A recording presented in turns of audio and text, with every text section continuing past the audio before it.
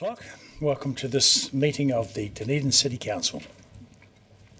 And I'd like to invite Jane Beecroft, who's the leader of the Dunedin Hare Krishna community, to open the meeting with a prayer. Namaste. Namaste. Kia ora koutou, everyone. It's an honour and a privilege to be here today, delivering this message of peace and love to you all. In Vedic culture, the original culture of mankind, otherwise known as divine culture, the Brahmanas, or the Kumatua, were responsible for guiding and advising the Kshatriyas, the administrators and protectors of society, that's you, offering sage advice about the best way to manage society and the environment. That way, the managers get a clear and balanced perspective on the needs and welfare of the people. Of course, I'm happy to leave the logistics to the experts. Your service is way beyond my field of expertise. However, I'm hoping some words of wisdom will encourage and inspire you. My message today is simple and clear from the words of Lord Jesus Christ. Do unto others as you would have them do unto you, and love one another as I have loved you. Listen with your mind and heart. Act with the same, not just for the people of Dunedin, but for each other and the people of the world. My definition of love, a genuine concern for the well-being of another, devoid of personal ambition and desire. As they say in Corinthians 13, you can have everything, but if you haven't got love, you've got nothing. My prayer today is that the Lord will continue to bless you all richly in your endeavour to make our beautiful city of Dunedin a heaven on earth. Stay well, stay blessed, stay wise. Let there be peace in the world and let it begin with us. And one more thing, in the name of love and peace, in the name of unity and diversity, which our beloved city and its people are so famous for, we invite you to join us for Krishna's birthday party. It's a multicultural, interfaith event, probably the first time in Dunedin that it's been done on such a scale. So everyone's invited, all cultures, all faiths. It'll be at the Trinity College Auditorium. I'll leave some personal invites for you. We'd love to see you there. We're celebrating our divine connection with singing, dancing and feasting. It's what we're made for. And it's what Dunedin does best. Thank you very much. Kia ora. And I left you this little book. This is lots of conversations with our teacher with many of the leaders of society, and it's got some really good tips in here for staying sane in a mad world. So I'll leave that for you, and also we left you some sweets in the staff room. Have a great day. Thank you. Nama Hindu.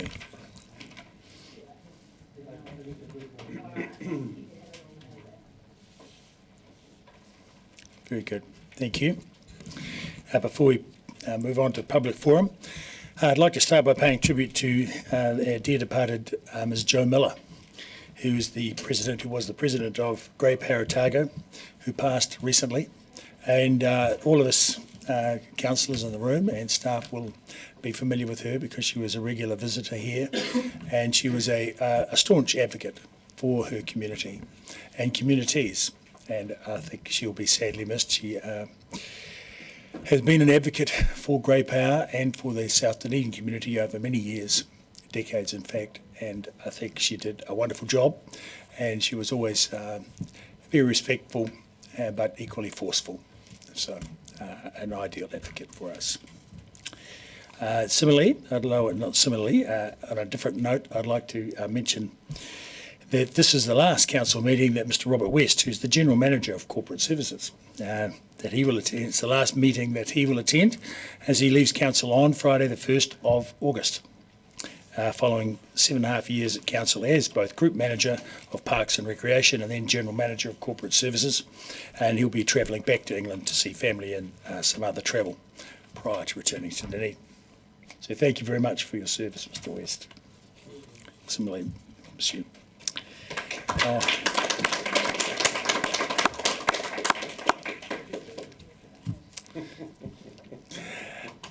And so we'll move on to public forum. We have 4 speakers registered for public forum. And just a reminder that you have 5 minutes to speak and then followed up by 5 minutes of questions. There's a timer on the screen behind me, and you need to push your microphone every time you wish to speak. And because any time anyone else speaks, that will turn off the microphone at the front desk. So we'll start firstly with Mr. Daryl Sycamore. We have some pre-circulated information. It's about the Dunedin City Council and how they apply the NES for contaminated soils.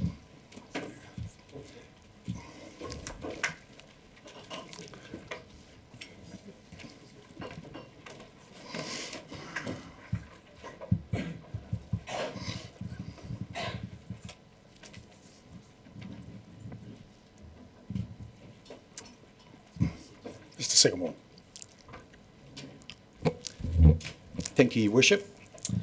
Okay, so kia ora koutou tēnei ahihahi. My name is Daryl Sycamore. I'm a planner at Tiramak Limited. We're a locally owned surveying, land engineering and planning firm. As some background, I'm a member of the New Zealand Planning Institute and have been actively involved with the Otago branch of the Planning Institute for 15 or so years. I'm also been actively involved in the national branch for the National Policy Direction, developing policy positions, and I'm also a Certified Hearings Commissioner. So look, Tiramak's grateful for the opportunity to come and speak to you today. And I'm not just speaking on behalf of Tiramak and our clients, I'm also speaking on behalf of Patterson's, some of those characters are over there, TL Surveys, and also the Otago Property Investors Group, who I spoke to last night. And look, just for the record, Tiramak can't financially gain anything from the position I'm advocating to you today. In fact, it's probably going to take quite a bit of work away from us, but we think it's a common sense position that we want to put forward to you all. So this issue isn't just about developers. It's these costs fall directly on home buyers, many of which are going to be first home buyers. Developers simply can't afford to absorb these costs that are associated with this policy that DCC City Planning is applying. So I want to talk through those. But firstly, I want to talk about some background about HAIL and how it works. When you apply for a resource consent for subdivision, some extensions of your property, earthworks, you have to apply for a HAIL search. That's a historic record data search of everything that the council has. If there's any record of anything that's pre-1945 in terms of weatherboard or more than 50% stucco rough cast, your house is deemed to be potentially contaminated.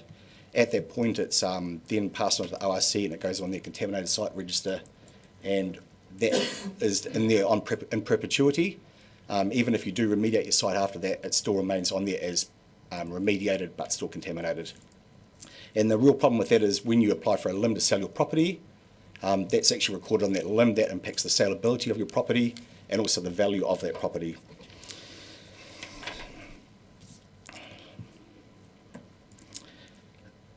So I want to talk about the 10% residential standard which is applied, and it's called the 10% residential produce standard, and that's a threshold where 10% of your property can be used for growing vegetables for your family. So I've got an 800 square metre property.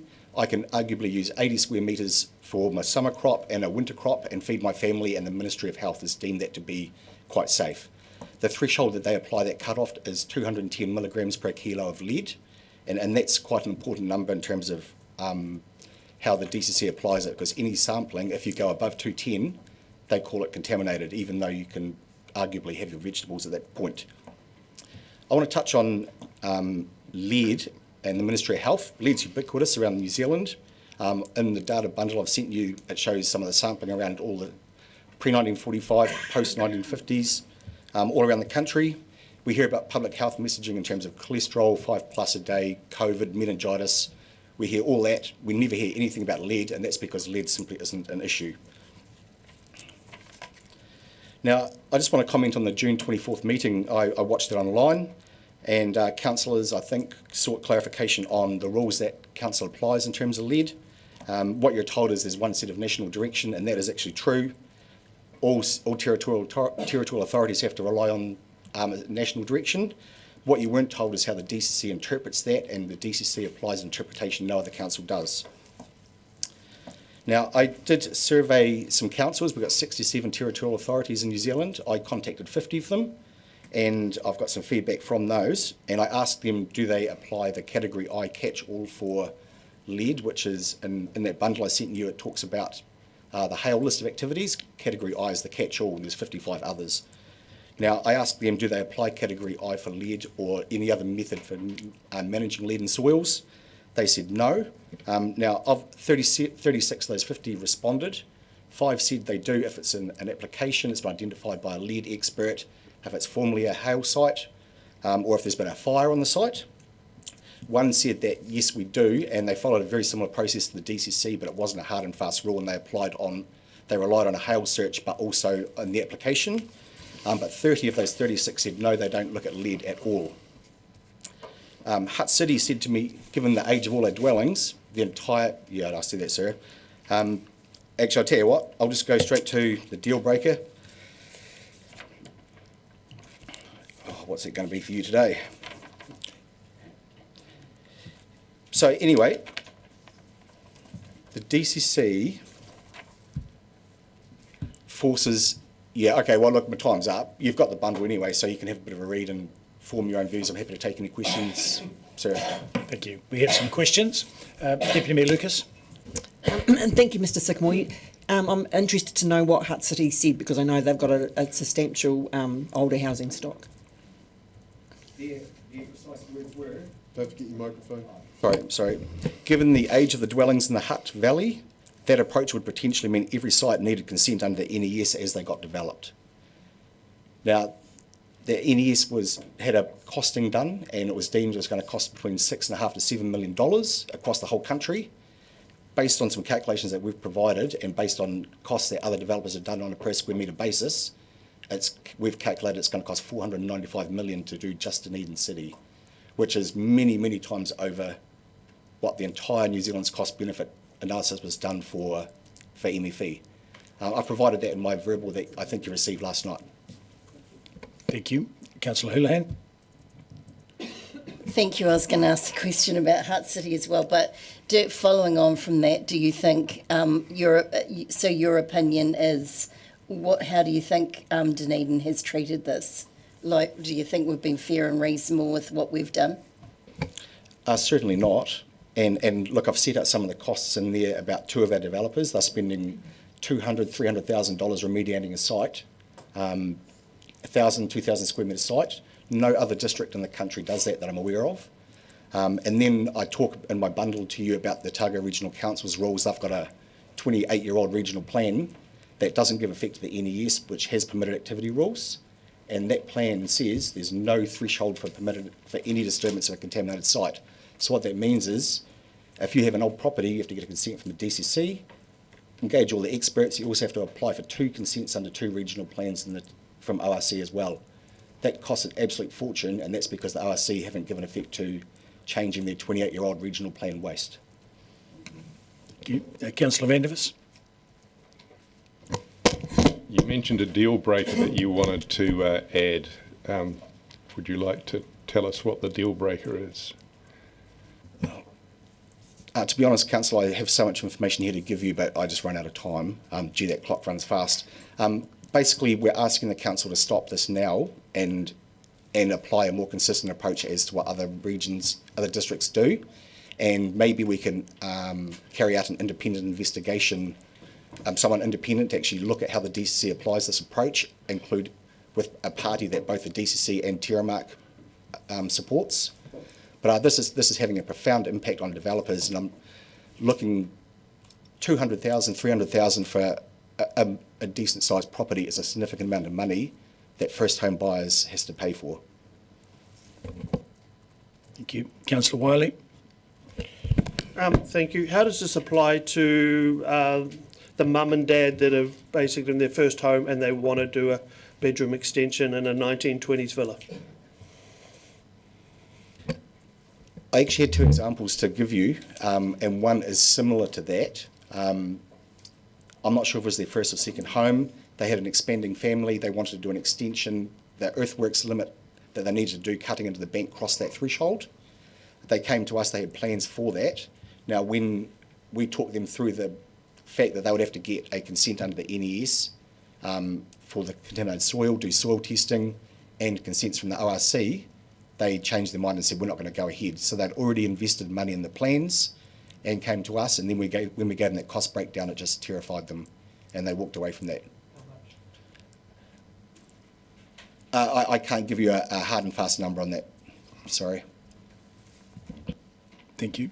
I think we've covered all the questions. Thank you very much, and thank you very much for your presentation, Mr. Sycamore. Thank you. Next, we have Amanda Dyer and Zoe and Pip Eckhoff. We're going to talk about the condition of Dunedin rental accommodation. Has everyone got this? And you'll see that everyone has a handout in their possession. Thank you. As you know, you have 5 minutes from now, and you just need to press the microphone button to start. Kia ora. Thank you for your time. I'm Zoe Eckhoff. I'm a second year student at the University of Otago, and alongside two of my friends this year, we were all very excited to start our first classic Otago flatting experience. But as you can imagine, just before the move-in day, after paying rent for a month with no keys, we found the house in a pretty shocking state. It was mouldy, filthy, and completely unprepared. The landlord refused to engage with us, entered without permission continuously, and ignored our concerns. In the background here, we've just got some photos of the property playing, as well as in your handouts. From a quick Google search, we confirmed that she's been in the tenancy tribunal over 30 times. Things escalated very quickly and scarily after that, eventually involving the police. We went to the tribunal seeking help. Even with photos and evidence of unsafe conditions and serious incidents, the tenancy was upheld by the tribunal adjudicator. Only after hiring a lawyer, installing cameras, and recording her entering 85 times in 10 days at all hours of the day and night, including about 3 in the morning, while we were still paying rent, were we able to get out of the lease. We also helped another flat that was having trouble do the exact same thing. This experience took obviously a big toll on me and my flatmates and our families of this flat and other flats. We paid over $5,000 for a house we never lived in. We lost study time and faced serious stress and trauma. All we wanted was a safe, lawful and respectful tenancy, and instead we were exploited by a landlord and let down by a system that's supposed to protect us. And we're just one of many student groups that this has happened to and continues to happen to. Kia ora koutou, my name is Amanda Dyer. I'm here as a parent, as a ratepayer and a concerned member of our community. We sought help from nearly every support agency across the city: OUSA, Community Law, Tenancy Services, the University, Police, DCC including councillors and departments, MB, a local MP, Citizens Advice Bureau, Otago Housing Alliance and local media. Most acknowledged concern, but no one could hold the landlord accountable or genuinely help us. MB data shows that 18 Dunedin landlords recently declined inspections, and we believe this landlord to be amongst them. The Tenancy Tribunal is not fit for purpose. It's inaccessible, it's emotionally exhausting and inconsistent. Our case was riddled with factual errors and contradictions. The adjudicator appeared frustrated, even blaming our young adults for submitting the wrong kind of application. How are students and the vulnerable expected to know legal technicalities? That's the job of the tribunal and the adjudicator in our view. And as a result, Dunedin fines for landlords in Dunedin are minimal. Why spend $20,000 fixing up a property when the risk is just a $2,000 fine? The fines, determined case by case by the local tribunal, demonstrate how the system's enabling the slumlords and others repeat offending. The Dunedin Tenancy Tribunal doesn't appear to be using the full powers available, and it's letting our vulnerable people down. Following recent media attention, we have now connected with 9 other groups affected by this same landlord, the same pattern: harassment, disrepair, withheld bonds and tribunal failure. A systemic issue affecting public health, the university and the Polytech's reputation, Dunedin City's reputation, the justice system and ratepayer and taxpayer funded services. The cost to our Dunedin society needs to stop. Is Amanda Oh, sorry, that clicked off. As Amanda says, this isn't just about one landlord or our kids as tenants, and we know there are good landlords and bad tenants out there. But our example reflects a broader systemic failure in Dunedin's housing landscape. The problem is, as we see it, Dunedin's housing is declining and unsafe. We have a broken enforcement system and slumlords are exploiting vulnerable people. The impact on ratepayers includes, but is not limited to, fewer students, businesses and families choosing to Dunedin as a place to study and live. The poor living conditions add to the strain on health and social services. The cost starts to multiply when you think of less maintenance and repairs, meaning less work for local tradespeople, leading to less money in the Dunedin economy. And then there's the cost to the courts and the public funded support agencies being tied up and completely frustrated with these repeat offenders. Poor housing conditions exist across Dunedin, but especially in student-heavy areas. That's because students are typically from out of town and have little choice. They need to flat and they need to be within walking distance of uni. The problems of declining houses and slumlords exploitation continues because compliance and enforcement relies almost solely on vulnerable tenants in a flawed tribunal process. So where to from here? We have a bit of a suggestion, a lever that we believe DCC could pull to be part of the solution. We propose that DCC expands its existing capacity to provide independent housing condition reports. These could be coordinated via USA or similar support agencies. These reports would help tenants inspect properties like you do before buying a house, help tenants in disputes, support MB in tribunal cases, and build a report card history on problem landlords. We have provided a copy of a redacted DCC housing report, proof of what DCC can already do. It provides clear, credible evidence, noting this report just focuses on maintenance and heating, not cleanliness. Multiple pool reports like this one would deter tenants, force landlords to upgrade or sell. Oh, we're out of time. We think this could be cost recoverable too. Okay. Thank you. We have a string of questions, starting with Councillor Walker. Yeah, thank you, Mr. Mayor, and thanks for coming, guys, and thanks for socialising this. And Zoe, I've stayed in some bad accommodation, but you win, I'm afraid, on this one. 2 questions for you, Zoe, if you don't mind. I think Amanda probably touched on it a wee bit in her answer. You felt you were let down by the system, and I just want to hear from you as a young student who probably isn't overly cognizant with the legal system and its maze-like a structure. What were the frustrations like? Was it costly? Was it intimidating? Did you feel a sense of hopelessness? Just give me a sense of how that process felt. You kind of hit all the buzzwords there, to be honest. I mean, I had to take time out of lectures. I had to email all of my course coordinators and get extensions on all of my assignments. To be honest, the only reason that we really got through this entire process is because my family, especially my mum and my dad, helped me out a lot, and also because all 3 of us, me and my 2 friends, are all locals, so we had somewhere else to go. We didn't have to move into the property, and that was definitely the biggest thing that helped us in the process. But it was, overall it was just, extremely stressful. We were having to face this landlord multiple times in many violent occasions where she would be screaming at my mum or at me or whoever else. It was just a pretty awful first experience, to be honest, when we weren't expecting it at all. We signed up for the tenancy months in advance, and she had, in my opinion, plenty of time to prepare, but it was not ready. Councillor Benson Pope. Thank you for the presentation. It's pretty revealing. 2 questions. The first one is, these properties are all owned by the one landlord. Would you say that, though, that much and all it's a pretty appalling assemblage of horrible situations? Does it go, obviously the issue goes beyond one very poor performer. Is that fair? I would agree with that, definitely. It's like all students are affected by this, and she's been to tribunal 30 times. It's every year there's that turnover. You can imagine how many are affected. Most recently surfaced in the national media. It was discussed here, and our staff response was they had limited capacity to intervene unless a building was declared unsanitary, and that basically it was all up to MB to sort it out. which is why I've got a notice of motion on the order paper later today about just that.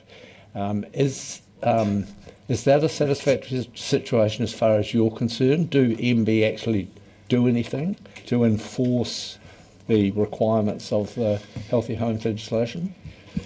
We might not be the best people to answer that. MB probably would be, but in our view, we got MB involved, and they came along and had a look, and they basically said, we can't help you when you're in a tribunal process. So, and they said, you will have a faster response taking this to the tribunal yourself than what we will, because the bar is very high for us. It'll take us a year or so to get through that, so it'll be no help. So we initially, when we first came across the property, we contacted MB and we thought, there's a compliance thing on tenancy services, and we filled out the form and sent that away. So while we got some support morally, they really couldn't help us. And I think that's the same. It's a reactionary. It relies on tenants knowing what's wrong. And I mean, these are young adults. They can't identify the problems that we know will cause them to potentially fall ill and not have a very good year. And so, I think I don't think MB does compliance like potentially we think they have the ability to do. They come in when there's really massive problems, and it's going to take a long time for them to sort it out. Thank you. Thank you. Councillor Vandervis. So I have a second question. No, look, I've got 6 people with questions. We need to have questions and answers concise. We're going to have one more from Councillor Vandervis. That's it. When you signed the 25-page tenancy services agreement, did you realise that most of those pages are actually landlord obligations? And have you basically sued the landlord through the tenancy tribunal for getting all of your rent back, for distress and for other losses? The tenancy tribunal, as I understand it, is set up to be able to make a judgment on those things.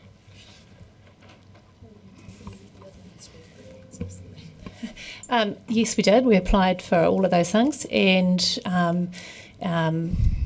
we basically, she upheld the tenancy and awarded us some rent back. But there was some massive buts to that. It was applied to future rent. So basically we were tied into a tenancy that we could not get any relief from. So, it's really up to the adjudicator, and, in our view, that's not working. So just to cover it off, you've been to the tenancy tribunal, you've made application.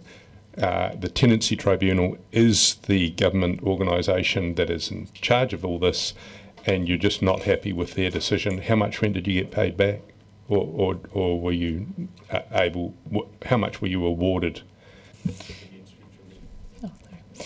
The total, I think, was around $5,000 that we were awarded. That included so it was broken into some exemplary damages and some rent back for the time when we couldn't use the property.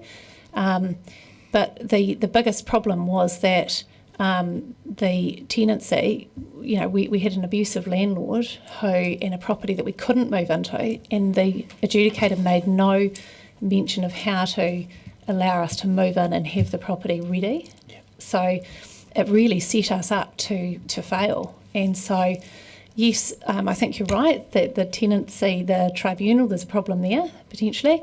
But what we're asking for is a solution that we think DCC could help, that would have helped us if we took that same case to the tribunal and we had a report from DCC saying, from someone independent that has some teeth, that has some building experience and has some knowledge of this. If we had something like we had for this other flat, that would have really helped us and helped the adjudicator make a better decision, we think. Great. Thank you. That's all we have time for. Thank you very much for your presentation. and for councillors, we will be discussing this later in the meeting when the notice of motion comes up. Thank you.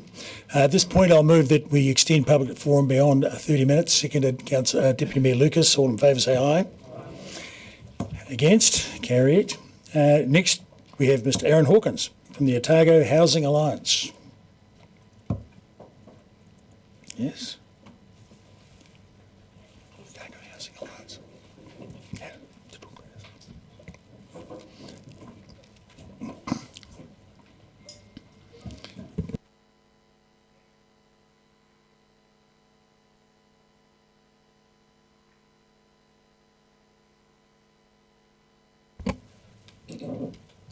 Tēnā koe, Your Worship. Tēnā tātou katoa. I can't resist but respond to Mr Sycamore's presentation in passing. I can think of 1,512 reasons why this district may be a little more risk averse when it comes to managing the risks around lead contamination. Thank you for the opportunity to present today on behalf of the Otago Housing Alliance. It would be remiss of me not to take this opportunity to invite you all to our next hui next Monday afternoon, which will cover a broad range of housing issues. But today I'm here to speak to the notice of motion regarding the enforcement of the Healthy Home Standards. The prior speakers have made the point better than I ever could, that the system as it currently operates is failing us. The DCC's own Housing Action Plan says that it will focus energy on areas where there is the greatest need from an equity point of view. And after those who are experiencing homelessness, there are few residents in the city more vulnerable than renters, especially younger people or recent migrants. The shameful state of some flats in Dunedin is clearly nothing new. For years now, the answer has been, well, we just need to wait until the Healthy Homes regulations take effect, and that will deal with the worst offenders. Now that July 1st has come and gone, that time has come. But any regulation is meaningless without monitoring and enforcement. So what are MB going to do to make sure Dunedin's flats are up to scratch in time for the 2026 cycle of fixed-term tenancies? Because, as we've heard, relying on tenants to access their rights by way of the Tenancy Tribunal isn't working. To say nothing of those who don't have the opportunity or the knowledge or the courage or the financial capacity to take up that recourse. A regulatory system that relies on tenant complaints will never be sufficient. It needs to be backed up by proactive compliance, monitoring and enforcement. And I know that many of you are landlords, and this isn't a referendum on the merits of owning investment property. But I'm also sure that you've all done the work to bring your flats up to code and should therefore welcome active enforcement to make sure that your businesses operate on a level playing field. Getting rid of the horror stories, like we've heard this morning, and it is an extreme case, but it's not an isolated one, is in the entire industry's best interest. Access to warm, dry and healthy housing is a fundamental human right. But if I can't convince you on that argument at a more base level in Dunedin, not doing this is a significant economic risk. We know that for high school students in the south who are looking to enrol at university, there are two key reasons why they don't choose to enrol at the University of Otago. The number one reason is the course they want to study isn't available here, so engineers, and that might not be much of a net loss. Or two, the poor quality of flats that are available to them. Bad behaving landlords are a direct threat to the economic future of the city, and I can't make it any more pointed than that. And so it is behoven on this body, as the representatives of our community, to take this up as best you can with those who are currently responsible for doing this job. Now, that should be enough for council to have an interest in this and take this very early step to making sure the Healthy Homes regulations are worth the paper they're written on. Thank you. I expect we'll have some questions. Councillor Gary. Kia ora. Thank you for your presentation and to the previous speakers.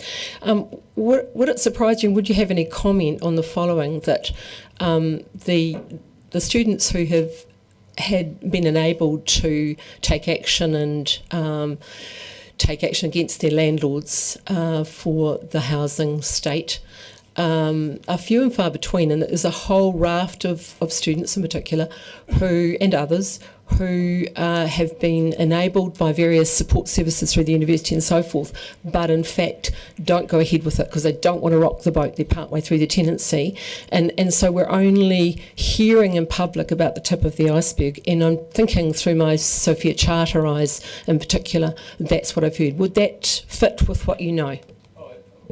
Yeah, absolutely. It's a very small sample of renters who are in these situations who have the capacity and the means and the support, and we've seen that even with the support of family in more ways than one, financial, emotional, etc., it is still incredibly challenging, at least as it plays out here in Ōtepoti. So absolutely yes. I think the work that MB did at the start of this year, where they were doing effectively random checks on rental properties, is the way to go, because there is no fear then of retribution from your landlord, because they can't point to their current tenants being the ones that are holding them accountable. There were requirements around needing permission for that under the regulations as they existed at the start of this year, because the deadline hadn't passed for the Healthy Homes regs to take effect, so that is less of an issue. But we absolutely need to see more of that sort of thing if we're going to take this issue seriously without shifting an unfair burden onto the young people that have chosen to make their future here. Thank you. Councillor Walker. Thank you, Mr Mayor, and hopefully I can get 2 questions, but if others are waiting, that's fine. And thank you, Aaron, for coming and being part of socialising this real key problem. Long-winded question. Solutions obviously are key to problems. You and the previous speakers have highlighted that recidivism here, although I think you said it's extreme but not isolated, seems to be infectious here in the system, because from what I'm hearing previously, one person is doing this over multiple properties. So the measure of whether the system's working is are those solutions at end point resulting in any sort of action on these recidivist landlords. So some commentary about how best we get to solution, and thank you for putting it. Your final closing comments around the economic downsides, and maybe talk about that in the context of what's happening in Christchurch in terms of students moving there. Sorry, that's a very long question. Yeah, I think there are questions in there, Councillor.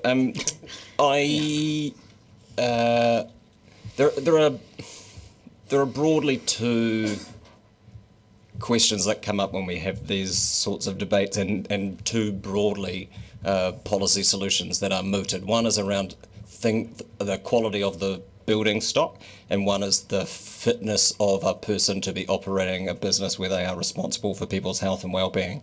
And so, some people will suggest a building warrant of fitness as an answer to one. Others will suggest a registration or licensing scheme for landlords as a response to the other. I mean, my personal view is that I think if you take seriously the fixing of the buildings, most of the issues with individuals, the bad behaving individual landlords, will be taken care of, because they will have to either invest the money to do the building or sell it off to someone who is prepared to do that. And we have. This isn't even to say necessarily that the regulations as they are currently drafted and have now taken effect are adequate. And Dunedin has a particular issue with this around the number of properties that are exempt from the Healthy Homes regulations due to the age and nature of the building. So, all we are asking for at this point is for the rules that are currently written to be adequately enforced by the government agency who is responsible for making sure that they are done. I can't speak to the University of Canterbury experience. I just use that as an example of a course of study that's available in very few locations, and engineering is one. Yeah. Councillor Benson-Pope. Thank you. Looking at the information that was tabled, would you consider that it would be a reasonable conclusion for us to draw that a number of these buildings are unsanitary and should be shut down by the city? Yeah, it's a time-honoured debate, the interpretation of the word unsanitary. I don't know if my interpretation as a lay submitter aligns with that has historically been taken by regulatory services within this organisation. Thank you, and thank you very much for your presentation. Right. Next, we have Ms. Anna Knight, who wants to talk about the unlawful occupation of Palestine sanctions bill.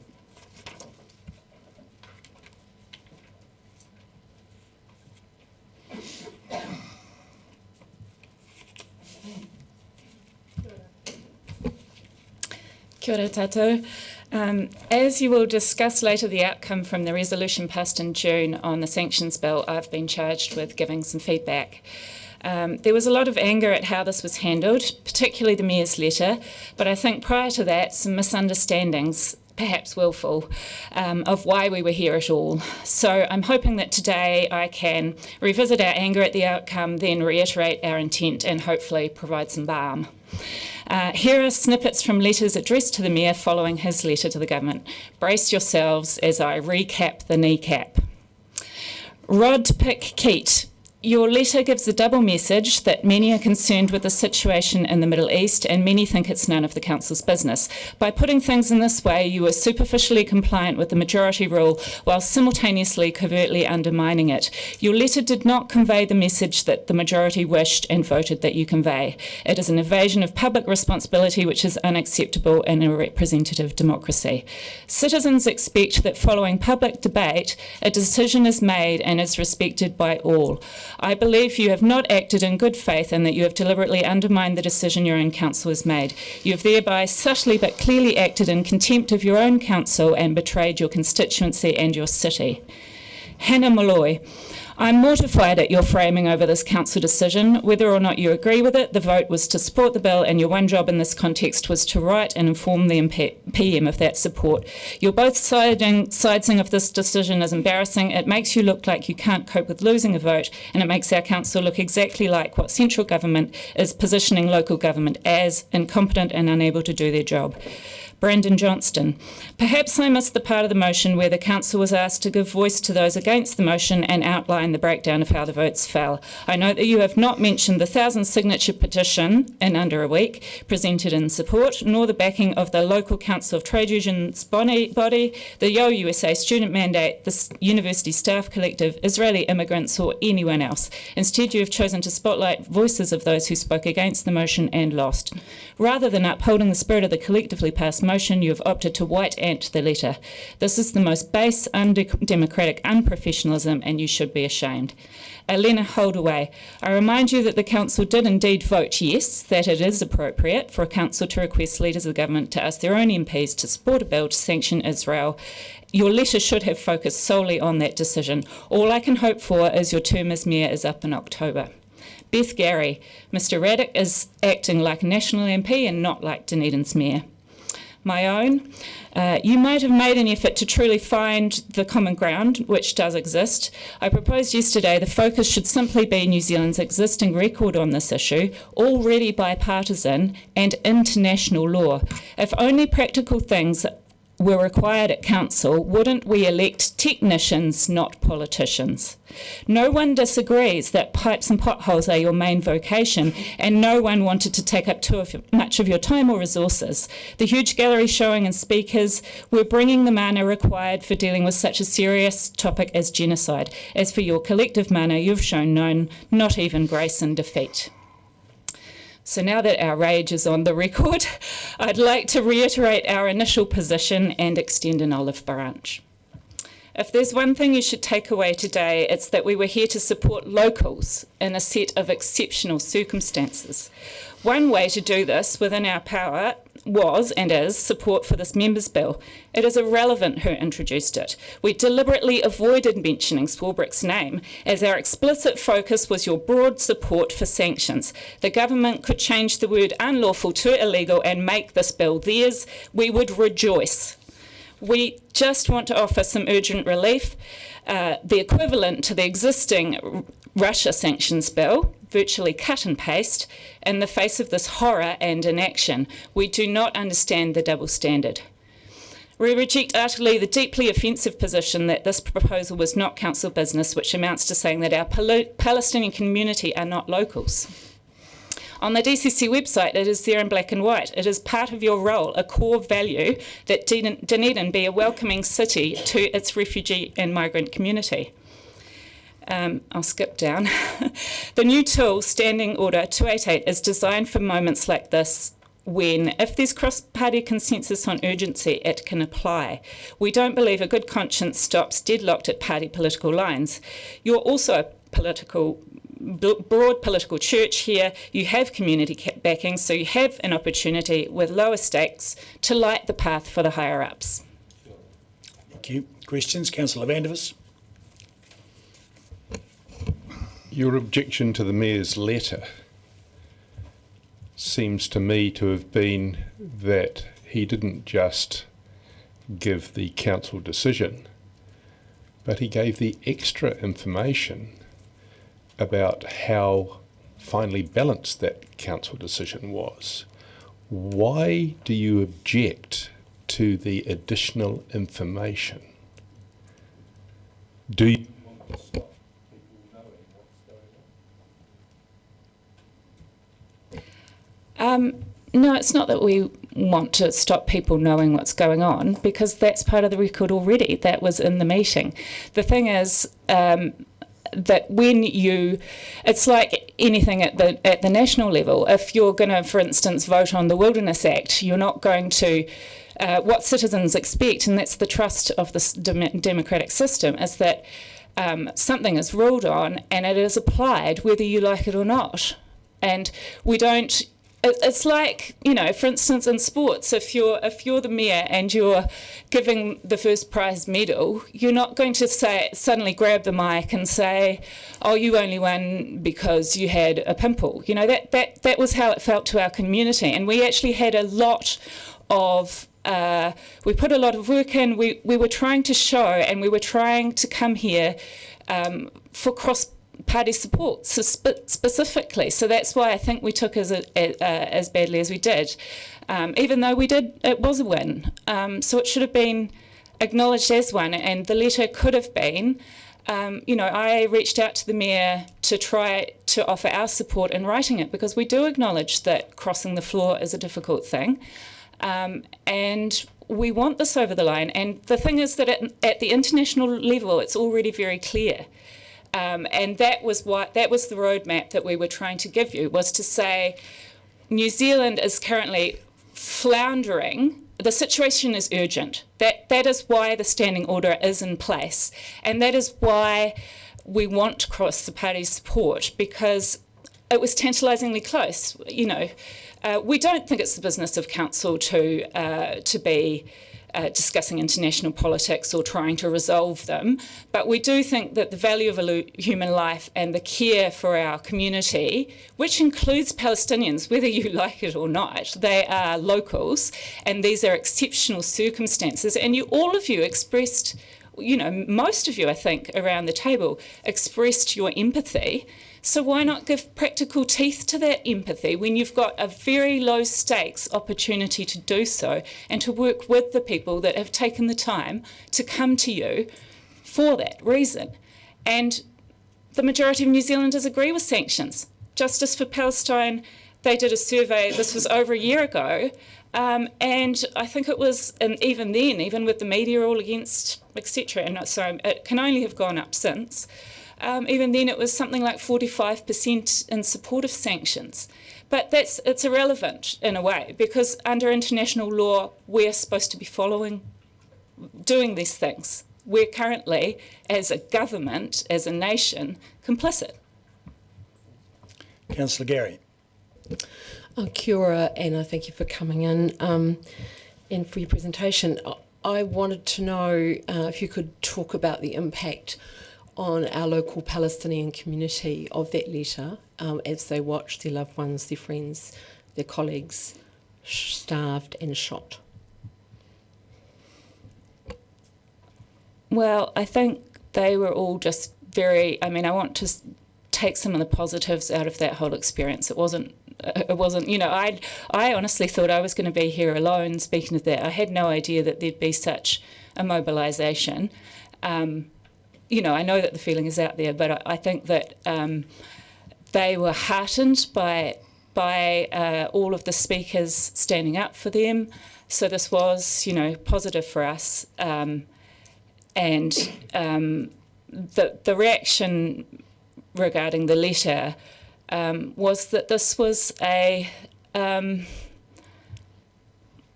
very sort of kind of irrelevant. Like we came to this in good faith because this council has already passed resolutions on Palestine. And you speak every day to national initiatives. So none of us could quite fathom why you took that ball and ran with it. And I personally believe that this came out of our petition being posted to a forum, and I've since spoken at webinars nationally on this, just to. I think that maybe it came out of that because some members of the community didn't have that context. Basically, they didn't know that this urgent tool exists, that it is designed to be cross-party. Therefore, what's your excuse at this level? You're not even the MPs. You don't have the power to make those decisions. It was only for a first reading. It was a very humble ask, so no major resources were mobilised. We just couldn't really understand why in an election year any of you would risk, going against something for us that seemed very simple. Thank you, and thank you very much for your presentation. Now, moving on, apologies. We have no apologies for the meeting. Item 4, confirmation of agenda. I have no alterations, so I move that Council confirms the agenda without additional alteration. Second, Deputy Mayor Lucas. All in favour say aye. Against? Carried. Declarations of interest. Members are reminded of the need to stand aside, and I move that the... you have a question? No, I have an amendment to make, or an adjustment, or addition, I guess it is to make. I have sent it through to the GSO. I am now trustee for the New Zealand Culinary Arts Academy. Okay. So, are there any other amendments to the declarations of interest register? Okay. So, I move that we accept that alteration. Seconded, Deputy Mayor Lucas. All in favour say aye. Aye. Against? Carried. Confirmation of minutes, item 6, from the Ordinary Council Meeting 24 June 2025. I move, no questions. I move that Council confirms the public part of those minutes. Seconded Deputy Mayor Lucas. Any speakers? All in favour say aye. Aye. Against? Carried. 6.2, the Ordinary Council Meeting of 30 June. Any comments? No. So I move that Council confirms the public part of those minutes as a correct record. Second, Deputy Mayor Lucas. All those in favour say aye. Aye. Against? Carried. Reports. Item 7, actions from resolutions of Council and committee meetings, page 39 in our agendas. Also note that the action from committee meetings have been included in this. Have we any comments? I've got no comments, and I'm happy to take questions, as are the GMs who are here. Are there any questions? Councillor Barker. Thank you, Mr Mayor. I have a question on page 42, which is around the proposed 24-25 zero carbon implementation plan. And given that we're now in the 25-26 period, I was wondering when we might expect an updated implementation plan. I'm happy to take that one. So that'll be coming to you probably about September. We have an advisory panel meeting booked for early September, and the agreement and part of the terms of reference is that the implementation plan goes to the advisory panel first. So that'll happen, and it should come to the council meeting shortly after that. Thank you. Councillor Gary. Actually, the question is for you, Mr Mayor, in the light of what we've heard, and this is on page 49, around the letter written, in the light of what we've heard about the impact of that letter on the Palestinian community who feel terribly hurt and abandoned, what response can we give, and have we had a response to the letter? We have no response to the letter. and the answer to my first question. That's a process question, and we don't have actions that flow from public forums directly. A question for you then, Madam Chief Executive. Do you recall any other occasions apart from a unanimous vote where the vote has been detailed in such a way as in that letter? I haven't done a search, so I can't answer that accurately, but a unanimous vote is still showing the voting record of the council. Thank you. Do we have any other questions? Councillor Gilbert. Thank you. Sticking with, I'm guessing with you, Chief, on page 42, the unitary authority meeting discussion questions, etc. It's got there no change, and as I understood it last time, it was merely trying to get a conversation going, and particularly in light of the government's stated position. Well, it's not really a stated position, but a stated intent. Can I get an update, or can we get an update on where that sits, please? So I don't have one. You'll appreciate that I'm just catching up with this stuff. Yeah. Does anyone have an update on that? No. Lynn, can you make a note, please, and we'll follow up and I'll circulate an update once I've asked the office. A couple more on page 43, specifically regarding the Dunedin Youth Council Mirror Services. The way it's written here, it says the staff continue to meet with the DCC every fortnight. Question is that, forgive the wording here, simply the regularly scheduled DYC meetings with the regularly scheduled staff attendance, or is there more going on there? So we meet with Mirror. We met with them last week, and there is a group being set up, a community group. DYC are part of that. Excellent, thank you. And I think my last question for now is on page 45, specifically regarding the single-use cups. Now, forgive my frustration, but I've always been a fan of Douglas Adams' line about how much he enjoyed the whooshing or the whizzing sound that deadlines make as they fly by. We have flown past several of the deadlines, just wondering if we can get an update on where things are and where the obstacles are for actually achieving it. So which deadlines do you think have whizzed by? Single-use cups for DCC centres, so DPAG, Toitu, etc., was to be, I believe, by the end of last year, from memory. So Toitu is the only one that I'm aware of that we still have an ongoing issue. Okay, so I'm simply going by, it says that facilities, Civic Centre, DPAF, which I'm assuming is DPAG, Toitu, and the libraries are continuing to work towards being free of single-use cups. So if it is, I think that might be, if you recall, this resolution was around the commercial operations that we have in those facilities. Now, Cam, DPAG, commercially, how are we going? In DPAG itself, if we're hosting events? To my knowledge, we don't use disposable cups. Okay. Toitu, the ongoing issue with Toitu exists, as I have explained before, as you are.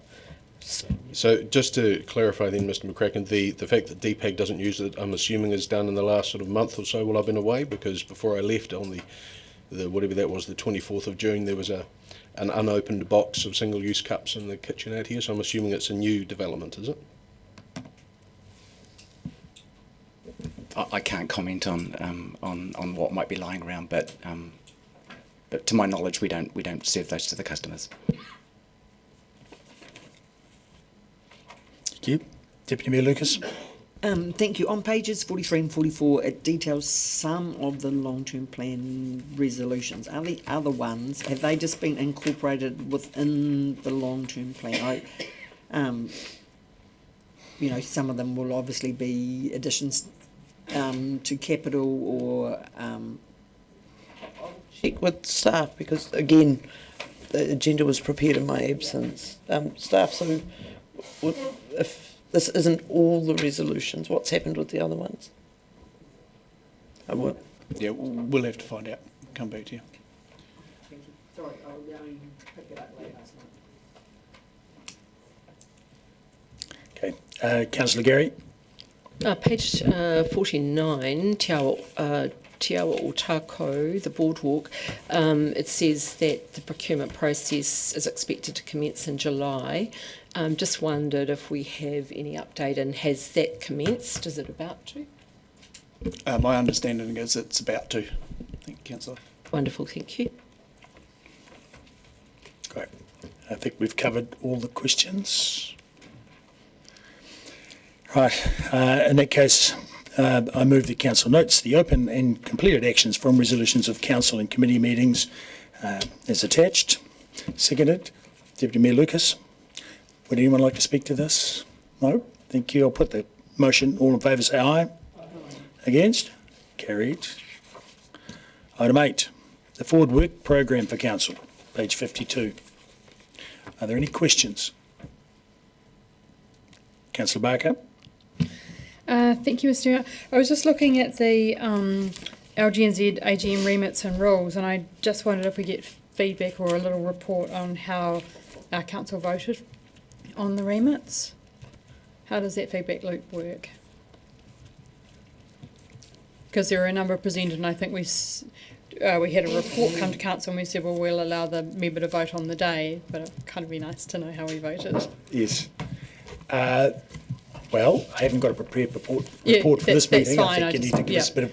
And so, at a suitable occasion, the next available workshop, cool. I'm more than happy, or I'll send out an email. Yes. And the next question is just on page 54, which is just around the grants subcommittee's external representatives, and I note that says that there's going to be the process to appoint new non-council representatives would be undertaken before the extended term expires and reports back in February 2026. And I'm just concerned about the timeline on that, given that we've got an election in the middle of that process. So is there an update on what's happening there? The election means that many of these things might change. So that it's almost impossible to answer that.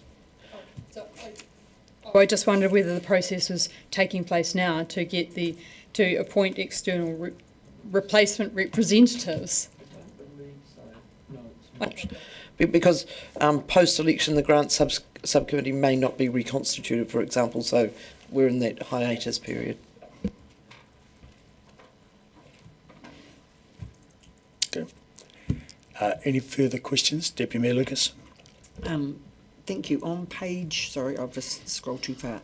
On page 58, and those three items that come from Civic, the review of standing orders, the review of the code of conduct, and the elected member gift policy. And I note there's no time frame on that, but I'm thinking, is that something that would fit in with the new council? That because this council actually hasn't reviewed any of those, and so I'm just wondering, is that a task early on for the new council? Maybe not, because my understanding is the government is looking at mandating a standard code of conduct and a common set of standing orders, so I think probably it's a holding brief until we see the shape of any legislation. Councillor Gary. Page 56 about the LAP.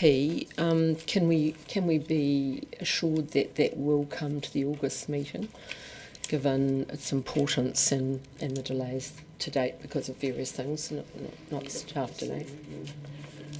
LAP team, who's? Sorry, LAP.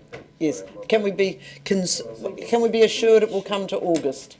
Yes, I was speaking to Carolyn Canton yesterday, and she's busy writing it. Okay. Are there any further questions? I see none. Therefore, I'll move that the council notes the updated council and committee forward work programme. Seconded, Deputy Mayor Lucas. Anyone like to speak? No. I'll put the motion. All in favour say aye. Against? Carried. Item number 9, South Dunedin Future, a programme update and community engagement results. Mr McLean and Mr Rowe.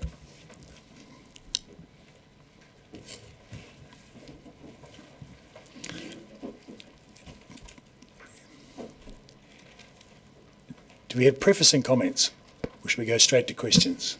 Yeah, I do have some, and Mr Rowe has some also. Thank you, Mr Mayor. So I'd just first of all like to acknowledge the team for reaching another significant milestone in the programme. I'm very proud of them for that. I'd also like to acknowledge all of the people, organisations, businesses that gave us feedback. So over 1,200 pieces of feedback were received from schools, businesses, residents, school students, and other people that live, work, play and do business in South Dunedin. So there's been a lot of engagement throughout this program, and to continue to get that high level of engagement shows it's a really important piece of work and really important to the people of South Dunedin. So I'll just acknowledge them and hand over to Mr Rowe. Thank you. Just briefly, just basically to say that the report represents a snapshot of the engagement that we do. So this is from a particular period between March and May, but we're interacting with the community and various stakeholders at all times. So there's a lot of conversations we've had since and that we've had before and that we have to come as well. So it's an ongoing process. Fantastic. Questions? Councillor Gary. Mr Rowe, thank you for all your mahi and for this report. I've got lots of questions, but I'll start with this one. Paragraph 37 on page 75, you refer to the insurance sector. Chris Farfoy, the head of the Insurance Council, visited recently. Could you expand on what's in the report in terms of his direction of travel around insurance and the issues that we're dealing with in South Dunedin? So as part of this process, and I think over the last 6 to 9 months in particular, we've reached out to the insurance industry as a particular partner, obviously an important stakeholder in this whole process. ICNZ has been really critical in that, both as sort of a central point of contact and a facilitator for the other insurers, but also in terms of connecting us with actually the big 3 or 4 insurance companies. So the message from the sector is really clear in the sense of there needs to be more risk-informed behaviour and decision-making around land use planning, around infrastructure investment, and that the current trajectory we are on is unsustainable, which I think would summarise a range of complex and detailed discussions. Thank you. Councillor Walker. Yeah, thank you. And ironically, it's a sort of related question. Mine's around, I think, towards the end of the paper, around the bank's concern over, and talked about the loan-to-value ratio quantum that may need to be looked at in the future. So the question is more around, have there been or how far are the conversations, or have there been conversations around whether or not this needs to be done locally, nationally, just to provide some sort of consistency? Because of course this will be, I guess, just another one of those uncertainties that gets thrown into that pot that, you know, provides a bit more concern for communities. The short answer is it needs to be both. So we need to tackle it at a national level, so there does need to be some national coherence, consistency, legislation that guides this, but adaptation is highly localised, right? The impacts are different in every spot. Also, this is not just a government thing or a local government thing. These are large commercial operators with commercial interests, whether that's the banks or the insurers. So ultimately we need to navigate all of those spaces. I think what we've heard very clearly from the banks and the insurers is that, you know, current practice is probably unsustainable moving forward. As risk increases, we should expect that price and cost increases, whether that's the cost of lending or the cost of insuring. So we need to be taking whatever steps we can to not make the problem worse by building in the wrong place, and also figuring out how we might invest to reduce risk for areas that currently exist, and what we might do in the future about sort of mitigating future risk or moving people out of harm's way. Just a follow up to that, and I guess it's going to express how difficult this may be in the decades ahead. Legislatively, councils are sort of bound to do certain things. Banks and insurance companies sort of aren't. So banks can pretty much dictate what they do based on their internal risks. So I guess it's more a question that you probably can't answer around best balancing that tension that it will exist between legislatively bound stuff and more commercially malleable stuff. So that's a very awkward question that if you had the answer to. Ultimately, you know, market forces are going to play a role in this. So we need one, that's why we're talking to the banks and the insurers. We need to collaborate on this work. And yeah, there'll be different levers that we can pull at a local government level. We're going to need some national support in terms of rules and tools, and allow us to do those things that we need to do. And we're going to need the banks and the insurers and property owners to be part of that conversation. Thank you. Councillor Barker. Thank you, Mr Mayor. Kia ora, Jonathan. I just was reading the proposed approach for New Zealand's adaptation framework from the independent reference group on climate adaptation, and they had 3 broad areas of change that they were recommending to government. Will those 3 broad areas, which is about New Zealanders having fair warning about natural hazards and the impacts, the beneficiary pays approach to funding, and then the people and markets adjusting over time to a changing climate, those are sort of, I guess, the values that this group is talking to government about. Do those align with the thoughts and values that are within these documents? Because I see that quite a large percentage of people thought the government should pay for issues. And then also in here there is Chalmers Property, who Port Chalmers expect market value compensation for any impacted land. So I was quite interested in that conversation, or is that part of a parked conversation to see what government's going to do?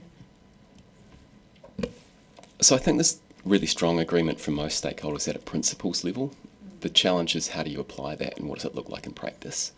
And I think the devil's going to be in the detail on that, and there's a lot of work going on in Wellington in a policy space to figure out what might happen in terms of development of this national adaptation framework. And how does the rubber hit the road in terms of private property, really? That's very much a work in progress. We're involved in some of that. It's part of a broader conversation around RMA reform, and where does this adaptation piece fit into those wider considerations? And it is the topic of compensation is one of obviously the very sensitive issues there, because that has a direct impact on most of the stakeholders. And I noticed in the people who were in the survey about the home ownership, and I just wondered, I think it was around 50% home ownership, and I had thought that there was actually quite a lot of rental properties in there, and when I looked at the statistics of the, I think 300-ish people who responded to the survey, do those statistics actually broadly align with the people that are living there? I couldn't easily find the census data, but I just wondered if it was not the right people having the say, but... So the overall, the responses from the demographic data for the responses, where we were able to collect that. So when people filled out the survey online, we asked them to give us that data. When you're talking to someone face to face, you typically don't grill them on sort of their ethnicity and their income and other things. So we have some of that data, and that broadly aligns with census data. That's to what we can tell. I would expect in this type of process to have an over-representation of things like people who have had their house flooded before. I would expect more of them to turn up to an engagement. And similarly, maybe renters, as we've heard before, maybe feel more exposed to this, might be more interested. So those ratios won't align perfectly. And just one more question. I had a lot, but I'm just going to keep it to 3. Was just the academic community's feedback I found quite interesting, because they had a strong preference for retreat or partial retreat over built infrastructure, and I just wondered about whether that was quite different to what some other feedback that was coming through, or was that from more of an academic viewpoint? I think a lot of it depends on what perspective you take. For example, are you looking at this in terms of trying to solve challenges in the next 30 years, or are you looking at this with a 100-year time frame? So it's one of the challenges with interpreting the data and unpicking it and figuring out, where's the best balance here, and how do we balance the trade-offs around what academic best practice and research might be saying is a good outcome versus, say, more day-to-day practical realities of servicing communities tomorrow. And ultimately, that's why we do this work, right? We ask lots of different people and make some sort of balance of considerations. Thank you. Councillor Houlihan, followed by Councillors Van der Vis, Lucas and Gary. Thank you, Mr Mayor. Following on from Councillor Barker's questions, and that national report on climate change in the reference group was sobering reading, really sobering. But some of the things, as Councillor Barker has mentioned, they were saying is around, getting there early and informing people, which I think we're doing with the engagement. So my question is around where now the notices have gone on limbs.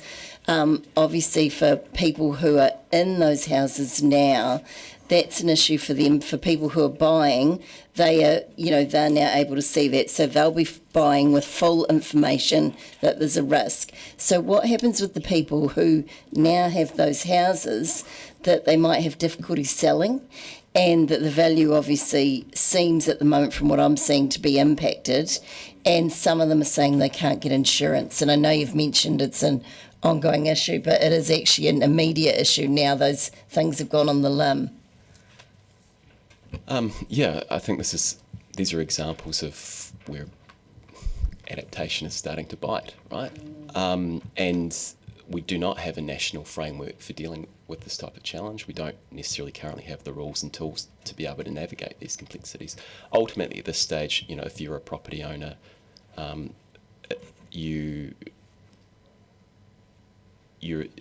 a level of accountability that you have in terms of being aware of the risks when you purchase that. We know that at the moment, that hazard or that risk information may not exist. So there's a process around collecting and collating and making that available and accessible to people so that they are making better informed decisions. But we're not at that space yet. So there will be a large cohort of people that own properties now that will be subject to natural hazards, that may be subject to increasing hazards in future, and council and others will be going through a process over coming years to build that body of evidence and knowledge and risk information, and so that if and when there's a conversation about selling that property, whoever the prospective purchasers are, that they have that knowledge, and depending on balance of considerations, they may or may not decide. So following from that, is there any avenue for them to get compensation or anything? For example, if you can't get insurance, some banks might pull your mortgage, because insurance is part of, normally when you have a mortgage, you have to have insurance as a stipulation. Sorry, excuse me, point of order, Mr Chair. I think there's a question here that is actually misleading to the meeting, and I just want to get clarification, because I don't recall anywhere in our papers that we've been told that any property in South Dunedin has been turned down for insurance. And I'm going to uphold the point of order in that asking a whole lot of looking for answers about insurance attitudes and likely adjudications on whether a property is going to be insured or not it cannot be answered by either Mr Rowe or Mr McLean. But I'll make a comment actually, and that is, in a meeting with some nationwide insurance providers that we had in the Civic Centre about a year ago. Well, no, it wouldn't be a year ago. It'd be 6 months ago. I did talk about the pipes and pumps plan that we have for the 3 pipes that has been approved for the funding early in the long-term plan. And one of the key insurance people there said it's music to his ears. And so that's a clue that, that actual positive action to get some pipes and pumps in place to remove water from the catchment is looked upon very favourably by the insurance companies. So there's some actual information. Anyway, is that the limit of your question? If I may, Mr Mayor, yes? I think maybe sort of more broadly, the way that councils and regional councils analyse and understand hazards has changed. It's just the natural evolution of tools and technology and understanding. So broadly right across the country, LIMS are being updated all the time as bodies of work are undertaken, that the hazards may not have changed, but the understanding of them has, and in some cases hazards have changed and their understanding has been updated. So I think it's not unique to South Dunedin, and that will continue forever as data gets better, more granular. LIMS will be updated, and you can find out more about your property now than you could have 20 or 30 years ago. So, okay. Next question, Councillor Vandervis. I appreciate you can't give opinions regarding insurance, but do you know of any insurers that offer an insurance that doesn't have a flood payout in it? I'm looking basically at you said here the insurance sector acknowledged South Dunedin's high flood risk and signalled support for broad risk management approach. But there are a lot of people in South Dunedin who have different views on how flood prone their place is. Some of them are much more than others. Is there an option currently available that you know of that someone can get insurance for a house that doesn't include flood insurance? Not that I'm aware of in New Zealand. I think that product is available in Australia. That's from the conversations we've had with some of the insurers that was signalled. But that there's, in those discussions, they also mentioned that there's a moral consideration there around if your greatest risk is flooding, and you provide someone with insurance for everything other than that greatest risk, is that giving them a false sense of security about their asset? And similarly, how does that then transfer over to what their bank might think? Well, look, if the biggest risk to that asset.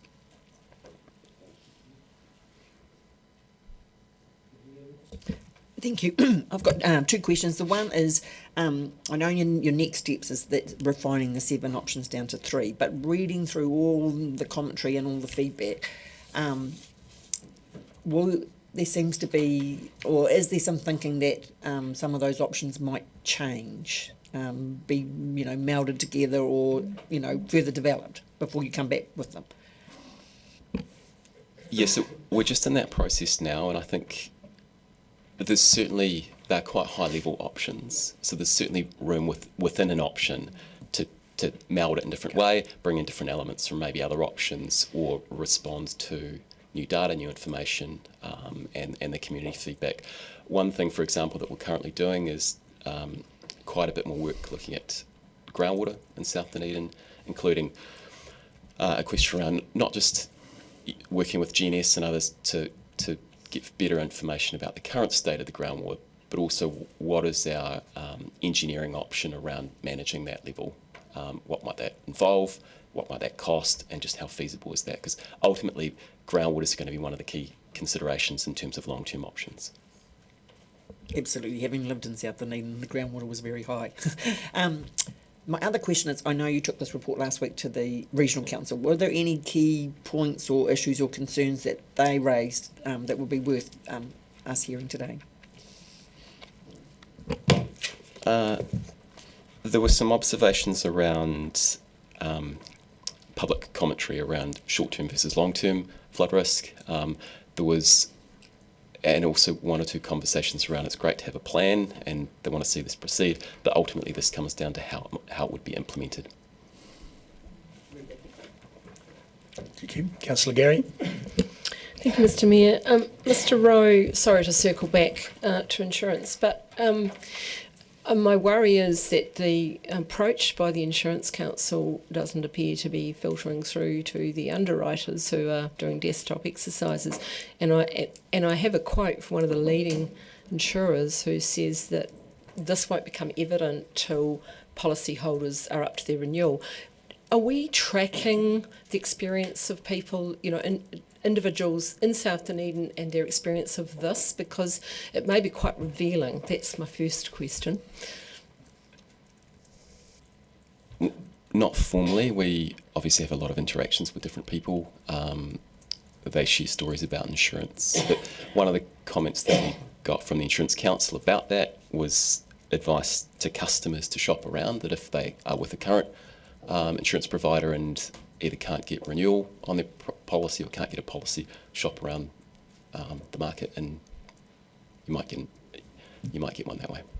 any discussions around being rewarded for remediation and adaptation at a council level or property level, as opposed to penalised for that?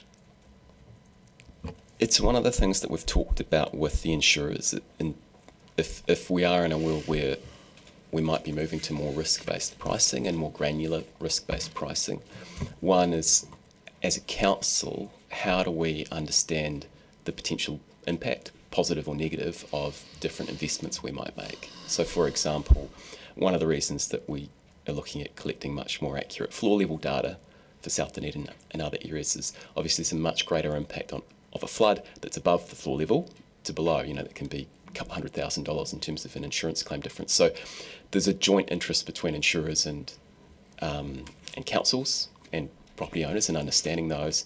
And if we can use our Three Waters modelling, for example, to determine, an investment of X in this location could keep the flood level, below 500 floor levels versus 300, that's quite material information for making investment decisions. So that's where we're trying to work towards. We don't have those capabilities or that data yet, but that's the type of data we'd want to come back to the council with in years to come. And you'll be aware that some of the insurance companies are putting on a betterment clause around local authority standards too. I wanted to just pick up on a point in the excellent report around the business owners. I noticed that many of the business owners who commented don't actually live in South Dunedin. Any further comments on that? The report includes some data on where we were able to collect data on where people are from, and I think there's even a graphic in the report that kind of shows where people have been from.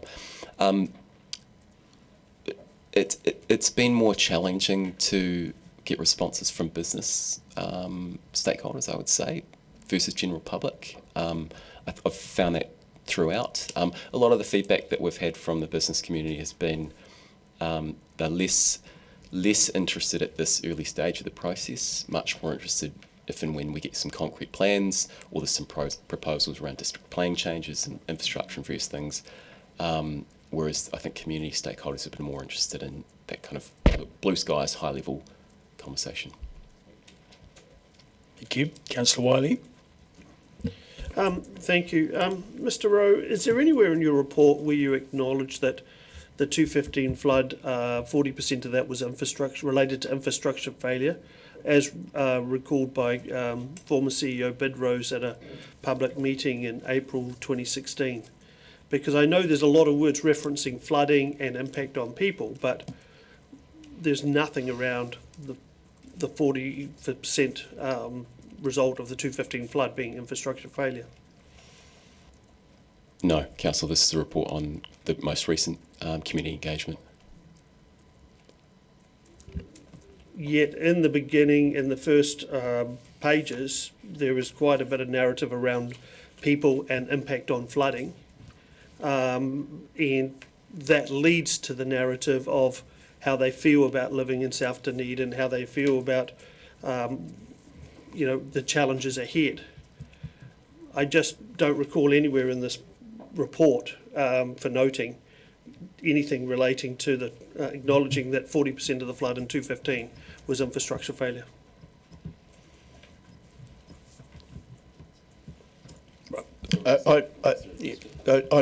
I'm not sure Mr. Rowe's the best placed person to answer that. It's as he mentioned, this is on an update on the engagement undertaken. Mr. Ward is listening, so I suggest he may want to have either an offline conversation or come back at a later date. Yeah, I think it'd be fair to say it's not relevant to this report. Moving on. Councillor Fisa. Tēnā koe, Mr. Mayor, tēnā korua.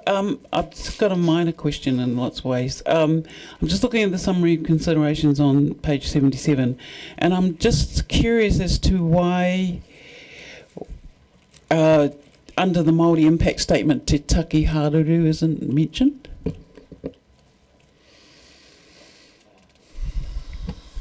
It may just be a level of detail or an oversight. We've absolutely... Te Taki Haruru is obviously an important document for Council. It's something that we've used to guide this work. It guided the risk assessment work, and it's currently guiding the the adaptation options work, it was something that factored into the 2 reports that we were engaging on. Thank you. Councillor Houlihan. Thank you. With notices on the limb, do you think that would you say this is going at a faster pace than you realised, or at about the pace you expected for the, now this has happened? Obviously there's I think it's been all of a sudden a moment where people have realised how serious this is. Of course, I think maybe many realised it was serious before, but this is a real reality now for many people. I think flooding challenges in South Dunedin I don't think are new for people. There's quite a wide and deep awareness of that for a variety of reasons. There's a history of flood events and hazards affecting South Dunedin that have been on limbs to date. I think this is an example of reports that have started to pull some of that together, signal what the probably direction of travel is on some of this work, and I think it's signals an expectation that we will have more of this information, and it'll be a bigger factor in people's thinking moving forward in terms of property. Okay. Are there any further questions? Okay. I see none. Thank you.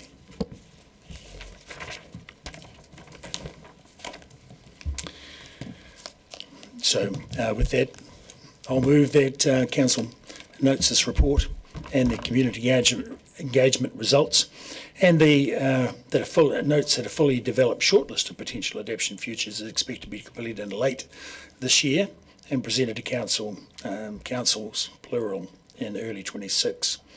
And the final 2 phases of the South Dunedin Future Program expect to be completed by the end of next year. Seconded, Deputy Mayor Lucas.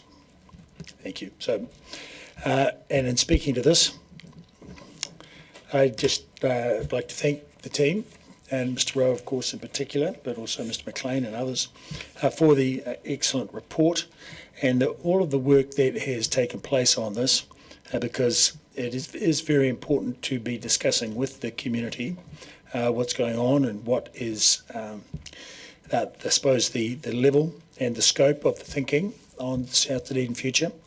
And many people in the area are very anxious to see some action take place.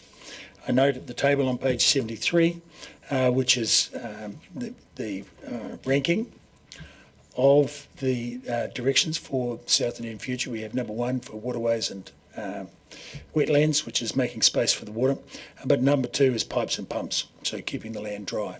And I'm pleased to see that in the council long-term plan, early in the long-term plan, we're doing pipes and pumps on 3 main roads in Dunedin, which will make a significant difference to the flood mitigation capability of our system in South Dunedin. I note that during the flood in 2024, our system did work well, but is simply insufficient. So over the course of the very heavy downfall, it was inundated, it was overwhelmed, and then the flood level dropped overnight as the system continued to work through the night of, I think it was the Thursday night, but then it rained very heavily again on the Friday morning, and the level rose up again, but by Saturday most of the water was dissipated again. So the system we've got, the drainage system we've got and the pumps that we've already got are working well, but they're insufficient to cope with the level of inundation that we experienced in 24 and similarly in 2015. So in the very first instance, I think it's very important that we get some additional pipes and pumps in there as asked for in the community, from the community, which we can clearly see on page 73 of our reports. But also, they would also like to see space for water, which is very much a national topic at the moment in the aftermath of Cyclone Gabrielle. And of course, the ongoing large rainfall events that we see happening around the country. Yesterday in Northland, 2 or 3 weeks ago in the Motueka region, Tasman and Nelson, and there are fairly regular, very large rainfall events happening. So having the space for water and having, shaping our topography and cityscapes and townscapes and what have you, to be able to cope with that is an ongoing discussion and debate. And I have heard quite a bit of discussion about the situation that's taking place in Wairau also, where space is being made for the water. And similarly, there's a range of options here for South Dunedin, and that will take some ongoing discussion from the community. But I'm very pleased that we've got pipes and pumps happening forthwith, and remediation of the system on the other side of the hill in Kaikoura Valley, going to the Green Island wastewater treatment plant and so on, which will also help the situation in South Dunedin. So we're certainly doing stuff. Speakers, I have Councillor Vandervis next. Thank you, Mayor Ruddock. There's a lot of well-meaning stuff in this report, and I think most of the reports have been well-meaning. But I'm looking at a line on page 71 where it says that these reports and all this social interaction ensures that these plans are both technically sound and socially grounded. I'm concerned that there is a lot of hand-wringing around the South Dunedin flood risk. The recommendations that we look at 7 adaptation futures for South Dunedin seems to me to be virtually planning for its own sake. The idea that we can make these plans and spend so much money on reports when, in my view, we should be putting the money simply into improving the infrastructure and, as the Mayor said, more pipes and pumps. All this planning is very well, but it seems to me it's become an end in itself. And I'd like to quote a Prussian field marshal who famously said of planning that no plan survives the first contact with the enemy. You can do all the planning you like, but when we're actually faced with a particular level of sea level rise or a particular flood event, then the plan quite often, especially when you've got 7 of them, starts to look irrelevant. So what I think we should be investing in is flexibility and having more capacity in the physical system rather than all of this public consultation and multiple plans, in this case 7 of them. So for these reasons, I won't be voting for the recommendations. Councillor Houlihan. Thank you, Mr Mayor. I disagree with the last speaker. Plans are needed because how do we go then to government and say, this is our situation, this is what's happening in this area, we need funds to help us with this. What is the first thing they're going to say to us? They're going to say, well, what's the problem? And how do you suggest we fix it, and how much will that cost? Now, to get any of that information, we need research. To fix a problem, you need information and research, and you need to find out what is the problem first. So that's what they've been doing, finding out what is the problem, how the water works, whether it comes up, down or sideways, or what happens in that area, and whether the the way it flows, all the different things. I'm not a water engineer, have no idea what I'm talking about with the flowing of the water, but the scientists that we've had in this report do. And the work, I want to say also that the work that Mr Rowe and his team have been doing is exceptional, with the engagement and the extensive he's done engagement with scientists, engagements with ORC, worked with DCC, and of course the community. Now, that community right now is, I would say, quite reeling at the notes on their limbs and the implications of that, because there's huge implications, and sadly not many of them are great. but they've been very aware that this was coming, and so now we have to find a solution as quickly as possible. Doing pipes is great once we've got the information to know what to do, which we are doing. In next year's budget, we've got 60 million set aside for South Dunedin and those areas around there, and it's going to help relieve a lot of that pressure. So that's absolutely fantastic. But why we have 7 different options is that breaking down all the options to come down to those, we're now going down, as we've been told, to 3 options. So the 3 will then be decided, and obviously we'll work on those as quickly as possible, but as a council we can't do it all ourselves.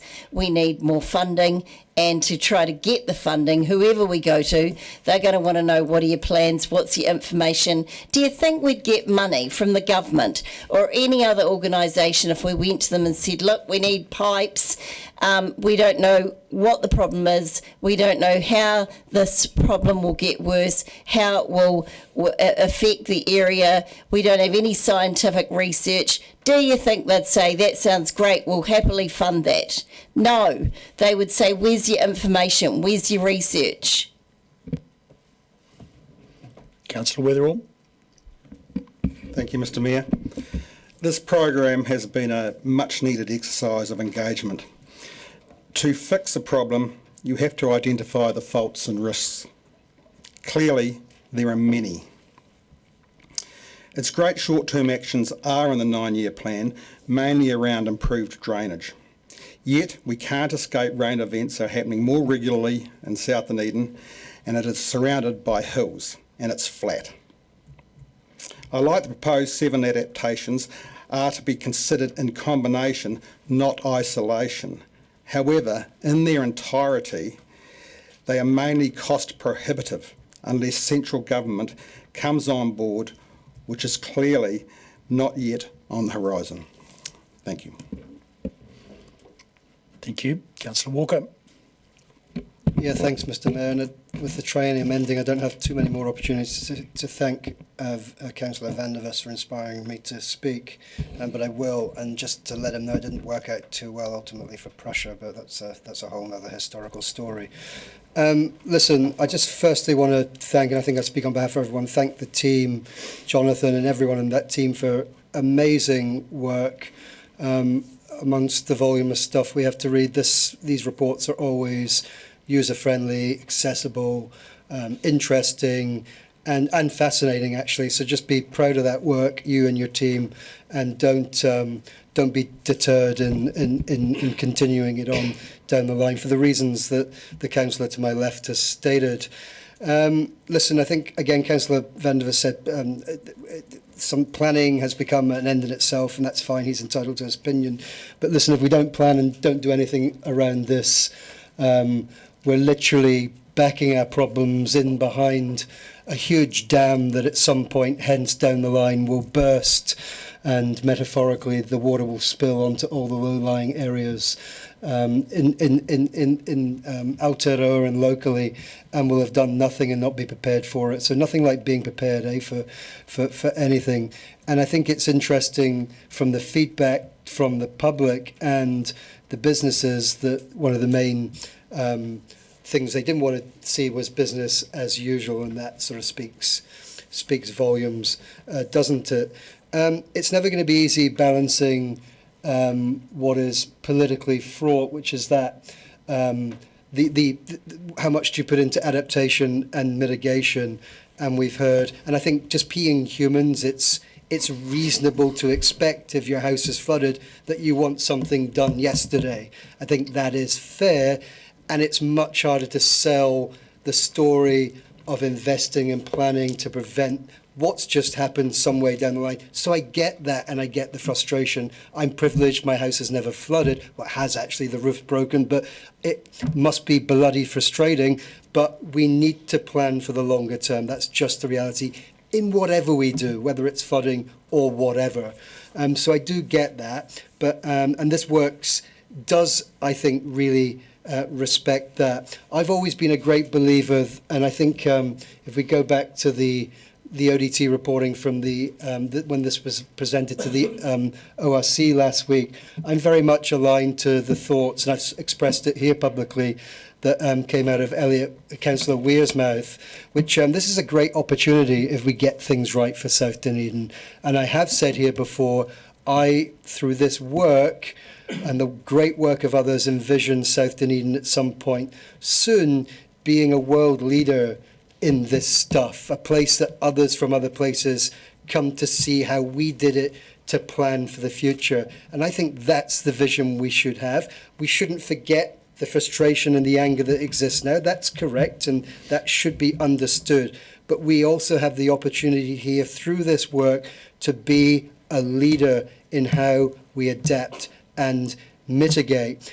And going to that ORC meeting, and I think in the reporting afterwards, there was a commentary from, and I should get this right, I think it was Councillor Kelleher, who stated, I think I've written it here, and I hope I've got it right, that we, in quotes, worry about the next 100 years in perhaps 100 years. And I looked at that and sat with my mouth open. And I read another commentary from somebody online that hit the nail on the head in this, when they said, it literally means that we'll cross that bridge when it washed away 50 years ago. Thank you. Councillor Gary. Thank you, Mr. Mayor. And this seems an appropriate discussion, albeit on a day when the United States is looking to potentially overturn legislation that is underpinned by climate science, and that is terribly worrying. But we have a pathway that we've decided to follow. It's a recognised best practice, and I recently saw Mr. Rowe in action explaining what we're doing to other parties, and as always he impressed, whether it be on the media or to people one-to-one or with the community. So we're incredibly lucky to have this team doing the work. It has been a joint, let's remember it's a joint piece of work with the ORC, and it's held up as a role model nationally, and is recognised at an international level. But nationally, we've got local authorities clamouring to find out how we've done this and what we're doing. And so that speaks to the quality of the work. What I took from this engagement was that there is a strong, and this is a direct quote, a strong public mandate for change. And that's a place we've moved to. A place we've moved to because people have gradually, in some cases, others, some quicker than others, recognised the climate crisis we are in, that it's not something way in the future, that it's happening now and it's happening to people. So that strong mandate for change has thrown up three scenarios, the front runner being the scenario 4, and we're on track to deliver the plan as we said we would. And we said we would take the community with us, and yes, that takes time, but that is what we are doing. I want to acknowledge the property owners because, like Councillor Walker, I recognise that if you've been flooded, it's really hellish. You want to have action now, and often that process after being flooded, there's some epiphanies around whether you're insured or not. If you're insured, there's still some horrendous things you learn. For example, that natural hazards, formerly EQC, does not pay out a full amount at all. It's the lesser of two amounts, and that it will be, as property owners have their insurance policies, their renewal period comes up, that we will see increasing policy owners experience endorsements on their policy and exclusions for flooding, or excesses being doubled. And this is happening as a desktop exercise in Wellington and Auckland. There is currently, as I understand it, no acknowledgement or award for remediation and adaptation. So that's something that we need to keep advocating for. But for the property owners, this is really tough, so that every time it rains, as in this morning, and some heavy rain was predicted be at all brief. That is really difficult for people who've been through this. It's exceptionally stressful. However, what this has given us is clear direction, and that's been deemed to be really important. Coordinated planning is another matter that's been highlighted, and timely investment. So kia kaha to the team, and thank you for all your extraordinary mahi. Okay, I think we've covered all the speakers. Councillor Wiley. Thank you. I will support this paper as it is for noting, and there is information coming back to us, as we heard, in the new year to fully develop and go through as per se. I do struggle with this report at times, and that was per the question I asked. The key thing that we have to do as a council is talk South Dunedin up, not down. Time and time again, this and previous councils have actually thrown or put down South Dunedin around these issues, and the media have not helped that as well. South Dunedin is a great area. It has a great facilities, excellent schools, lifestyle, and community. Some of this goes around supporting the South Dunedin community. But I agree with the Mayor. I'm very supportive of the infrastructure upgrades that are actually going to have a more immediate impact and give people confidence in South Dunedin. In the last 3 months, my business has cleaned out 2 estates in South Dunedin. One house I would describe that should be automatically demoed and basically sold for land value. Unfortunately, it has been sold to a landlord that I would never want to rent from. I understand. The second one sold extremely quickly, straight off the books. And it is an area that was perceived to be flooded. And that's the thing, it's perceived to have flooded. And in our report, on page 50 of the report under tolerance, it talked about, has your home been flooded before? And I think when we look at that, 19.4% had flooded previously. Now, it doesn't define what flooded previously means. It could have been in the garage, it could have been the yard, it could have been the house. And again, as per the question I asked in the meeting of Mr. Rowe, when we go back to especially the South Dunedin flood in 2015, CEO Bidrow stood up in the April 2016 meeting in South Dunedin and publicly acknowledged 40% of the floodwaters was infrastructure failure. So when we think of that, and it was clearly articulated, it was a 50 centimetre flood. So the top 20 centimetres was infrastructure failure. That's the key message we always have to remember about South Dunedin. And this is something actually successive councils have done since that 2015 flood, has really taken on board to improve the infrastructure. And you go and talk to the residents through that period, and some of them will tell you they had 10 centimetres of water through their property, etc. And I've talked to a larger number of them. If it was a 30 centimetre flood, the water wouldn't have gone in. Because it was a 50 centimetre flood, it had quite an impact. Yes, there are other issues relating to South Dunedin, climate change and sea level rise. Not going to disagree with that. The key thing, though, is we have to be positive about South Dunedin and work with the insurance companies. I don't want to hear a comment that people aren't getting insurance in South Dunedin. That is not accurate fact.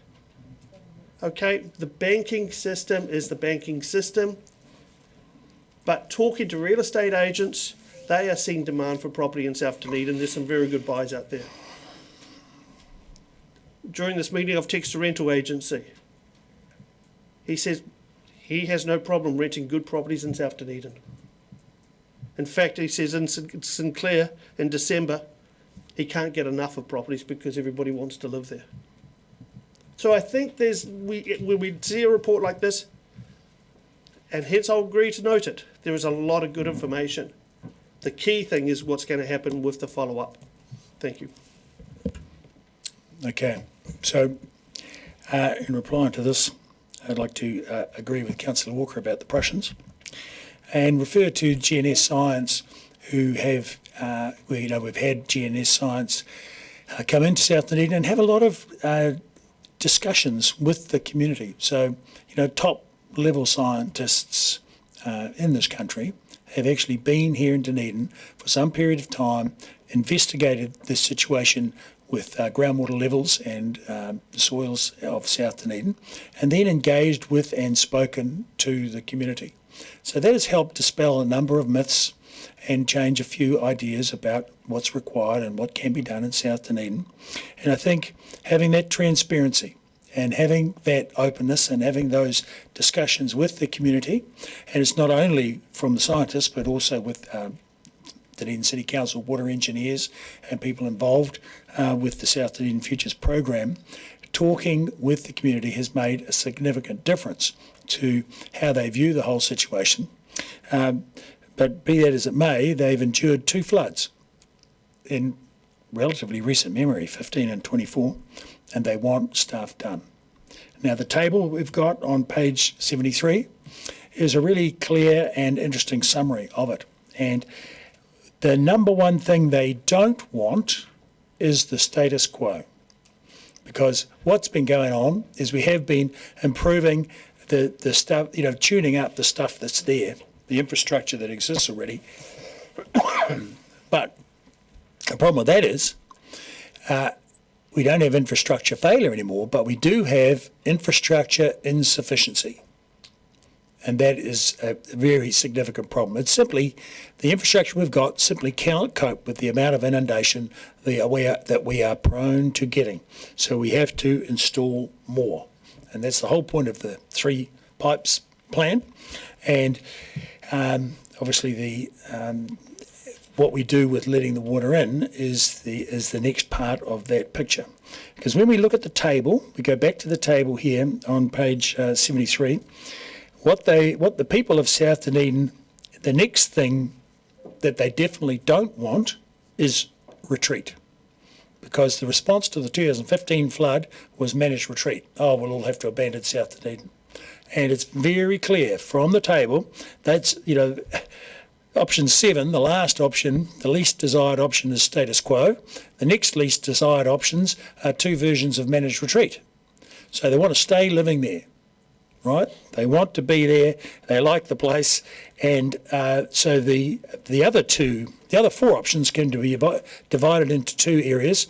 Number 1, keep the land dry, and number 2, make space for water. Now this is very much the Dutch model. You make space for water when it comes, but in the interim you keep the land dry so you can live there and keep it useful. So you have areas that will be ongoing manageable for dwellings and businesses to exist, and then in between you'll have places where the water can go when there is a period of heavy rainfall and inundation. And they are the 2 things that the people of South Dunedin want to see, and we obviously have starting with the very first thing at the beginning of this long-term plan, which is the 3 pipes and pumps, 3 pipes on 3 roads upgrade, which is about keeping the land dry. And ongoing, we'll be having to improve the infrastructure to keep the land dry, but similarly improve the infrastructure to make space for the water. And so there's a very clearly expressed desire from the people of South Dunedin that that's what they want to see, those 2 scenarios played out. And it's very much what they've been doing for centuries in the Netherlands. Pumping the water out, making space for water, and keeping the livable, workable land dry. And that's a similar scenario that we need for South Dunedin.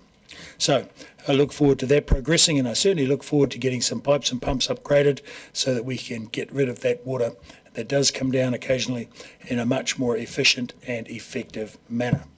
Having said that, I'll put the motion. The Council notes the report and the various elements thereof.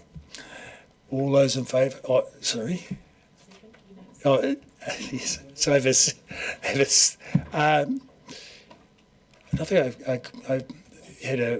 I moved and seconded earlier. Yes. So now I'm going to put the motion. All those in favour say aye. Do we have a division, please? We'll have a division.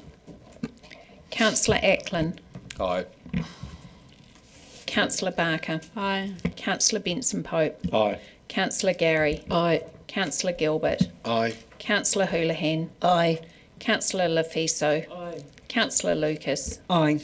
Councillor Mayhem. Aye. Councillor O'Malley. Aye. Councillor Vandervis. No. Councillor Walker. Aye. Councillor Weatherall. Aye. Councillor Wiley. Yes.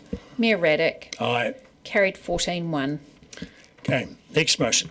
I move that we take a break for 15 minutes. Seconded. Councillor Mayhem. All in favour say aye. Against? Aye. Carried.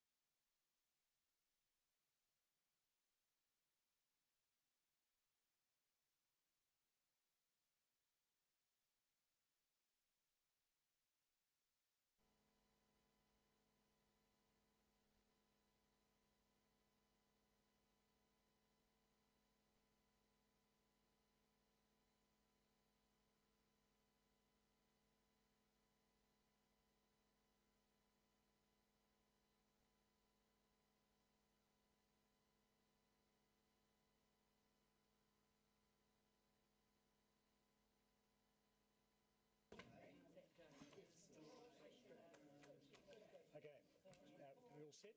Okay, councillors. So if we can have our speakers for the next item, item number 10, to the desk, thank you. And we'll just wait for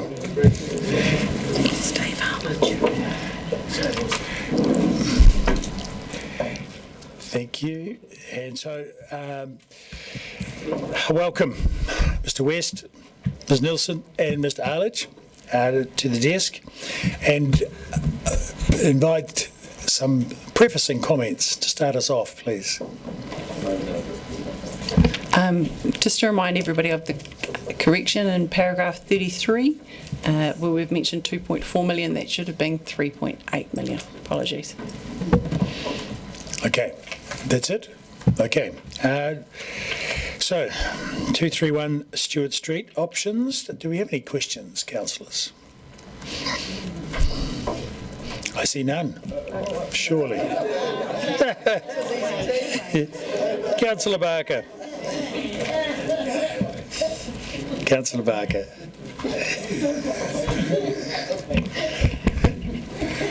Thank you. I'm concerned about the actual ability to protect the building, and there's been some talks about putting a, where was it? Sorry, a covenant or something like that on it. However, my experience perhaps shows that that's not the best way to save a building like that from things like demolition by neglect. Have any other ideas been looked at that will absolutely confirm that anybody who was to buy it could not do demolition by neglect? Have we looked at any methodology around that? Absolutely. That feedback came through really clearly when we did the consultation, that Dunedin residents wanted to protect the heritage of the property. So we considered, I guess, all the options that are available to us to support that endeavour. One of them is adding a covenant on the record of title, but the other one is adding conditions in any potential sale. So under the terms of sale, we could look at things that enable the meaningful development of the property, but also support it to have, for lack of better words, a time limit. That we might say, if they want to do something really complex, it needs lots of planning, and we could see the validity of that, we might say, okay, in 18 months' time, we want to see physical works happening at the property. Or if they want to do something more simple, we could look at the same type of clause, but for 6 months. Or if they want to do a wholesale redevelopment, they've got it all planned, we might say, okay, so occupied in 3 years. So we've got levers available to us in those terms of sale that I'm reticent to say what it would look like now, because we don't want to curtail any potential fantastic future for the property. But that's just for the first buyer, shall we say. So I'm thinking 100 years' time. We could only put those covenants and limits perhaps on a first buyer? No, my understanding, and the legal over here will correct me if I'm wrong, is if it goes on the covenant, on the title, it's irrespective of how many owners it has. Is that correct? Yes. There's two options. You need a microphone, Carolyn.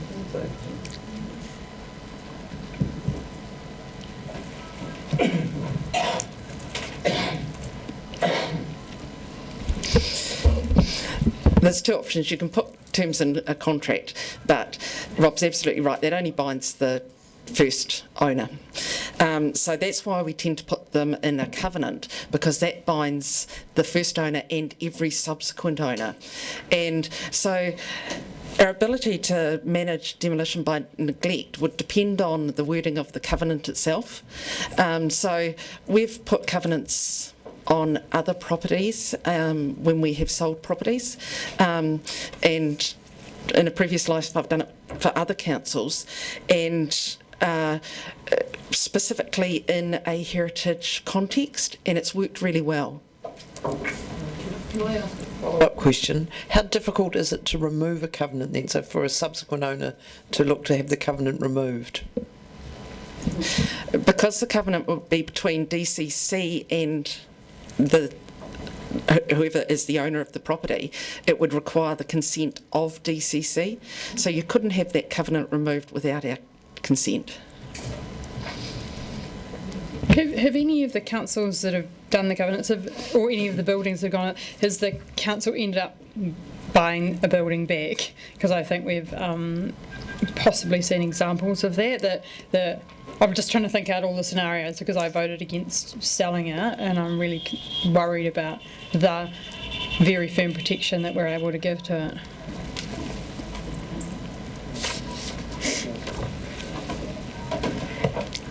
Sorry, Councillor, I haven't done that research, so I can't speak either way, I'm afraid. And my other question was just on when it's talking about the sale of the property, option 1, prepare it for sale. It talks about the property no longer contributes to the strategic goals of the council or any growth strategy, structure plan, asset management plan or similar. And I just wonder, we do have the Heritage Action Plan, and I feel like that was left out of there because part of the Heritage Action Plan is a whole lot of list of things that we promised to do, and look after buildings is one of them. So I just wondered whether maybe that needed to be acknowledged in there. Yep, that's fair. We could acknowledge the Heritage Action Plan. But part of the Heritage Action Plan is putting in place systems that enable heritage buildings. It doesn't mean that council necessarily has to own them, but it's about ensuring the framework and the strategies are helpful to building owners to want to maintain those buildings. Okay. Councillor Walker. It's largely been answered, but I'll try and ask another question in another way. And feel free to ignore me, as often is the case here. People around this table. Is it a fair assumption, assuming if we go down the sale line, that of course it won't be free, it'll be a bunch of money. So it's a fair assumption that the likelihood is it would attract a set of buyers who have a vested interest in retaining what is special about the building, i.e. its placement, its heritage, its status, to create another business that leverages off of those already existing competitive advantages. If I can just talk, I guess, generally, and hopefully it answers some of your queries. In terms of would it be for money, preparing it for sale doesn't curtail any group from coming to us with a community outcome, a social outcome, something that they wish to work on that council might support by offering the property for $1. What it also means is that our next report that comes to council, if we have proposals from the community to take responsibility and ownership for the building, that could include any raft of ideas. It might be people that come to us and wish to purchase it for cash, and they might outline their proposal to make it an apartment. Or it might be groups that come to us saying, actually, if you're able to give it to us for $1, we can fundraise more money, we can make it a youth hub. So preparing it for sale is I guess I look at it in the really large terms, meaning DCC won't own it, but it will be up to council to choose if it's comfortable with any proposals for that sale. Excellent answer. Thank you. Thank you for letting me speak to that. Councillor Gilbert. Thank you. I've got another question following on from Councillor Barker, but as you've just said something, I'll follow yours up first. You mentioned about that if somebody came to you, and we're just throwing numbers around here, that if somebody came and said, can we buy it for $1, if this is what we want to do, they would get ownership of the building, which leads me to my question of, was it ever considered as part of the whole thing? Because my concern is the same as Councillor Barker's in terms of demolition by neglect particularly. The whole point of demolition by neglect is to get to the value of the land. So was it ever considered to sell the building but retain ownership of the land, thereby kind of removing any benefit in just leaving it sit idle? No.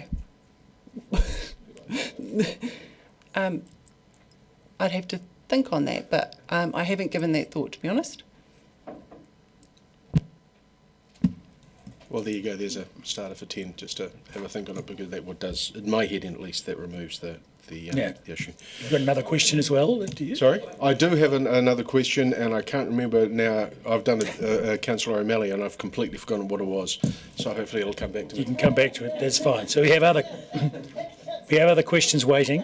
Councillor Gary, then Councillor Vandervis, followed by Councillor O'Malley. Councillor Gary.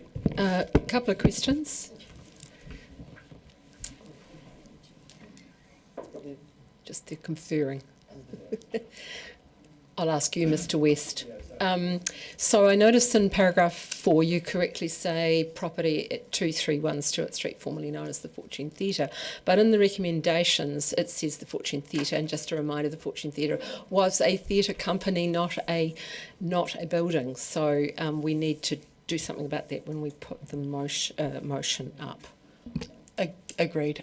I've simply missed it. Apologies, Councillor. I had endeavoured to capture them all, but we missed one. Thank you, and I'm consistent if nothing else. Is there, when you come back to us with sale options, will you, and forgive me if I missed this and when I was distracted, but will you mention and suggest some parameters around the ring fencing of the money, because that was a comment that came through, feedback that came through in the 9-year plan consultation, really clear. There was a couple of things. I mean, one was protecting it from demolition, another was ring fencing any money that we might make from a sale if we were to sell it. And I will follow that up with the CFO, because I'd have to check what the financial strategy says about sales of assets. So before committing to that, I would need to just refresh what we said in the financial strategy. But I note the point. Oh, sorry. Good to remember at this stage. And finally, I don't see there's been any, and I take your point about if a group came to us with varying suggestions for use at a sale of $1 or whatever, you know, those could all be looked at. But it hasn't changed, has it? The predominant feedback from the performing arts community was around, and I think the phrase was dead hedgehog, was around that kind of feedback. They'd moved on, really, was what they were saying. So that's also, I'm just registering, that hasn't changed, has it? No, I think the feedback through the 9-year plan on other reports was that it wasn't a viable theatre. But Councillor Vandervis.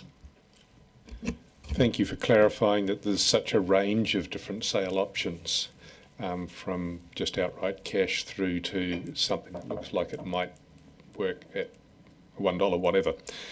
What happens if the options that come back to council are limited? The $1 one isn't viable, the amount of cash offered is pathetic. What happens if none of the options looks any good? What do we then do, given that we're committing here to sell it?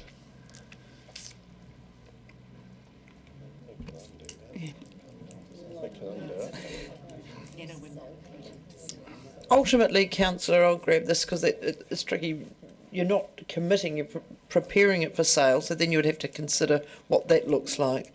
And then, like anything, if you didn't get something from a process that didn't look like a good option, then council can always reconsider and review a decision, as you know. So council could then decide, well, maybe we will hold it in the interim.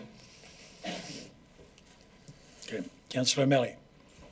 It was actually my clarifying question, but I think it's been answered, but I'm going to answer again just to make sure, because the recommendation is that you prepare it for sale, but then the second part is we note, and then we will wait until we receive a further report from staff. So what we are deciding today, and I just want to clarify so we are know what we're deciding today, the preparation of the report that will then give us the next piece of information as to how we will go forward if we decide to, and who we would decide to sell it to. Is that correct? Yes. What I'm hoping for today, I guess, is a high-level direction from council so I can direct the work on the next steps. So there's procedural work and reviews that we need to do to allow council to commit to selling the property and declare it surplus, for example. But what I'm trying to avoid is doing a bunch of work to do that if council's intention is actually to hold the property for a different purpose. And hopefully we'll get to have these considerations a few more times as we look at things over the coming years. But that's right, this step is a give me direction, and then we can do the work, the procedural things that we need to do to let council formalise its choice. Okay, Councillor Gilbert. I kind of remembered it.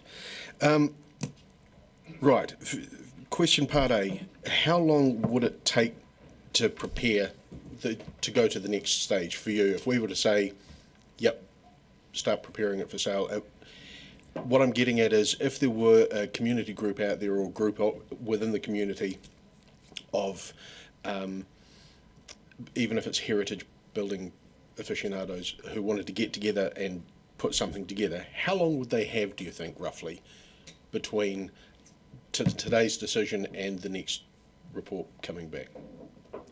Oh, look, I'd hate to put an arbitrary date on something like that. I think that there's a second stage. What I think, and Anna, jump in if I've misunderstood, but if council commit to selling, the staff will prepare a report on that basis and bring it back to you, at which point we will go out to the market and say the building is now up for grabs and submit your best proposal for it. And that will be the opportunity, and we'd make that process long enough that a community group could do their fully costed business case and all of that. Is that what you're imagining? Yeah, I guess I'm imagining the next few months, if you like. We can do the procedural work that needs to be done and consider the Public Works Act. We might start having conversations in the communities, both commercial and community, to see what's there. And then, as the Chief's indicated, when we take that next step and it's formal, we might set a date at that point to give people a fair amount of time to prepare any proposals. Okay. Circling back to my earlier comment about building and keeping the land, at what point through this whole procedure then would that need to be inserted? Did investigation need to happen first? Do we need to make a decision? Where does that come in, whoever wants to answer that?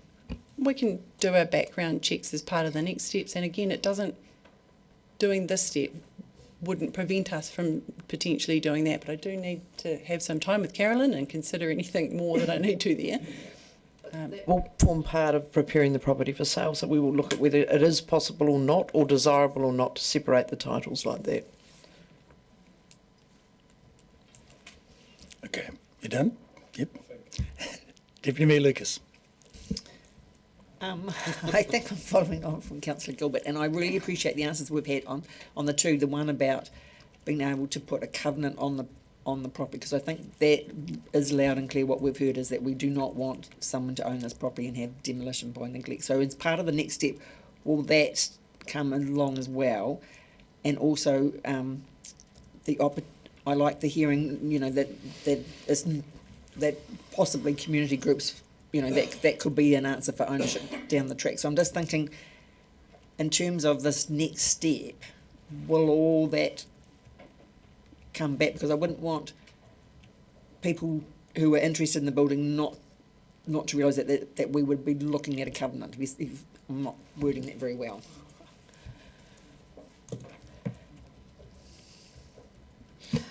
What we'd do is we'd go out with a request for proposals that would invite any member of the public, any developer, to put a proposal to us with what they would be prepared to pay, what conditions they would seek.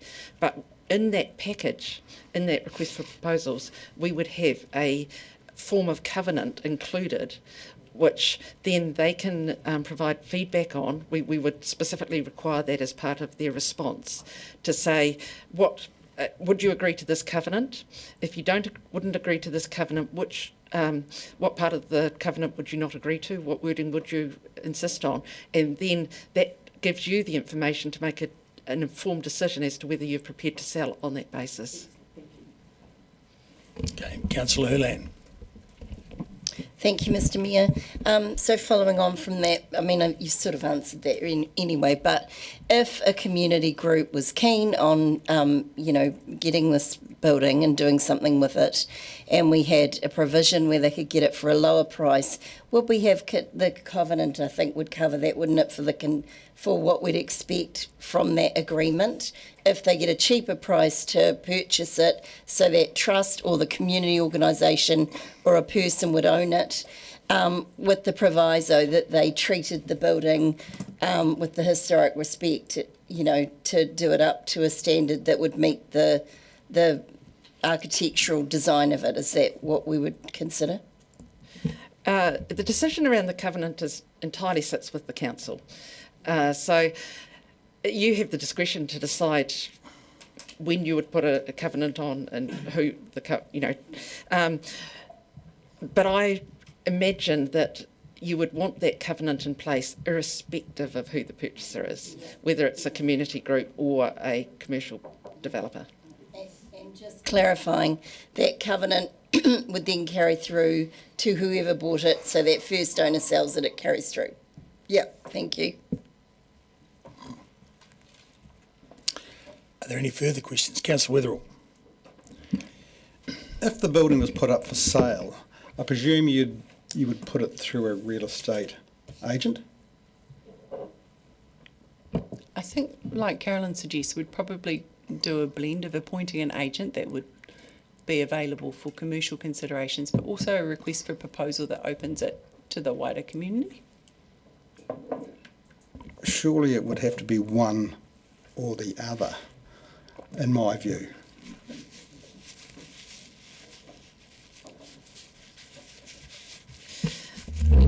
The council can instruct the real estate agent to market it on whatever basis the council decides.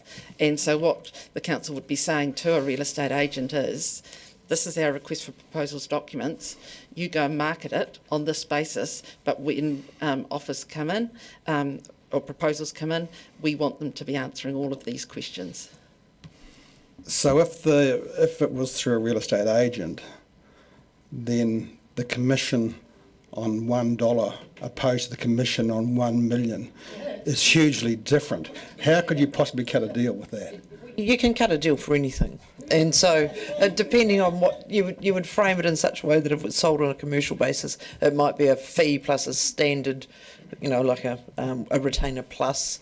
Or if it's given to a community group for $1, it might be that there's just a fixed fee for the role, likely a fixed fee contract, I suspect, for the work involved. Okay. Councillor Barker.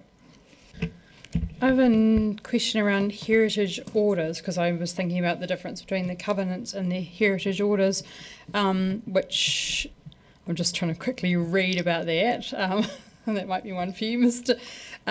Maudsley. Is there a difference in the protection between the covenant and the heritage order?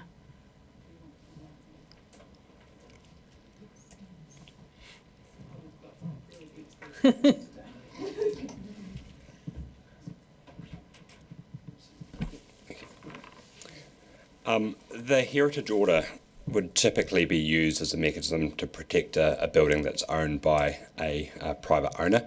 I think the difference with this situation is that we are looking at a potential sale, so we could put some good mechanisms around place through, for example, sale terms or a covenant. So I think we have the ability to achieve the outcome that we're seeking through those other tools rather than the heritage order, which are rarely used. And have you any experience of working with buildings with covenants over them? And have you got any examples of any? My background is I'm very concerned about if we sell the building, even if there's a covenant, there could still be demolition by neglect or something like that. So do you have any examples of it working or not working? Yeah, the covenant's an opportunity to set out some objectives for what one party of the covenant would like to see. At that point, you could put some good heritage objectives in place with some dates. For example, for demolition by neglect, as Anna talked about before, there could be a date for occupying the building or having work complete so it can be occupied. So with covenants, they are another mechanism to statutory protection, which we can use to set out objectives and then work towards those objectives with the private owner. It just becomes another tool for enforcement if things are not followed through. So I'm thinking about the longevity of a covenant as well, as if there's owner A, then owner B, then owner C, about how a covenant would apply to that owner C, because we're talking about heritage buildings with very long lives, and that's my concern about keep it or sell it. I think a covenant gives a lot more flexibility for the council because you get to set what that covenant will say. There are examples in New Zealand where this has been done. The one I can think of is in Christchurch, involving a beautiful heritage building which withstood the earthquakes. It, however, does rely on the landowners complying, and if they don't comply, then the court, then the council would have to step in, and that would mean, there would be costs in terms of enforcement. The greatest control will always be if DCC is the owner, but a covenant is probably the next best protection for that building, short of full ownership. Okay. Councillor Gary? Could we just go back to preparing for sale? And again, forgive me if I've missed it, but what does that mean in terms of the condition of the building? I mean, we've read in the report a very thorough explanation of all that has to be done to make it usable, but what would preparing it for sale mean in that regard? In terms of the building's condition, nothing. Right. As is. Councillor Gilbert? Thank you.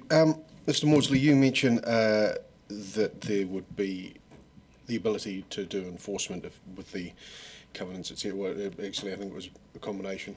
There was enforcement was mentioned anyway. Given conversation earlier this morning around insanitary buildings and the Building Act, or the ability to enforce insanitary buildings having about as many teeth as a geriatric newt, I'm concerned that the same thing would apply here. That yes, technically it's possible, but in reality it's going to be a decades-long, horrendously expensive process that realistically doesn't result in anything. Or is it slightly different because it's heritage and we can kind of walk in and go, you're out? It's quite different. The sorts of things you're talking about in terms of sanitary buildings, that's in regard to enforcement under the Building Act, whereas a covenant is a Property Act mechanism. So it's the same as any other covenant that's registered on a title. It doesn't matter whether it's a heritage covenant or whatever the covenant is. As the party having the benefit of that covenant, then you automatically have the power to enforce it. And it quite probably would, if you had a landowner that was simply non-compliant, you probably would end up having to go to court to enforce it, but that is just a risk that's unavoidable. Okay. Are there any further questions? Councillor Hurlan? Thank you, Mr Mayor. Just to clarify, because there are people obviously that, are concerned about it. If council kept the building, where can you just explain what sort of costs would be up to just to keep the building? And I know it's mentioned, obviously some of it's mentioned here, but just to make it very clear to ratepayers what type of, what that would mean for council. Sure, and I guess the report speaks to it a little bit. If you choose to keep the property, and you chose to keep it in its current state, it would cost us approximately 120 to 150 per annum to maintain it in its current state. To be clear, that will get worse. We're doing our best to keep it in its current state. It's in a steady state, but just this morning I've been told we've got moisture under the floor again. So we're doing everything we can to keep it sound, but that will deteriorate. We will need to fix things like the roof as a minimum. I guess that's why we've recommended that option's not really financially sustainable in the report. The other option is council can absolutely choose to retain ownership of the property, and I'd ask us to consider what the use of the property would be, and then we'd consider any work that would be required to enable that use. If it's going to be an occupied building, the cost, even in the immediate term, will be in the millions. We could potentially take that 3.8 million and say, actually, let's just do this bit of it now and we'll leave the roof for a little while, or we'll leave other smaller items for a little while.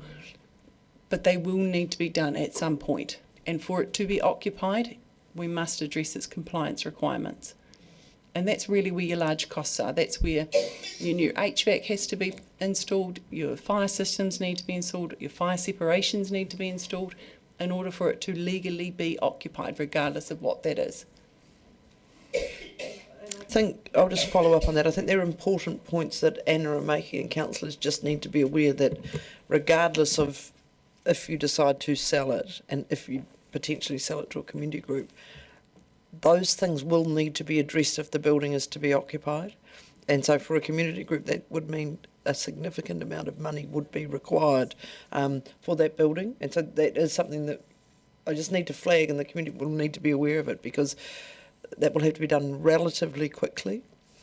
And so there's a real pressure around that, so that $1 might sound like a good idea to give it to a community group potentially, but there are a significant number of costs that will have to be immediately dealt with. If I can just add one thing, because I've got Dave Arledge staring me in the back. And I know he'll be sitting here going, Anna. He assures me there is a commercial case for this. It can stack up commercially. If you wish to invest in it and operate it in a commercial mind, he does believe that can stack up. So I don't want to discourage the wider community from considering what it could be reused for as well. Just on the point you made, Chief, and looking at you, Anna, it would be entirely possible, very likely in fact, that if a community group did take this on, they'd be looking to us to fund the work that would be needed to make it compliant. Possibly, I couldn't guess. Okay. I don't see any other questions. Do we have any? Great. Okay. Thank you very much, team.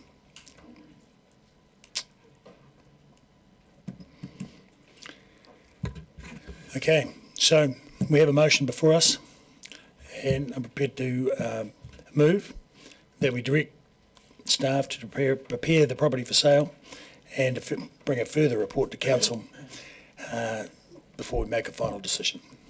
Seconded, Councillor Wetherell.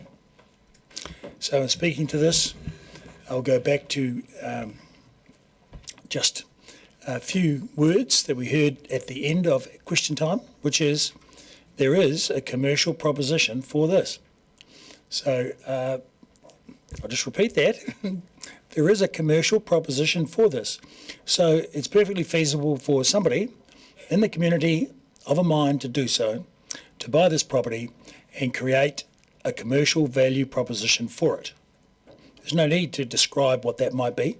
There's no need to figure out what that might be or produce a proposal in advance. The main thing is that we have an expert who has identified that there is a commercial proposition, and whoever's out there in the community that's interested could do that.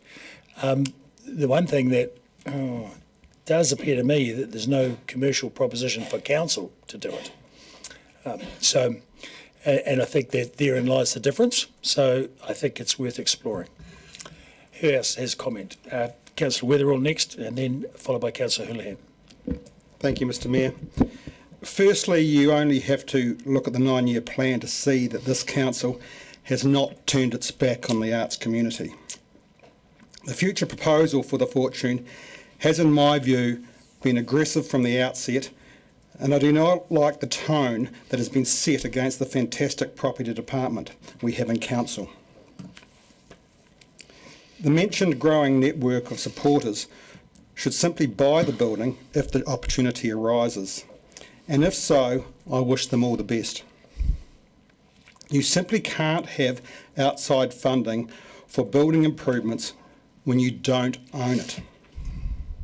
I still see no reason why we should continue ownership. It's an old church, and at present, it is not a fit-for-purpose space for theatre. The suggested recommendations I have seen so far are too simplistic and, in my view, not realistic.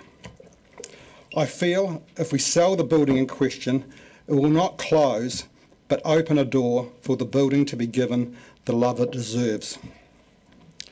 We've already determined the building is no longer a strategic asset. We just need to move on. Thankfully, Sammy's has taught councillors a valuable lesson. Thank you. Councillor Houlihan.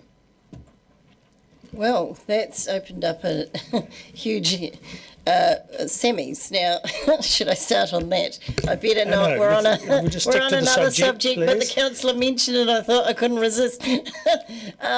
So I will be supporting this motion. I think from what I've heard today in this discussion, I'm very happy with the suggestions around a covenant on the building, and if it was to be, if a community group put their hands up and wanted to purchase this for maybe, who knows, maybe a smaller amount, with the conditions that they give the building the respect it deserves, to do it up to a standard that meets its heritage requirements as well. I think that would be really respectful to the building, and I agree with Councillor Weatherall. This now gives an opportunity for this building to have another life. Gosh, it's been a church, it's been a theatre, and now it could be anything. Who knows what it might be, accommodation or a restaurant or something exciting. But it's certainly our city, given our last LTP is now, we've worked to solve the problems that the arts sector put to us around issues with theatre. Obviously, one of them was the closure of the professional theatre at the Fortune, and we have resolved that in our LTP. There's money aside for professional theatre, there's money for community theatre, and there's also some subsidies there for some funding to also help temporary Te Whare Rakatia and other different support in that area. So we're actually very well supported now, I think, in that area. What I can say, because some people try to argue and say that, the building that used to have a professional theatre in it, called the Fortune, I think, was, that was for the purposes of Councillor Gary, was, it needs to be made a theatre again. I can tell you now, the people I'm speaking to in the arts sector do not want that. Anyone who worked in the Fortune knew that the bottom area of the Fortune was quite damp. The building was damp at the time. It's still got the same problem. You've seen the reports. And the access in that building to get down to the facilities for toilets and bathrooms was terrible, quite frankly. The building did its best for what it was, but we can have far better, and we will have far better. But that doesn't mean that someone else can't do something amazing with it, and I'm excited for it to have another life and someone do something else, but it's certainly not a theatre anymore. Thank you. Councillor Walker. Thank you. And firstly, just thank you to staff for all the work on this. It's obviously it's an iconic building, and it throws up mixed emotions, but I certainly, for one, appreciate the work you've done on this. And speaking to this motion, which I do support, I broadly agree with Councillor Weatherall and pretty much all of what he's said, to be honest. Overriding, I think, all of the discussions that have circulated around the ex-Fortune 231 Stewart Street over the years, I think they all have one thing in common from all of us. I think we all just love the building and want to see it preserved, and I think that's a unanimous view around this table. And also, speaking to a couple of previous speakers, I think we do all agree, and we certainly should have picked up on the fact that the resounding feedback from the professional theatre community is that the former Fortune is not now fit for purpose. It's not the place they see their future being. So I guess in that sense we can't have it both ways. And we have just as a reminder, voted via the 9-year plan to invest significant amounts of money in a potential new bespoke theatre. So why, in essence, should we go back to the future with something that is not desired by the vast majority of the professional theatre community? That said, and has been made clear, this process will not necessarily negate the chance of any group coming forward who want to return it back to some sort of theatre. So, getting involved via a proposal to sell that story to council, go for your life, and that's a decision for us to make down the line. And as I probably mentioned in questions, I don't think there should be any assumption from any of us that if we do go down the road of selling it, that it won't breathe life back into the building. In fact, it's probably the best opportunity 231 Stewart Street has. I don't know how much it'll cost, but I'd imagine if somebody's parting with a large wad of cash, the last thing they want to do is invest that cash on sitting on it in some speculative, future-focused theory that somehow they'll be able to knock it down. That doesn't resonate with me at all. And what I see is somebody loving the building like we do and wanting to invest, to breathe value, life into what is an extraordinary building in this city. And if we truly love this building, we should we should underpin it, obviously, with a robust covenant. I think that's been made clear, and I'm very confident the team will do that. So, as I say, the best opportunity, I think, for this building to remain an iconic part of this city is to support this motion. Councillor Ackland. Thank you, Mr. Mayor. I was thinking beforehand that I wouldn't support this, but after all the questions and the answers from staff in particular, that what this is doing is basically giving us a lot more information as to what this space could be used for. It's been demonstrated that it cannot be professional theatre, because when professional theatre were there and were getting heavily funded by government organisations, they still couldn't make it work.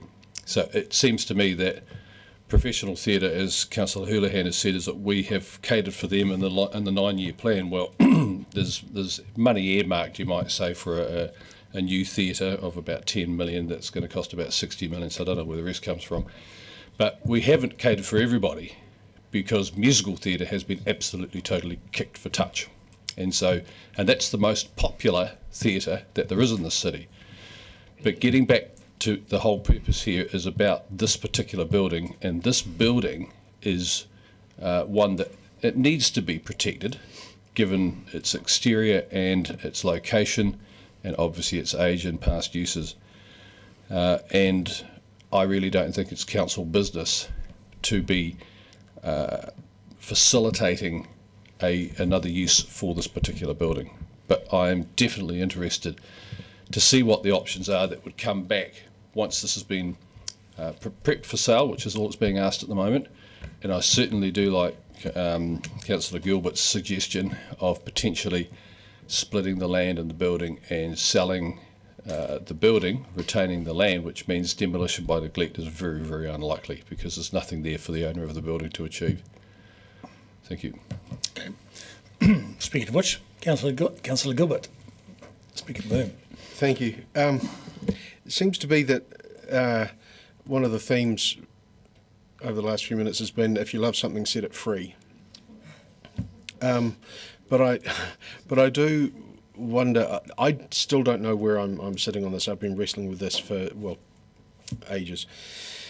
But I do worry that we are suffering from what could potentially be referred to as selective attention, and that it was a theatre, an option for a theatre has been put forward, therefore the only option for it is a theatre, and I struggle with that. I think that's part of the problem, in fact, that we're looking at, that we still, and the city in big part, still think of it as the Fortune Theatre, which is why we still refer to it as the Fortune Theatre.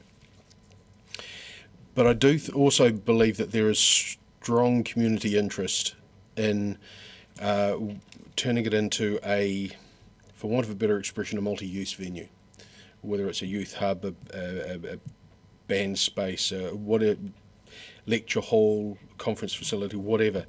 I do think that there is a lot of interest for that, and I do believe that there are going to be either community groups, or more particularly a group made up of the community, whether it's heritage building aficionados and experts mixed in with people who know how to build this sort of a space.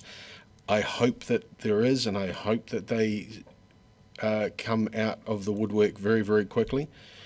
I am slightly buoyed by the idea of both the covenant, but the potential of selling the building but not the land, just to put in as many precautions as possible to safeguard the building. But I've got rattling around in my head the attitude from the CEO of DVM, of the Dunedin Venues Management Limited, who would love to get his hands on that in a functional state, granted, but that adding a venue like that to the DVML portfolio really interests and excites him. So I really don't know where I'm standing on this at the moment, so I look forward to hearing speakers following up as well. Councillor Mayhem. Thank you, Mr. Mayor. I will be supporting the motion. I think that heritage buildings are recognised as an asset to Dunedin and a benefit the city in numbers of ways. And we keep hearing, and it's been well canvassed in our questioning, that the cost of keeping the building empty. I would love to see someone breathe new life into this fantastic, beautiful old church. Anything that the council does to develop it will cost us millions, and that will be debt funded.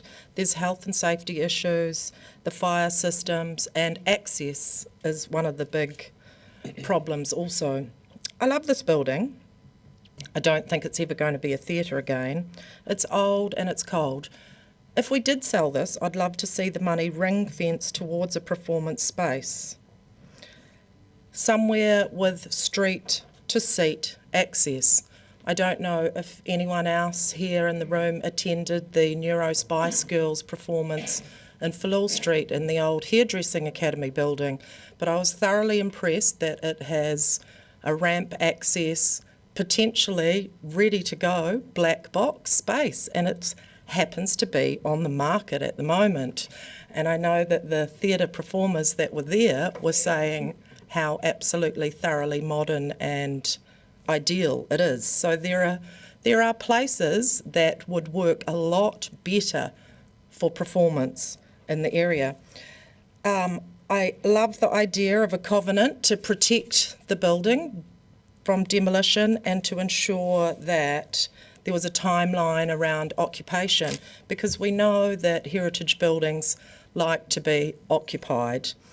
So there's an opportunity here for vision and a new chapter for this building, and it's gorgeous. Bluestone exterior, it has an aesthetic appeal, it has fantastic location. I liked what Councillor Gilbert was suggesting about the idea of a multi-use facility, some kind of venue.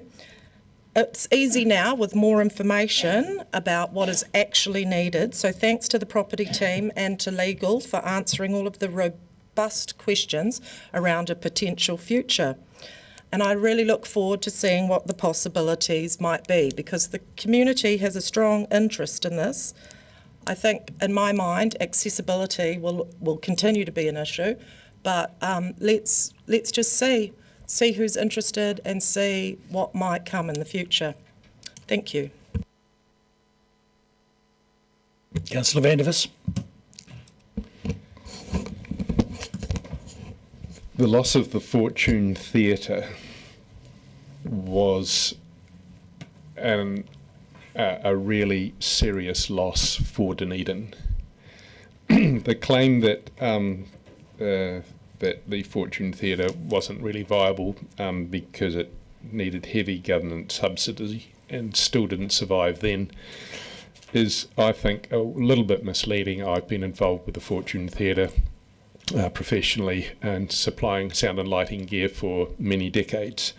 The Fortune Theatre ran successfully for 42 years, sometimes more so than others.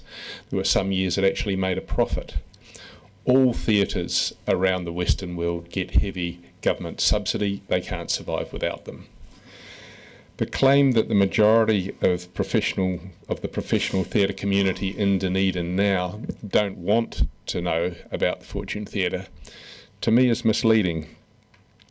The majority of professional theatre people in Dunedin have left when the Fortune Theatre closed. We don't have professional theatre community here anymore. We have some remnants of people who would like to be theatre professionals. Certainly still professionals here, but he's correct. A lot of them have left, but there are still many here. I was with them on the weekend, so it's incorrect. Councillor, I think that's a pointless interruption when you make an allegation and then refute it in the same question. Carry on, Councillor Van der Vis.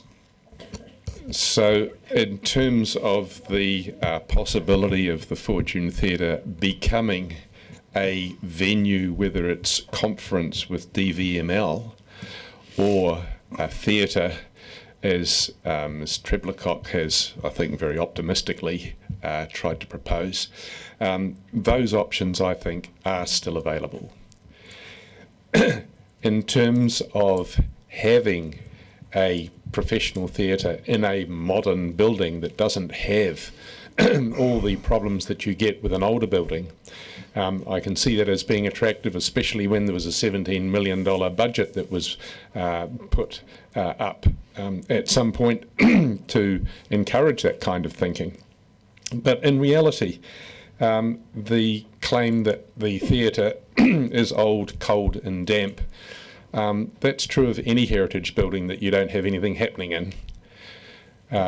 I completely rebuilt and restored the Dundas Street church, very similar age, very similar issues with cold, damp, whatever, and it has had absolutely every square metre of it used ever since, and this was something like 40 years ago. It was destined to become a car park for the motels behind, but can you imagine driving up the one-way street and looking across the north ground and seeing a car park there instead of that glorious old church, that iconic church? The church we're talking about is even more iconic. The covenants that I've suggested will reduce the sale value price, and I think we need to recognise that. I'm glad that we all want it to be retained, but I'm disappointed that we haven't really looked at the suggested DVML option of it becoming part of their suite of conference and event situations. I'm disappointed that we have taken a vocal remnants of the professional theatre community that we used to have, all wanting something brand spanking new as being really the driver for getting rid of it. And I remind everyone of the previous tragedies that previous DCCs have done in terms of the loss of the Stock Exchange building, that glorious building that used to be in the Stock Exchange, that now has, you know, basically an ugly multi-storey building in it. The loss of the Chinkford Park mansion that we only have the stables for now because under DCC ownership it was not used and allowed to fall into neglect. And the Littlewood ground mansion, some 47-room mansion, again gifted to the DCC, again not looked after, not used, and all we have left of that is the old stone stables as well.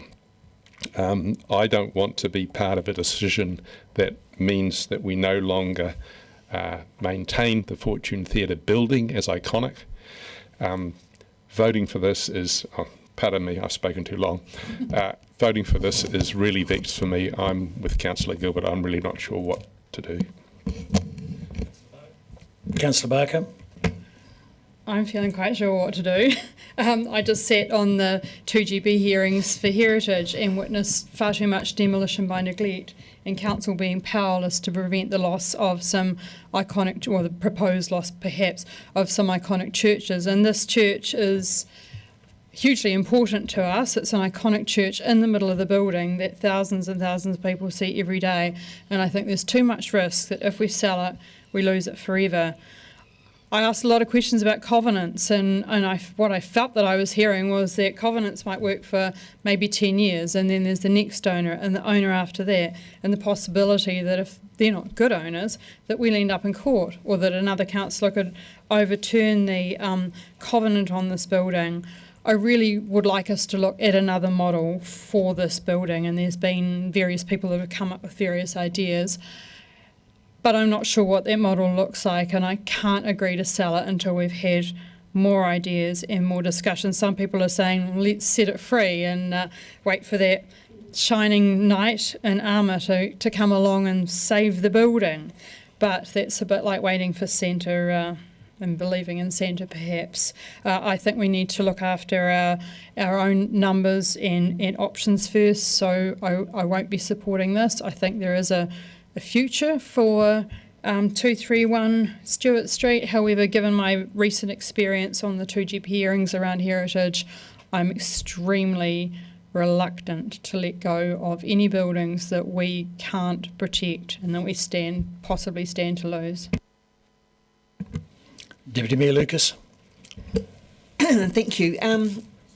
This building's sat vacant since 2018, and there's been at least 2 long-term plans that this council have debated, and at no time in that debate was the building at 231 Stewart Street even considered to be included. And in an ideal world, if this council was flush with money, we would have already done the work to make it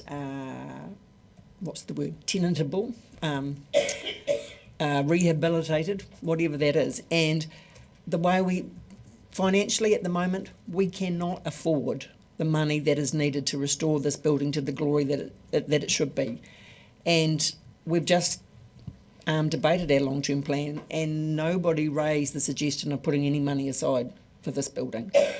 And I can't see any money coming. At the earliest would be in 2 years' time when the next long-term plan comes, and then at what year would that be? And the building continues to sit there vacant, and even with the best will in the world by our property team, it's going to deteriorate. And we all love this building, and I feel reassured hearing the comments from our staff, and I think by passing this resolution, I think this then gives us the options to see what comes out of the woodwork from our community, because somebody needs to own this building and love it and spend the money on it, and we're just not in the position to do it right now. And I just think Councillor Van der Vest mentioned DVML. At the end of the day, that's still DCC would have to be paying to get it restored to be operated. And it's just, for me, it's the finances that we don't have at this time, and I would just love somebody to take hold of it. And yes, as I said, I feel reassured by hearing from the staff, and I just look forward to seeing what proposals might come from the community to see this building being reused again. Councillor Gary. Thank you, Mr Mayor. As a former member of the Fortune Theatre Board at the time it closed, I can give you the facts, and the facts were that it was not financially viable as a theatre company, and I'm also very aware of the building's state and the challenges with it. And Council at the time did their very best as a landlord, but unless Council's prepared to invest a lot of money, and I don't recall Councillor Van der Vest promoting that idea at the time. He did just say that we would need to invest in it. So this is the path that we have chosen to follow. We're not deciding today to sell 231 Stewart Street. What we did hear from the performing arts community, well, I heard this loud and clear, and I'm sure the rest of you did too, through the 9-year plan process, that they had moved on. They had moved on, and that was a clear message, and it was, to me, very representative of current professionals and amateurs in the performing arts sector, and some of those who had left Ōtepoti for other places.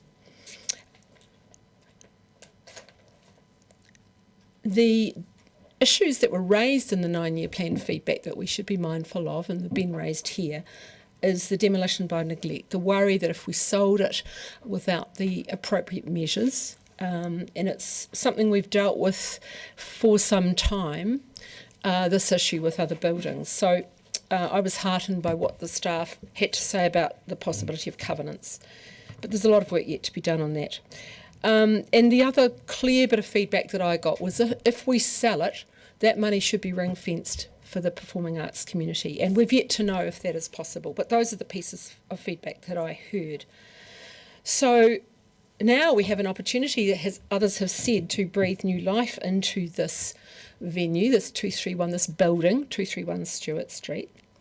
And thank you to the staff for remembering to, as much as possible, consistently refer to it. It's been a little bit of a campaign of mine since the closure of the Fortune, that it is a building and not a theatre company anymore. And we've got this path that allows individuals, community groups and developers, and let's remind ourselves we've got some amazing heritage developers in the city, good people who are really good at this. And my hope would be that they would step up and put their money where their mouth is. I have confidence they will, because we've got amazing expertise in the city and I applaud them.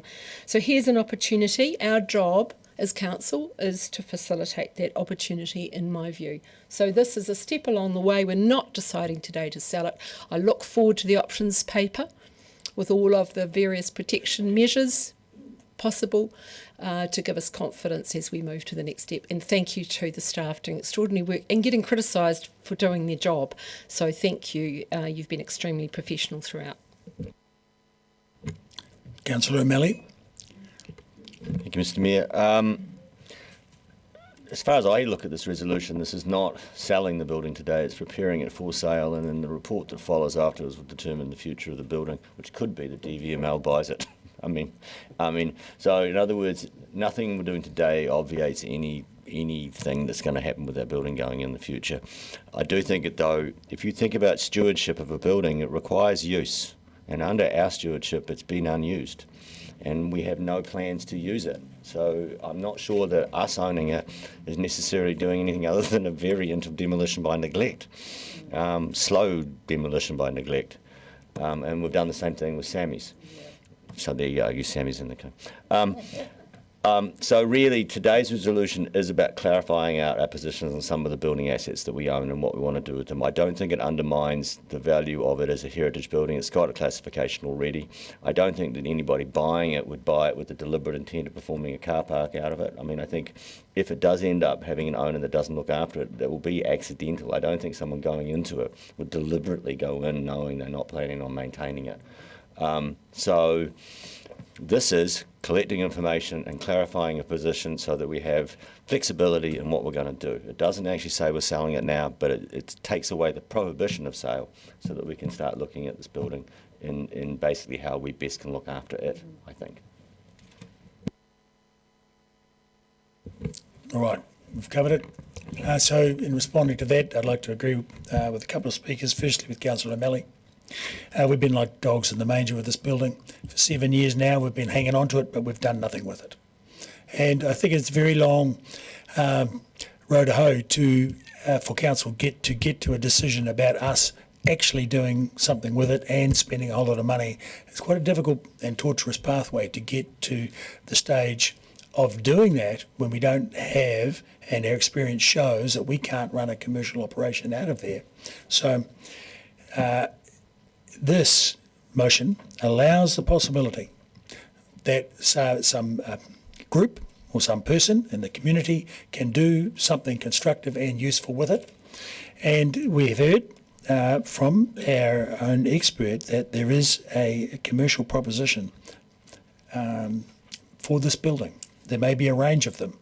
So let's make it feasible, and then for them to investigate whatever commercial propositions people may have in mind, and then we can make a decision once we see what proposals we get. And so I agree with Councillor Gary that, you know, we've had a go and we haven't managed it. So let's allow the public to have a go, and hopefully they'll come up with something that is interesting, exciting, commercial, viable, and still keeps that beautiful building right where it is. So, having said that, I'll put it, and we'd better put it by division. Councillor Ackland. Aye. Councillor Barker. No. Councillor Benson Pope. Aye. Councillor Gary. Aye. Councillor Gilbert. No. Councillor Houlihan. Yes. Councillor Lefiso. Aye. Councillor Lucas. Aye. Councillor Mayhem. Aye. Councillor O'Malley. Aye. Councillor Vandervis. No. Councillor Walker. Aye. Councillor Wetherall. Aye. Councillor Wiley. Yes. Mayor Raddick. Aye. Carried 12-3. Thank you. All right. I think we can manage the town hall prior to having lunch. So we'll have to. So I welcome Mr. West, Ms. Nilsson back to the chair, and also Mr. Ristall.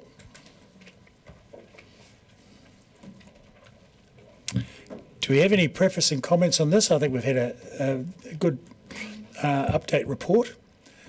Any comments to open? I'd just like to introduce Mike Ristall. Mike Ristall is one of our project managers. He's responsible for the Town Hall Municipal Chambers projects of work, amongst many things. So, welcome. Okay. Questions? Councillors? Questions? Councillor Vandervis? We look at page 200 and, sorry, what have we got here? 209. The exterior heritage restoration budgets for 26, 27, 28, 29 and 30. I understand that you still have to have quite a bit of investigation to know exactly what is needing to be done. But given that we've got figures right through 5 years for exterior heritage restoration, does this suggest that you're planning to have the scaffolding up for 5 years? Yes. Councillor Barker? A couple of questions, and first of all, I guess around the whether there's any earthquake strengthening needed for the building. One of the concerns from people will be about the total cost of the project. When we look at what happened to Wellington Town Hall, $43 million it started off as and ended up at $329 million. And I think that our ratepayers would want us to ask that, are we going to manage this project so it doesn't end up like that? And I guess part of that is my second question about we're doing the outside before the inside. So how do those two interrelate? Sure, if I could just, I guess, talk generally about the project to provide a little bit of reassurance there. In terms of the structural strengthening work, we need to get through this detailed investigation period first before we decide what level of strengthening is needed, what our options are with strengthening, and really that'll be a choice for council. The options will be centred around, I guess, benefit for investment, what safety does it provide on the different parts of it, and balancing that with the cost to ratepayers, and also the option where council may choose to not do that work. And that'll be open for consideration as well. You referenced the Wellington Town Hall. Both Mike and I have been to the Wellington Town Hall project so that we can learn from that. The team there was really welcoming and really open about their learnings, and some of their key learnings really was around detailed planning up front before they start taking the building apart, so that they know to the best of their ability what they're going to find, what the options are and what level of work is required to strengthen the building. The report refers to structural strengthening work that's been done at a couple of times throughout its lifetime, and that'll be adding to its strength, but we've still got some areas where we don't know how it's going to perform. So we do the work now to understand how will it perform, and then the second question is how best do we strengthen it and what options does council have for that? my other bit was about doing the outside before the inside, and I guess about your confidence that, well, is it confidence? I know you got to fix the outside because obviously there's a bit falling off, it needs fixing, but just staging. Look, and that's exactly why we're running the two pieces of work together. We have a state where the exterior of the building, it needs maintenance. We've got pieces of stone, pieces of slate, pieces of metal coming off the property. If we were to leave all of that work till the point where we had the seismic strengthening done, not only would the scaffolding be up longer, because it's there for safety first and foremost. We've got pieces of the building coming off. We must keep people safe from that. And it would just delay the work. So the two pieces of work really have to go hand in hand. They're very mindful of each other, and we don't want it to deteriorate further. Thank you. Any questions? Councillor Gary. For the record, thank you for keeping us updated, and thank you for the tour that we went on. That was really informative. And I hope maybe there'll be an opportunity again to do that at some future stage. Would that be part of what you're thinking? Yeah. I learnt, and I don't know the detail or how accurate this is, but I was told earlier in the week in another organisation, in a board meeting, around changes to the earthquake assessments that are coming through, which will kind of change everything. Are you aware of that? We're monitoring the review of the legislation surrounding seismic strengthening. We have had some assurances from MB around assessments and work that has been done won't be asked to be redone. So it's an evolving area of expertise, I guess. Okay, thank you. Deputy Mayor Lucas. Thank you. Just following on from Councillor Van der Vis's questions about the table on page 209. So the 14 million, that just takes us to 2030. So, and there's nothing for the next 5 years, but that's only because you haven't yet worked out what we're going to do next. So council need to be very mindful that those numbers are coming and that those 5 years will be populated with similarly sized numbers, I would imagine. I guess twofold. Council will be asked to approve that through due process, through the annual plan process, as and when we know better what those numbers are going to look like as we get through the planning phase. The challenge for a project this large is that you could say, well, why don't we plan the whole lot before we even start?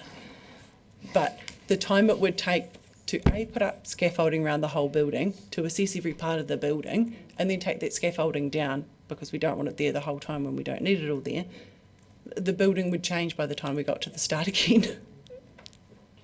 Ask for building on that. So that table is likely to be informed by the 10-year plan. So that's where you're most likely, I think, to see, but yeah, more money, if you know, because these are budgets that we've allowed, but it's highly likely that the costs are going to be more and potentially significantly more than what we have. Yes, absolutely.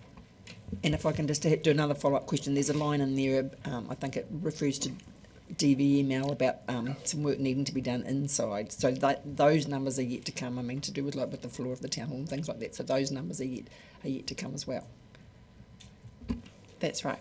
There is some allowances in that 14 million you'll see there around renewing energy systems and doing some of the electrical work. The, I guess, standard maintenance program stuff, we know it's scheduling to come up and we're aware of it so far. Yeah. Councillor Van der Vis. You're looking at the seismic safety aspect for the municipal chambers in particular. The council chamber itself, do you have any indication of roughly when it might be seismically safe enough to be used again? And if it is to be used again, will it also be able to be used and hired out, for instance, for conferences and as a venue, so that we can get some return from it other than just having council meetings? I guess there's a few points to touch on there. The first one, it is safe enough currently to be used. This is not about safety in terms of having council chambers based here. It's really based around noise. For us to do investigations, to do drilling, to do repairs, we would constantly be interrupting the due process of council, or in return would be constantly asking the construction team to stop work, both of which is problematic. The other part is there is built rooms within Municipal Chambers building that are currently used for conferencing by DVML. So, but I have no timeline of when you might be able to go back to that part, I'm afraid. Councillor Gilbert. Thank you. A couple of questions. First of all, on page 208, around the skilled tradespeople. Sorry, would you mind giving me the paragraph number? Just my page numbers are different. Nate, which question? There you go, 45. Apparently. Paragraph 45, around the skilled tradespeople being, I think the expression you've got there is extremely rare or extremely limited. So, given the skills shortage lists have been around for many decades, and given that despite their best rhetoric, successive governments have done little of much effect on the skills shortages, at least in my experience, are we just, because you also mentioned about it's an opportunity to build on the skills and expertise that were gained over the railway station redo or refurb. Is this simply a building on that? Is there a program nationally that, whilst not waiting for government to do it, that TAs have got together and kind of started a program of sharing and growing this together, or are we just doing it sort of locally and as a can also do kind of a add-on? Growing the specialist skills that we need for heritage buildings, it's something that's in kind of everybody's interest. When you look at the commercial operators, the construction operators that we work with, the likes of Naylors, they do have a focused effort on employing those skills, both importing them from experience from other countries, but also working to grow our own locally. We're working with the local schools. I think there's Naylors are sending somebody to the UK. Can you elaborate on the person they've got sent over there? Yes, certainly. One of the subcontractors specialises in the lead flashings, and they're going to send one of their employees to the UK to do some formal training, and once he's qualified, obviously that skill level can be transferred back here to Dunedin, and he can share those learnings. We're also using an Auckland-based expert, particularly around the lead welding and flashings, who's acting as a quality control specialist for us, so he'll be able to share some of his experience as well. And I'm not expecting New Zealand necessarily to have the qualification, but so the training is simply that training, or walks away with a qualification that we can then leverage off? You may not know that level of detail. The person that we're talking about is walking away with a formal training qualification. This is a fantastic opportunity for us to add to the community and add to the local suppliers and skill set. And it is building on the Dunedin Railway Station, which was very popular with learning and development, and we're bringing that across to the Municipal Chambers Town Hall project. So. Sorry, I just cut you off. Good, but I'll take it because you stole my next point, which was that it gives us an opportunity to be a centre of excellence in this. We can sort of start leading the way with this sort of knowledge and expertise coming through. Yeah, it's funny, for an old industry, it's relatively new here. So we do have an opportunity to do great things for Dunedin, and selfishly I am focused on our buildings and our growth, but we're working with national providers. When you look at Naylor Love, who are growing in their expertise across the country, and we're leveraging that wherever we can. I will add, I met the heritage architect when I did the tour of the railway station. He was really complimentary of this council for doing the right thing for the railway station. And what I can see is we're just building on that all the time by doing this piece of work. We're just expanding that knowledge and skill base. And my last question is on the 3D scanning, which letting my little inner geek run free is cool stuff. I happen to be part of a seminar in Christchurch around the Christchurch, or the digitisation of Christchurch, and how they now have a database of all their buildings that is maintained real time, and after any event they know the cumulative effect on each of those buildings and whether they need immediate investigation or no, they're only at 60% of it or whatever. Is this, or could this be the start of that for us? Is it at that level, or it's simply imagery? It's absolutely more than imagery, because it builds, please correct me if I'm wrong, Mike is way more of an expert than I am, but it's a digital model of the building that we can run an earthquake scenario through. Like, that's awesome. And it's a huge investment for us, for the city, and for the future of the conservation of that property. So in a small way, it's one property worth of that type of information, and we can keep updating that model if we want to with everything we do on that property from here on in. A digital map of a city starts with one building. Councillor Hulahan. Thank you, Mr. Mayor. I mean, there's been on social media, mind you, on social media, there's often, criticisms of everything we do, but there was some complaints around the costs spent on this building. However, had we not spent the money, what would happen to those buildings? I can only guess, but we have parts falling off at the moment. So if we don't invest in the exterior, that will continue to get worse. Exactly. Thank you. Councillor Gary. Thank you. Just wanted to explore the schools space a little more, and I recall speaking to the heritage architect as well, and how complimentary he was. It's true, is it not, that some of the specialist niche skills we do have really good availability, the likes of Wainwrights and so forth, that are specialists and worked on the railway station? Don't get me wrong, we have excellent specialists. The availability is the key part. They're in top demand because of what they do. However, it's also true, is it not, that some of the areas like architectural blacksmithing there are no qualifications for. We do have foundries in the Otago area that cast, but and that's a qualification you can get. But there is expertise, but not necessarily the qualifications. So we've got a good starting point, have we not?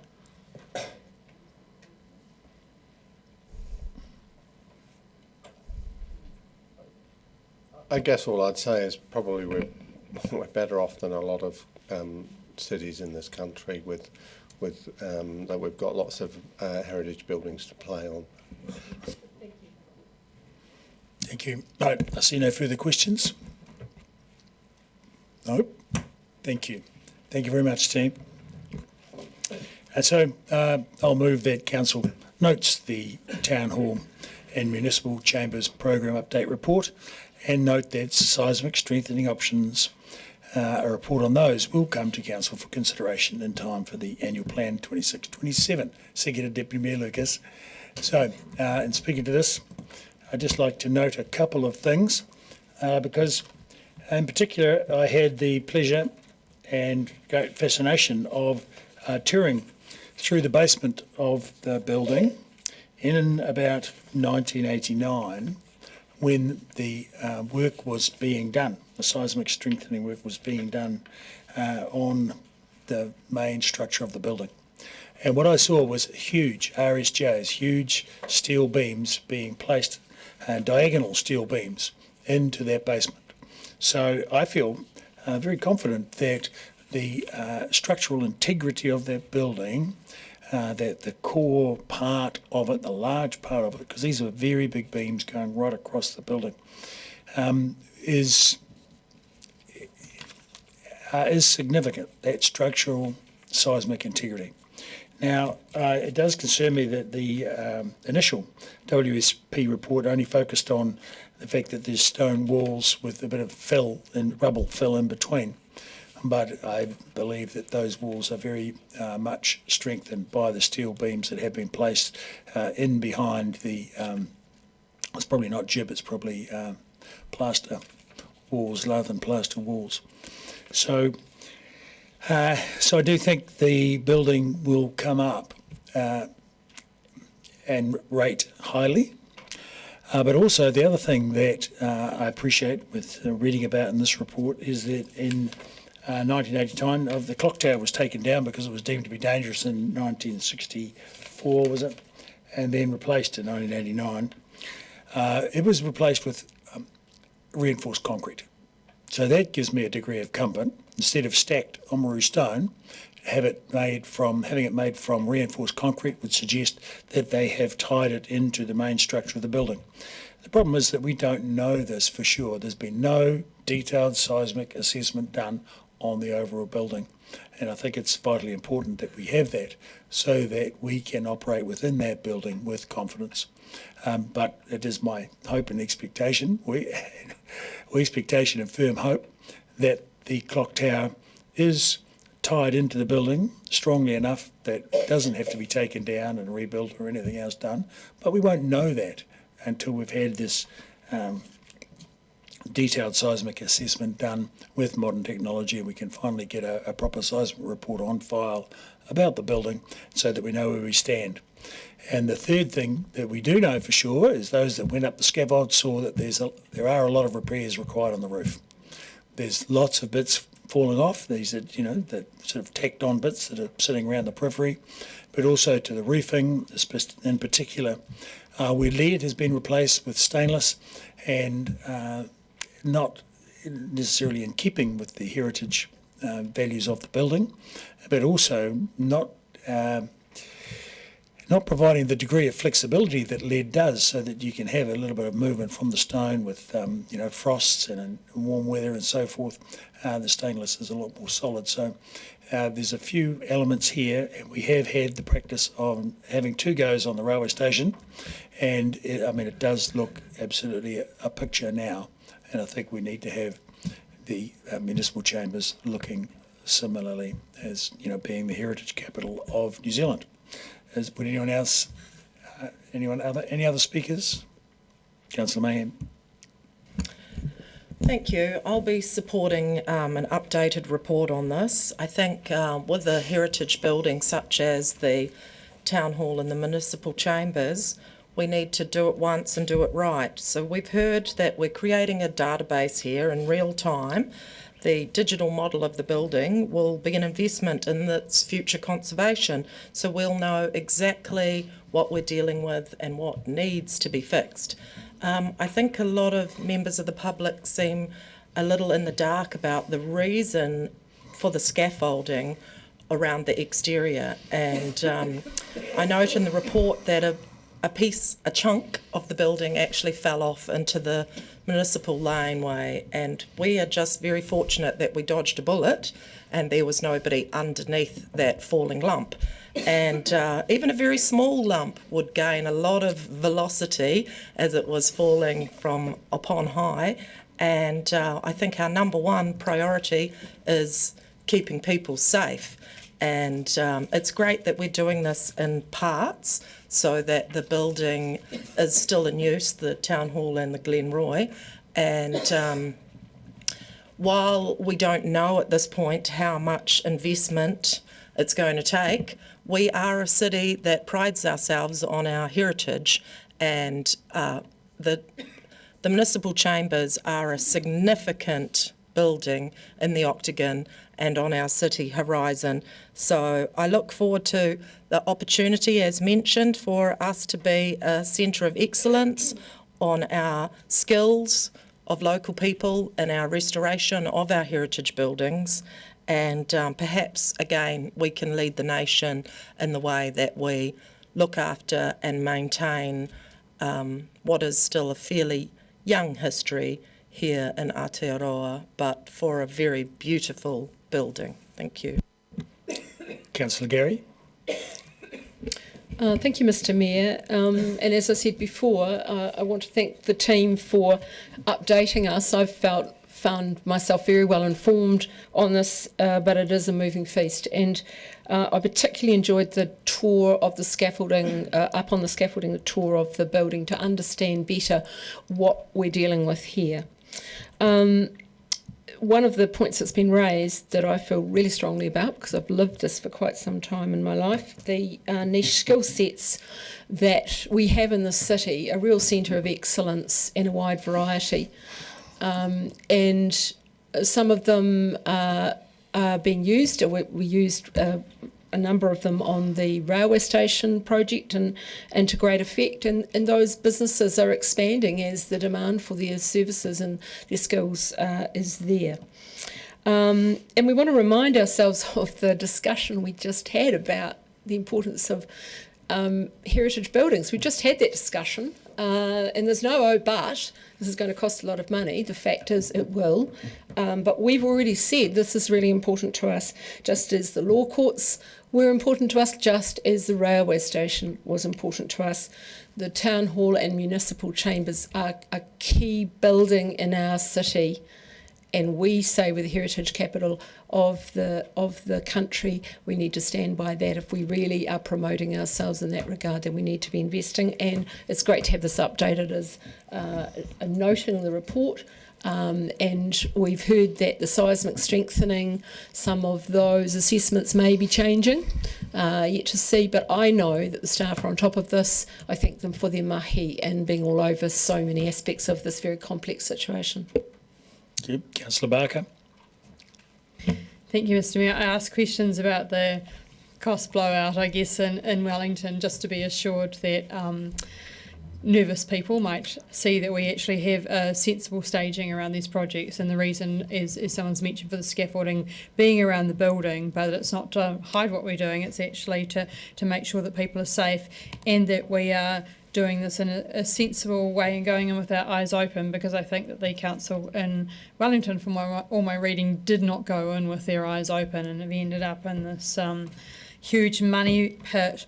I also just wanted to talk about the heritage expertise which is sitting on the Heritage Action Plan and the Heritage Fund. We certainly know that there's real challenges about actually getting people to do the work. So I love that we're doing the work in Dunedin and that people are being trained to do more work, because I know from our own old heritage building how difficult it is to get people to do that work. And I also know from experiences with the heritage building how once you start peeling back the layers, things can get a bit more challenging. So I'm really pleased that all the investigation work has been done, so we are going in with our eyes open.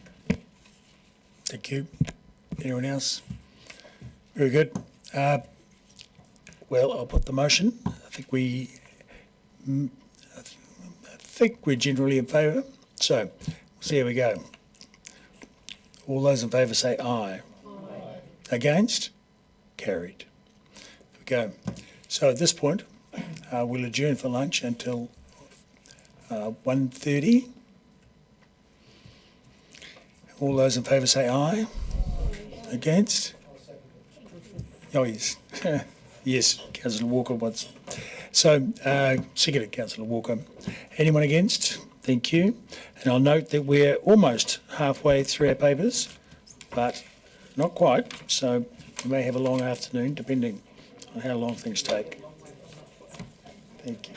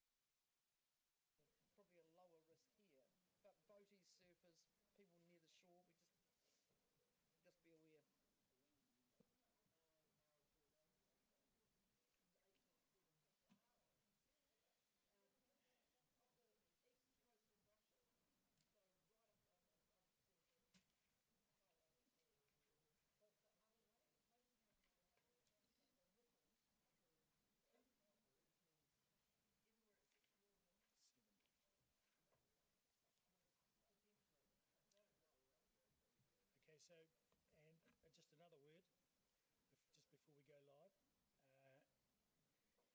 We've got 7 items in confidential agenda, plus 25 items on the agenda, so that's 32.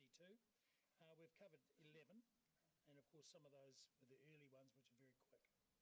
So that rate of progress, it would probably take us to about 9 o'clock. So if we want to be finished today, we'll just need to move things along, so be concise in our questions and concise in our speeches, if we've got any hope of finishing at a reasonable hour today. It's quite a big agenda. Alrighty, so we're now 1:31, so it's time to resume. And we've got Centres Upgrade and Minor Amenity Improvements Program. We have Mr Ward and Mr Maudsley to the desk. Do we have opening comments, or should we go straight to questions?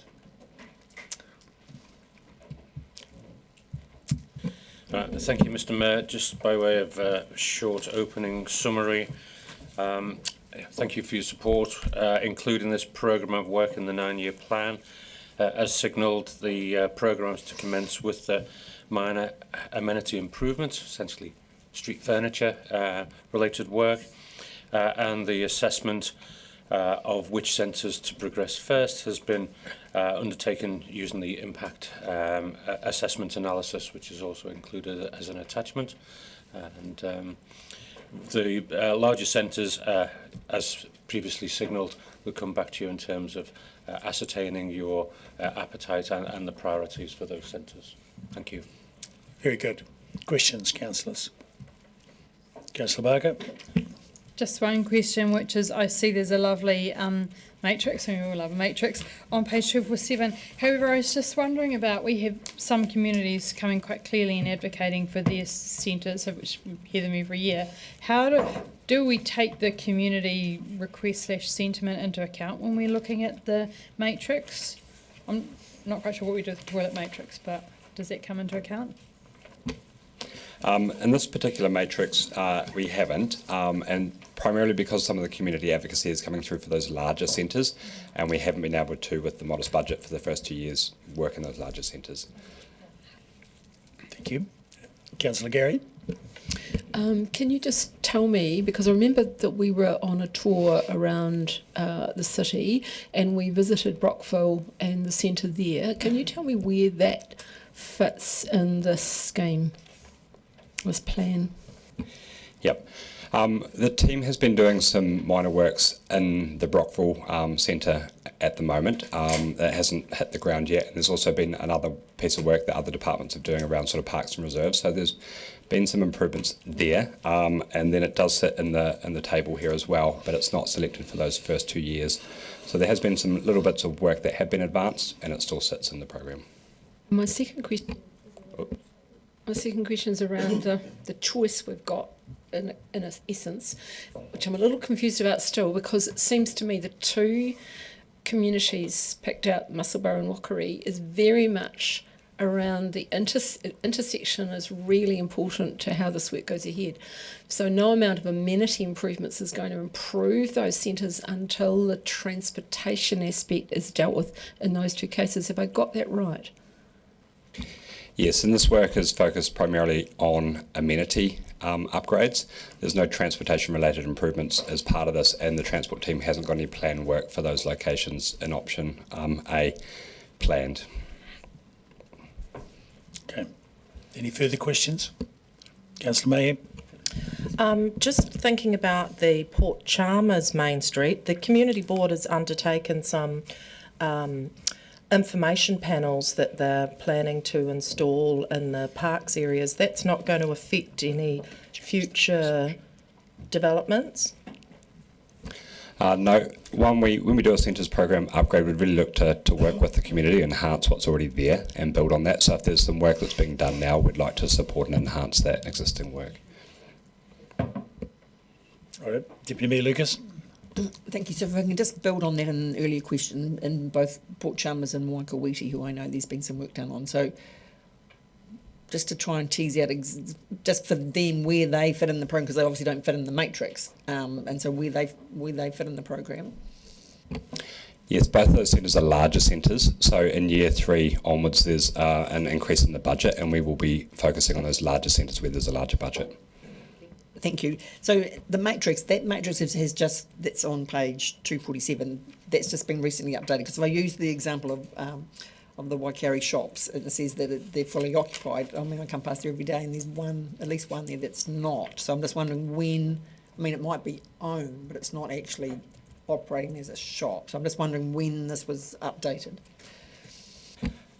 We looked at that just recently as a head of completing this report, so we may have missed that one shop there, if it's not vacant, which may drop that down in 1 point. Yeah, okay. Yep. Thank you. We've covered the questions. Thank you very much. So, as a result, I'll move that council notes the Musselburgh and Waikari neighbourhood centres have been selected for the first 2 years, and a report will be presented to council in 26 to confirm the next two, to confirm the centres that will be upgraded in the following 2 years of the LTP. Second, Deputy Mayor Lucas.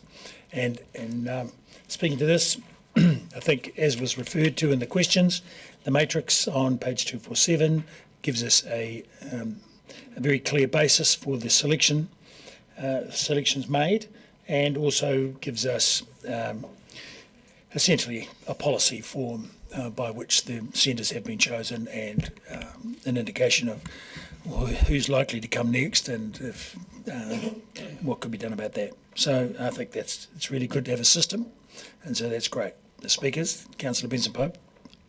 Thank you. I think it is very useful to have the more objective assessment of what first and why. Much more as I'm delighted to see some of that work might be happening in Musselburgh, which is quite a problematic area anyway. But in general, I think it's important because to keep this work going, even at a low level, because it's these sort of little things that improve the physical environment right across the city. And it's one thing to do some great work in George Street, or perhaps even the Octagon one day soon, but these other little incremental changes and improvements are what makes people's physical environment better, more pleasant, and Dunedin a nicer place for all our visitors. Thank you. Right, anyone else? There we go. Thank you very much. Therefore, I'll put the motion. All those in favour say aye. Against? Carried. Item 13, submission on the updated Resource Management National Direction.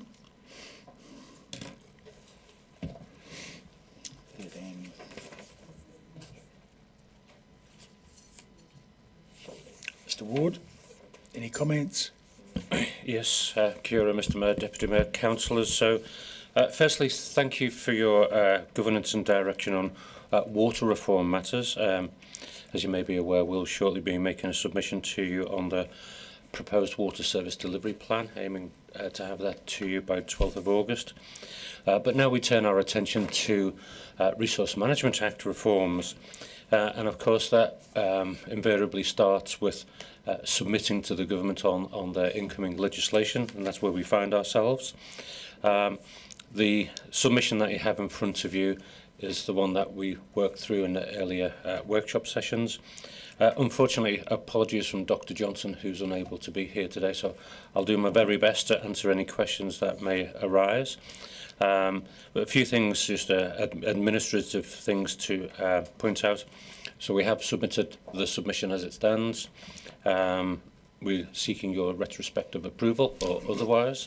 There has been significant internal engagement also in terms of developing that submission. It's not just the work of one person. And hot on the heels of this, of course, is the next submission on Going for Housing Growth. And so that's due at the Ministry for Housing and Urban Development by 17th of August. So keeping quite a pace on these reform matters. Thank you. Are there any questions? Councillor Barker. Thank you, Mr Mayor. Kia ora. A question around page 259 and then somewhere else. It talks about to support the submission, DCC staff will provide a detailed technical submission that will make suggestions on provision wording.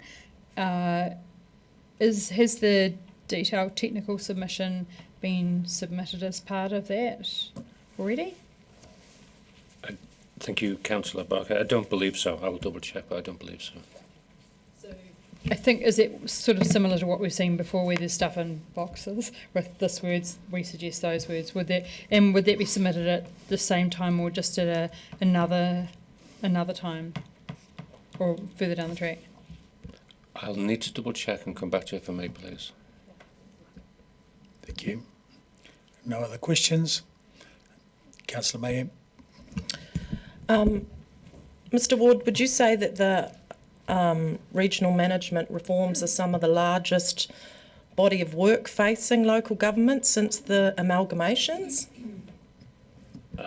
Profound. I'm happy to move option 1, where we really put an emphasis on local. Oh, that's not a question, sorry. Councillor O'Malley, question. Is urban rural boundaries in this section of the reform, or is that in the next section of the reform when we're going for housing growth? I believe that will be in the next section. There's three areas of note for this one. I don't recall it. Then 3 packages. I don't recall that being one. Yeah, we got that as an email with an attachment, which is not the. I'm just trying to get my head over this because it's very wide and broad, this reform. I notice in our submission we talk about the high-class soils and some ambiguity in government direction. Have we run into a situation where we are getting instructions that are not necessarily particularly clear as to where we're going, to what we have to do? And I think in our submission we raised that issue that we need greater clarity on some of where the government's going in that direction. Yes, that's correct, Councillor O'Malley. One of the key themes here is the pace at which the reform is playing out. There's a real risk that we don't get that clarity, and hopefully you see the theme of can we do it once and do it right? And on that particular topic, I think, yes, there is ambiguity arising, yes. Thank you. Councillor Houlihan. Thank you, Mr Mayor.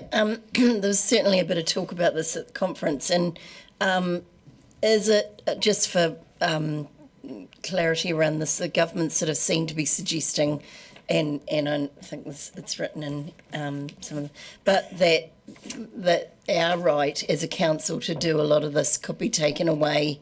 Is that how you see that? That some of it would change? It's quite a huge, as you mentioned before, but the changes are quite huge. That's the essence of the submission, to make sure that the balance is there in terms of national direction, local decision making. That's what we're seeking to submit to the government for their consideration. So that is a concern that's emerging from our reading of the documents available currently. Great. Thank you. That covers the questions. Thank you very much, Mr Ward. Councillor Mayhem has indicated that she'd like to move that Council approves the draft submission with any amendments on the first 3 packages of the updated national direction on resource management. Seconded, Councillor Gilbert. Would you like to speak to it? Yes, I would. We're facing a lot of reforms at an alarming rate, and I campaigned last triennium that there was very little left for councillors to do now in the face of so much regional transformation and movement away from localisation, that we needed to focus on the well-beings. But now that's been removed also. So that gives great cause for alarm at where these reforms are heading. And as I stated before, this is some of the largest work that we've been hit with since the amalgamation back in the 1989, was it? I guess this is something that the next council will have to really grapple with, but I'd like to praise the staff for their awareness around our local needs and the information that we're putting in our submission, and also hot on the heels of it, as Mr Ward said, is the housing growth submission on the 17th of August.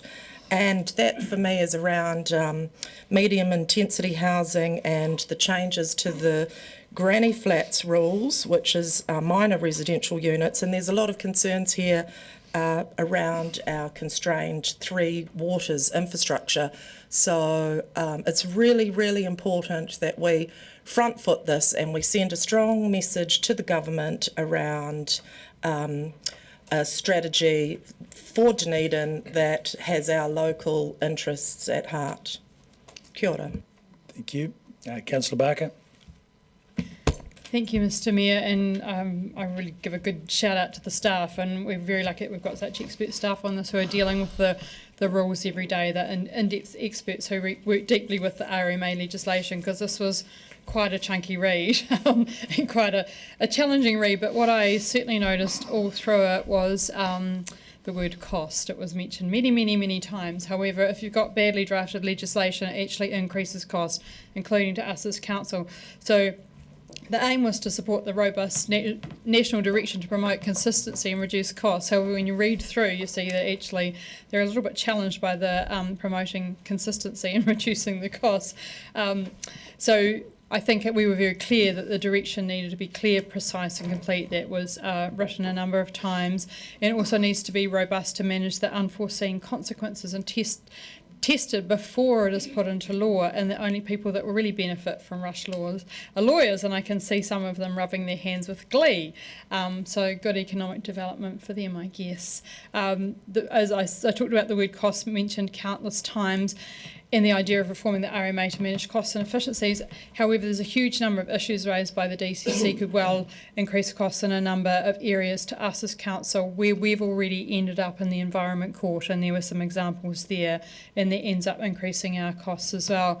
It's really concerned about the balance of the environmental protection versus enabling development. Recently, having been overseas, talked to a lot of people who seriously regret their urban sprawl, their loss of environment and the impacts on cities. And one of the things I really noticed was, where's all the birds? You know, we need our environment. We can't just keep rampantly developing, and the environment is something that we can't get back. We've got tourism, farming, exports all depend on us.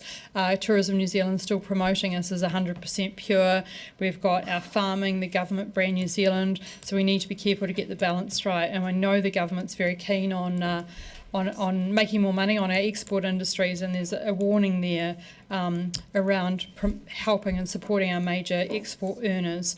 In this case, the devil is in the detail, and I think that, was it 14 pages? It's such hard reading, but there was such a lot of detail, and it makes me extremely nervous and very grateful that we've got the experts sitting here. Really worried about the loss of voice, and that was pointed out as well. This government, as we say, campaign on localism, but there seems to be a lot of shift to centralisation of decision making, which is quite dangerous to us. We are the people that know where we've got the infrastructure issues, and if people, when we've been in these hearings, if people keep plonking more and more and more buildings, well, our infrastructure is not going to cope, and then our ratepayers are going to end up paying for it. So I'm really worried about some of the stuff that I saw in there, and that goes through to the next one that we're going to talk about, which is the waste minimisation, where there's powers being given to ministers to ride roughshod over what we want to do. I think the important message, as Mr Ward said, was get it right first time. I think we're all sick of the changes, we're sick of seeing these submissions, we're sick of unfunded mandates and the loss of local voice, because it should be about our city and our decisions. And the submission does mention the golden goose, and I think we need to be very careful to get the balance of its living conditions right and not kill it. So I do support this. It's a great submission. Very good. Councillor O'Malley. Thank you, Mr Mayor. I want to thank staff as well for the submission. It's been quite a lot of work. This is a vast amount of paperwork to get through to understand what the government is actually planning. And by the way, this is not this government. This has bi-directional support. The previous government was also going through reforms that were not dissimilar. The previous government was going to remove amenity as a consideration, as is this government, which I think is a serious issue to lose in RMA reform. And the relationship of growth versus the environment and localism. One of the things that's coming forward with this reform is potential that we'll have to form, and that's why all district plan variances and work now going on district plans is being suspended, because we may have to go forward to a regional district plan, which means that we will share the same district plan as Queenstown and Waitaki and Clutha. And we all have very distinct planning requirements and planning objectives. So coming to a nationalised or coming to a highly aggregated regional plan, I think is going to be a backward step. And I remind people that one of the issues, and that's why I asked the question whether the urban-rural boundary is being considered in this reform or the next set, is one of the things that has been essential to us and our delivery of infrastructure is that we have kept and maintained a tight city structure. Now, developers who want to build on greenfield sites have said that we are in the way of development and we are inhibiting growth. But you also must remember that what just came out of the Infrastructure Commission is that the cost of a water connection in Dunedin is half that of Queenstown, because we have a tight district plan. And this government is about to dismantle that. And so when we talk about localism and you have your control over your own future, and we get to the point where all of this is being rejigged in such a way to, in my opinion, deal with probably voices that are louder in Auckland than they are in Dunedin, and this wouldn't be the first time that national direction has changed to fit the outcome of one city in the Golden Triangle and the perspective of the government, that we end up falling out the other end and being on the wrong side of that change. So, like Three Waters was a challenge to this city's aspirations and futures in the previous 3 years, I believe RMA reform will be the big challenge for the next 3 years, to make sure that we carve out what we need to carve out to protect ourselves against changes that don't necessarily affect this council. So are we talking about the sovereign right of central government over local government? Are we actually talking now about, as the central government seems to be keen on, the dismantling of local government and removal of it entirely? And this is one of the steps that we're heading towards. Aggregation of RMA activities to the regional level and potentially giving a lot of control to ministers and taking them out of the control of local people. Councillor Walker. Yeah, thanks. I won't take up too much time. I largely agree with Councillor Barker and Councillor O'Malley's sentiments. And like them, I'm an RM commissioner. And I think that you were both being overly polite saying this was a hard read, to be honest. I find it easier reading Nietzsche, Joseph Conrad and Kafka, to be honest. It really is hard, and I think that feeds into my just grand applause to staff who work on this.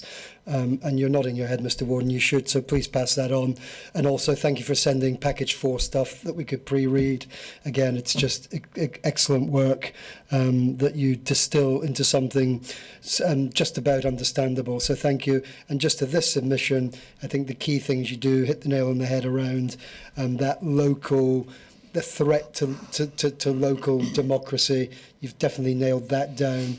And I think more importantly, I think the whole submission ends with a reminder that we need to just do this once. So don't do it quickly, take your time, get it right, do it once.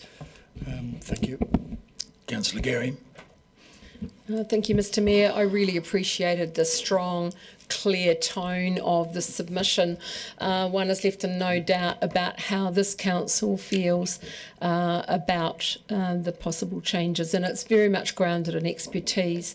And wearing my RMA commissioners, looking through that lens, it's a really very complex nature of this work, and it has a considerable impact on our quality of life.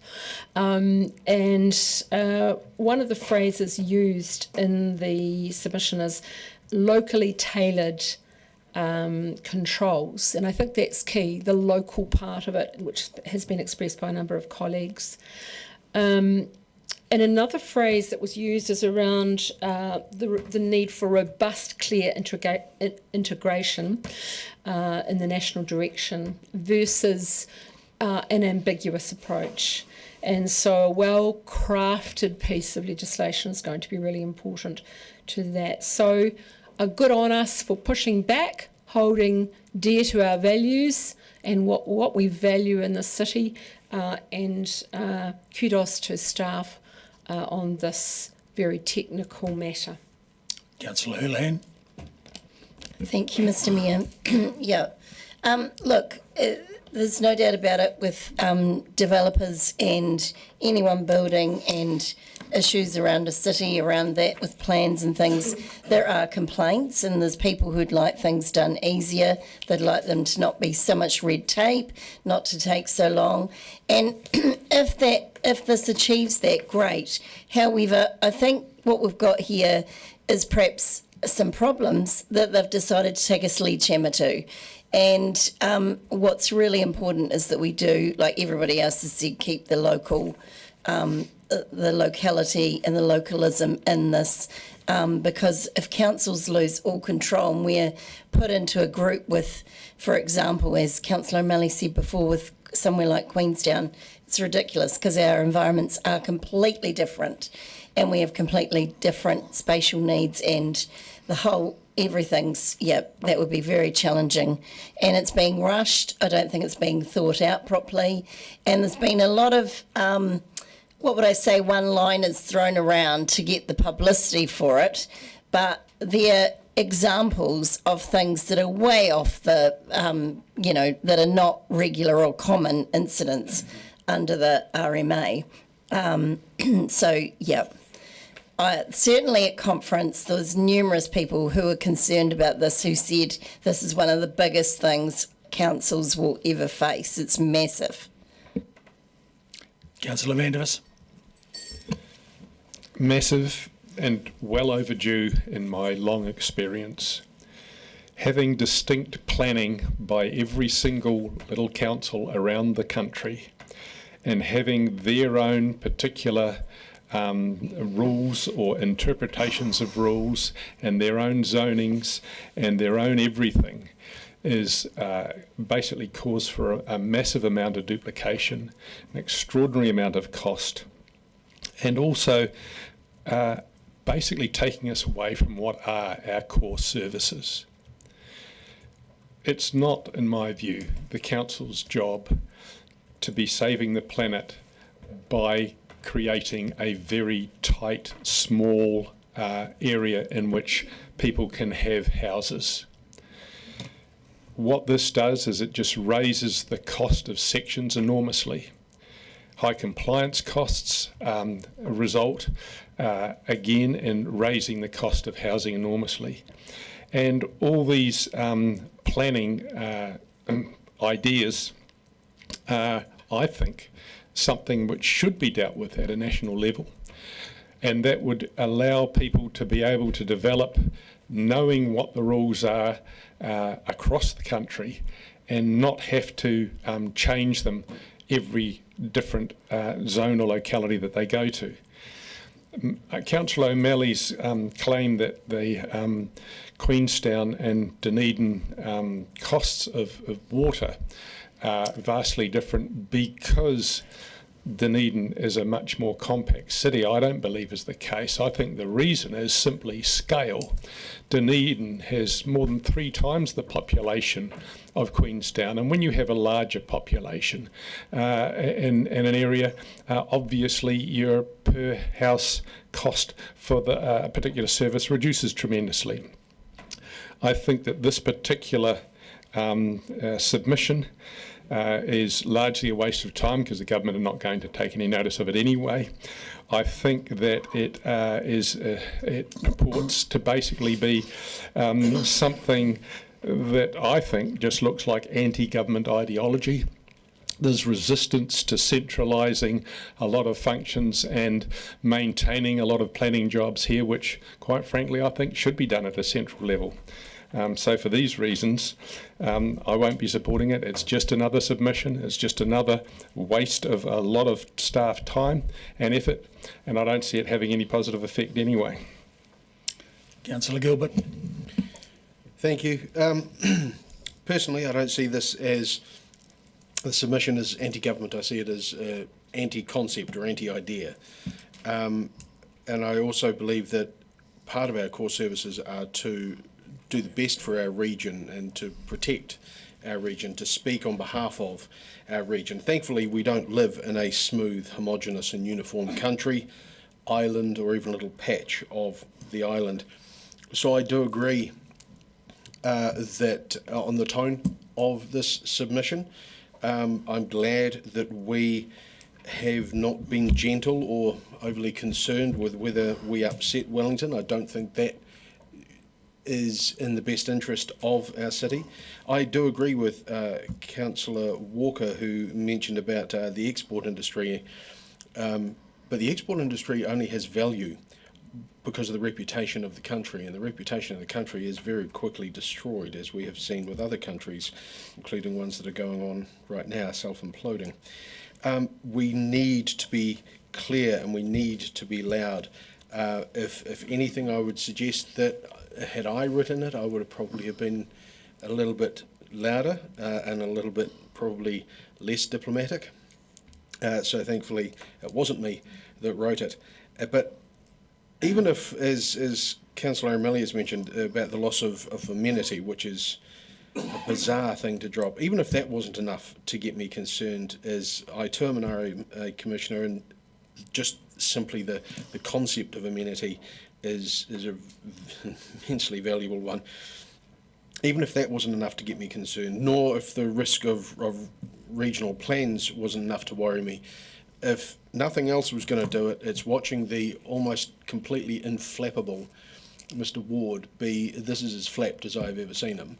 And the reference of this being the next three waters, bloody hell, we've only just got through, well, not even through the three waters, and now we're about to do this as well. So I can understand why Mr. Ward is flapped. I too have my flap meter is on the rise, so I will absolutely be supporting this. Happy to second it. Okay, so I'll just make a quick comment on this. I don't see the submissions as being anti-anything. On the contrary, I think they're pro-balance. I think it's important that we do, as a council, register our voice and register our thoughts on the Resource Management Act proposed reforms, because our voice does count, and you're certainly not going to have your voice heard if you don't register it and put in a submission. And I think we've got a very knowledgeable team, and we've got a very well thought out and considered submission to the reforms.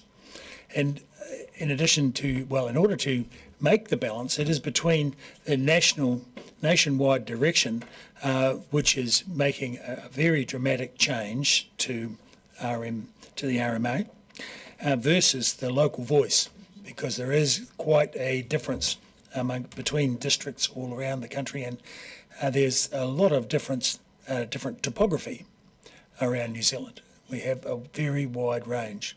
The point was made from the minister, of the very small number of districts considered in Japan versus the very large number of plans that we have for New Zealand. And I think there's a balance to be struck between a single unified nationwide direction and the individual needs of various districts. And so this submission goes a significant way towards striking that balance at a suitable balance point between the two instead of one extreme or the other. So there is quite a demand in the community for more simplicity in RMA, and that comes from a range of people in terms of reducing cost, but also making it easier to get things done. However, that doesn't need to come at the total expense of throwing out all that has gone before in terms of local considerations. So I think the submission goes well to achieve that. Councillor Mayan. Thank you. So Councillor Barker mentioned getting it right the first time and loss of local voice, hidden costs and getting the balance right to protect our natural environment. Councillor O'Malley points out the previous government was also planning to remove amenity. District plans works have been suspended and RMA trained councillors, and we have, I think, 6 or so trained commissioners here at the table, and they've all had their say. 8 of us. We are not the same as Queenstown. Localism is the control of our own future. We don't want to be on the wrong side of change. It's our big task for the next 3 years. Democracy is at stake. The removal of local control and giving that to the ministers of concern. Councillor Walker praised staff also for breaking down the reading and making it easier for us to digest and what that actually means for us. Councillor Gary appreciates the clear and strong tone of our submission coming from experts. There is a complex nature to this work and it will impact on our quality of life. The emphasis again is on local need versus ambiguity. We need to hold our values dear, and kudos to staff on all technical matters. Councillor Houlihan said while red tape creates hold-ups, there's no need to take a sledgehammer to all of our legislation. We have different spatial needs across the motu. This feels rushed, and some of the examples used seem fairly uncommon. Councillor Vandervis mentioned cost, duplication and core services. Actually, our district plans protect our area. Yes, knowing the rules is good, but I don't think scale is the issue. Ōtepoti versus Queenstown, it's about the geography of the area, and we can already see the issues that Queenstown's facing around emergency management risks, the red zone, congestion and general downtown overcrowding. Councillor Gilbert said core services is doing what's best for our region. He does not see our submission as anti-government. The risk is actually destroying the reputation of our country, and suggested that if it was him, he would have been louder in his feedback. The concept of amenity is an enormously valuable one, and those who would normally be unflappable are flapped.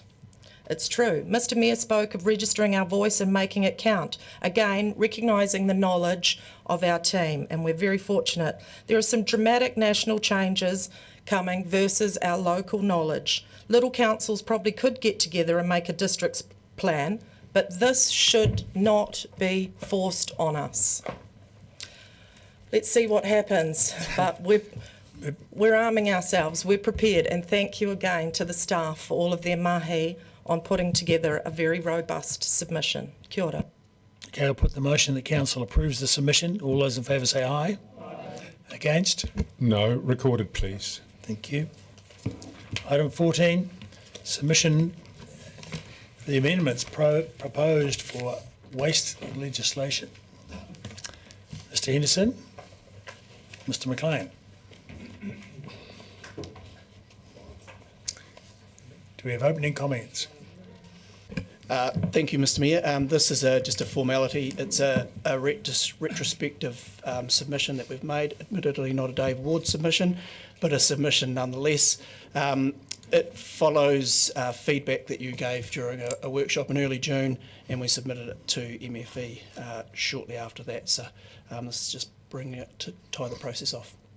Thank you. Therefore, there won't be any questions. Councillor Barker.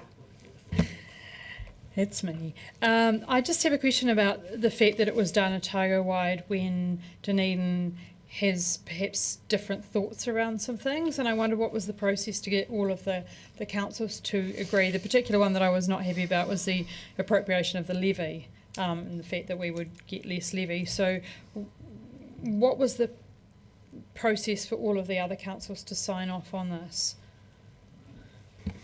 Thank you, Councillor. I can't actually tell you exactly what the process was at each individual council. We worked with the regional waste officer, because obviously we have a regional waste officer, and the idea is that now we're supposed to be working regionally as much as we can. The regional waste officer gathered feedback from various councils and put it together into a combined submission, which was what we then presented at the workshop with some other amendments. Got feedback obviously from your fine selves, and then we put that into the submission. So the obviously in a region like Otago, having a number of smaller councils, there was strong support from those councils for having a bit more waste levy money associated to them, and it was hard to justify why we would say no in our submission as a staff comment. So my other question was just, usually when we do submissions, we have a cover letter, which is specific, I guess, to us. I know this is a retrospective, but I guess there's probably going to be more changes to waste legislation because there's changes to all the others. Would it be possible in future perhaps to look at having a cover letter that's kind of ours, in case there's places where we don't necessarily agree with the whole submission? Yes, certainly, Councillor. In the cases that we actually get a chance to submit, to talk to councillors before we have to submit, yes, absolutely. Very good. Councillor Gary? Just while you're at the table, Mr Henderson, just wanted to know, you'll be aware that the mention of the Sophia Charter is greatly appreciated by the Charter participants. Councillor Mayhem? Just looking at item 8 about the infringements for litter and illegal dumping offences, mismanaged waste. How often do we actually able to implement an infringement? Yes, sorry for cutting off, Councillor. Yes, under the current legislation, it is actually incredibly difficult. We do issue a lot of warning letters. We very seldom, or almost never, actually try to infringe people because we have to identify the particular person that is responsible for doing it. We can't just use a car registration or an address or anything else like that. We have to identify that you, Councillor Mayhem, are responsible for putting that item on the street. Yeah, so, it gets very difficult to get to that level of evidence. So do we have a budget to how we manage, I feel like we've discussed this historically, how we manage fly tipping, and I feel like there isn't a budget anymore for that waste disposal, is that right? In the regards of illegal or mismanaged waste, there is a budget that's actually included, well, part of the curbside contract includes the collection of illegally dumped waste, so it actually appears in those contract costs. Do we have an estimate of how much it costs a week for us to dispose of, say, fly tipping type waste? That is more difficult to come across because there's my department, transport, and the Parks and Recreation department all collect in different areas when it comes to that. I do know that a couple of years ago we did do a calculation. I'm struggling to remember the exact figure. I seem to remember we were spending upwards of about $150,000 a year on collection and disposal of illegally dumped waste. I couldn't give you any up-to-date figures on that right now. Councillor Gary? Mr Henderson, just at the very end on page 285, the comment around the endorsing the ability, keeping the ability to deal with occupiers rather than only owners, it talks about a disconnect between landlords, owners and tenants, which is limiting in terms of the outcomes. Do you have anything to add to that at all? How much of a problem is that for us, particularly say in the university area? Thank you, Councillor. I think you'll also find in there there's a mention of the Health Act, and it has quite a different attitude, or quite a different requirement when it comes to that. So we quite often find that, for argument's sake, using the student area as an example, if there is a lot of litter on a property, it's much easier to refer that to our environmental health team as that property being a health hazard. Once again, they can actually require a landlord or a property owner, etc., to clear up the property, whereas we would have to identify the particular student that put the rubbish on the property. So it's just that requirement. So it does, to respond to your question, it's very difficult for us in those circumstances, but there is other mechanisms that could be brought into the Litter Act that would make it much easier for us to deal with those kind of issues. I'm not sure I've exactly answered your question. No, because my question was about the disconnect that's mentioned between landlords, owners and tenants. So do you find that the landlords have impact on getting the tenants to do what they need to do in that regard? Yeah, thank you, Councillor. I wandered off on a tangent there. Yes, we definitely do, especially especially with absentee landlords, overseas landlords, etc. It's incredibly difficult to actually get them to even contact the property managers at times. It was very difficult to contact some of the owners, full stop. Property managers can be quite unresponsive at times as well, certainly not all of them, but just some of them. So there is a disconnect with how we actually try and engage with the tenants and property managers, owners, yes. Did answer it, thank you. Very good. Thank you. That covers the questions. Thank you very much, gentlemen. Okay, so at this point I'll move that the council notes the submission which has already been made. Seconded Deputy Mayor Lucas. Does anyone want to speak to that?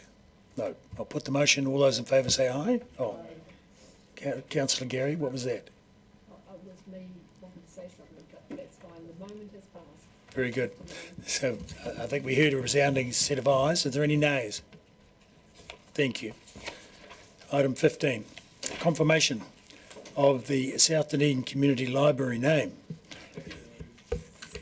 We'll have Mr McCracken to the table, firstly, and I imagine there are no prefacing comments, but are there any questions, councillors?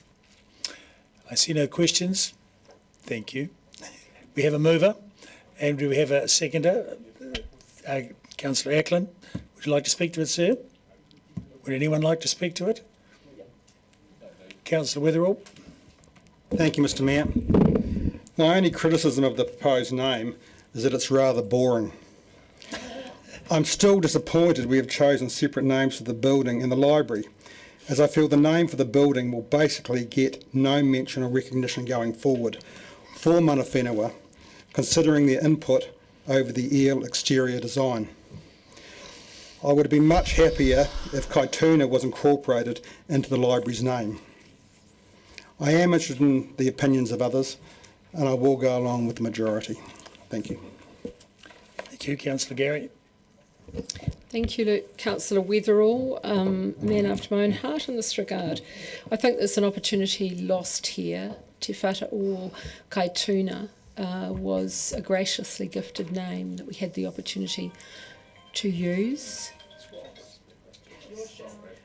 Mr West, we had the opportunity to use that name that was so generously gifted for the whole of the facility, and we chose not to. And I think that's an opportunity lost.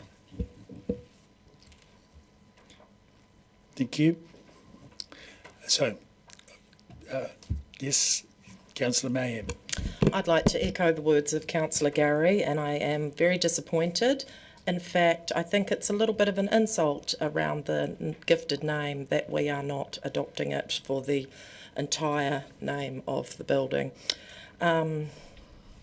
It is what it is, but I'll be voting against this.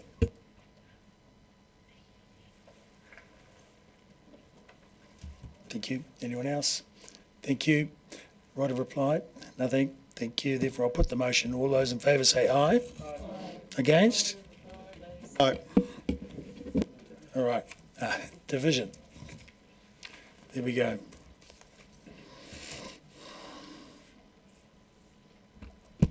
Councillor Ackland. Aye. Councillor Barker. Aye. Councillor Benson Pope. No. Councillor Gary. No. Councillor Gilbert. Aye. Councillor Houlihan. Yes. Councillor Lafiso. No. Councillor Lucas. Aye. Councillor Mayhem. No. Councillor O'Malley. Aye. Councillor Vandervis. Yes. Councillor Walker. No. Councillor Witherall. No. Councillor Wiley. Yes. Mayor Raddick. Aye. Carried 9-6. Thank you. Item 16, appointment of chairs for the Music Advisory Panel. Mr McCracken and Ms Wilkie.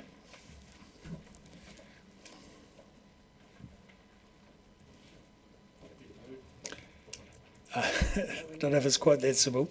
Firstly, do we have a prefacing comment or comments? Happy to take questions. Fantastic. Questions. Do we have questions?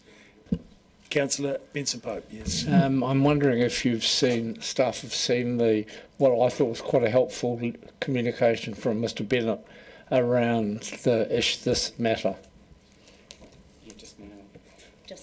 Just now. Thank you.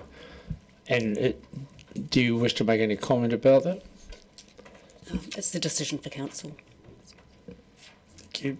Councillor Houlihan. Thank you, Mr. Mayor. Nothing to do with both these hard-working councillors, but I'm just wondering time frame. Given we're going into an election and we're coming into another term, is there any point us naming anyone yet? But wait and see what happens for next term and then name it. It seems to make sense, and obviously, if these two councillors come back next term, then it would make sense because they've been involved that would continue. But we don't know what's going to happen with anyone. Thank you, Councillor. There is a meeting next week, and there are further meetings planned for the rest of the year. Thank you. Councillor Gary. The point that Councillor Houlihan raised, would it be useful, and I don't know that this is to staff, it might be to the Chief, could we determine that the two councillor reps be the co-chairs rather than naming them, which would deal with the issue that you suggested, and that's done in other situations. Yes, Councillor, You happy to move that? free to do that if they wish. Would that involve amending the terms of reference slightly, or is it covered? No. The terms of reference just say the council will appoint the chair. Right, sounds good. Councillor Mayhem. Question. I think this is just here because it was meant to be raised at the Civic, Community Services Committee, which has only had one meeting, and the group has been operating for a year and still hasn't met its terms of reference. So it's just closing the gap. Closing the gap. Right. Thank you. Councillor O'Malley. At the meeting we had yesterday, the workshop on induction for next term after the election, came up that obviously membership of external committees is usually again checked and redone at the start of the triennium. So I'm happy to go with this, and especially if it goes with just named as councillors representatives, but it's also quite likely, is it not, that in fact that membership would be looked at again in just a couple of months after the election? Yes, there's questions. Is that a question? I think when I said is it likely to be looked at after the election, it's usually a question. Yes. So it's Righto. is the answer Are there any yes? other Yes, any thank you, actual that's the questions at question. this stage, Councillor Gilbert? How do I word this as a question? It's basically if Councillor Gary is happy to move what you were talking about, I'm more than happy to second it. I think that's the ultimate way through. Absolutely. I have a question of the Chief again. Is there one way that's better than the other to suggest that it be, because I'm happy to move, that it be the two councillors who are represented on this, or because of the process that was described before, we name the two councillors and that would be reviewed anyway, as it is for all the other organisations. Do you have a view, Chief?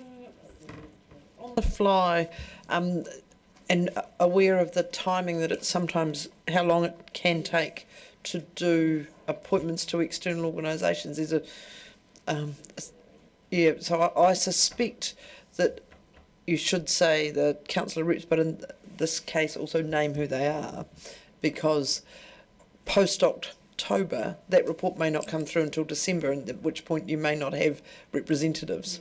So, look, it's tricky. The timing of this isn't ideal, to be honest, and given the group has been working without a chair for a period of time, it may be that you simply choose not to appoint one in the meantime till post the election. So I'm happy to move, but what you're saying, I'm just asking this question, is to add their names to that motion. Is that correct? Well, no, that's what would confuse them, though, Yeah, if they don't get re-elected. Yeah, but the problem is, if post-election, you won't have councillor representatives either if they're not named. So it is really, so normally you would do it by way of position or staff. So probably my best advice is not to appoint anyone at this point and just leave it as it is till the election. But this report was asked for, which is why it's here. Yeah. And as Councillor Mayhem said, it was due and tabled at the Community Services on the 18th. Given where you find yourself in the electoral cycle, my sense is that this is probably a decision that should be held over until you do appointments to external organisations generally. Okay, happy with that? Yep. Does that affect the next paper when we're looking at terms of reference for another advisory group? I just think it's a set a precedent, you know, that we need to meet the terms of reference for the advisory groups. I mean, this is overdue. It's come quite late in the piece, but it should have been right back. But when Miss Wikiata left the organisation. It's not the ideal forum here, because a workshop would be good. And Councillor Walker's got something to say. Yeah, I'm agnostic on all three suggestions. They all work for me. But just going back to what Councillor Mayhem said, the next item, tour, actually I've got some issues that are raised simply because of the tour we've had for this, and I think we can clear up some of the issues that have risen out of those terms of reference so we don't fall into the same trap again, in essence. But on this one, I'm agnostic. I'm pretty much happy to go with the CEO's suggestion because of the timing. Okay, so that's where it sits at the moment. Any advance on that, Councillor Gary? Yep. I just think I would note the paper and don't report. I'm happy to move. That we note the going paper. by the chief's advice. I'm happy to move that we don't appoint a chair in the meantime, and they continue as. And the wording could be advised. If I could suggest wording on the fly, then it would be defers a decision on the appointment of a chair until after the election. The appointment. You just said appointment. Okay. But that's, here we go. Did you have a moved and seconded? No, you didn't. We Okay, haven't fine. done it officially, but we're not having. We're still essentially having questions. Councillor Venners. Look, I think we'll leave Councillor Gary to. You don't need to note the report. Yes, to move it. I know, Councillor. Yeah. I said I was happy to second. So did Councillor Vanderbilt. Yes.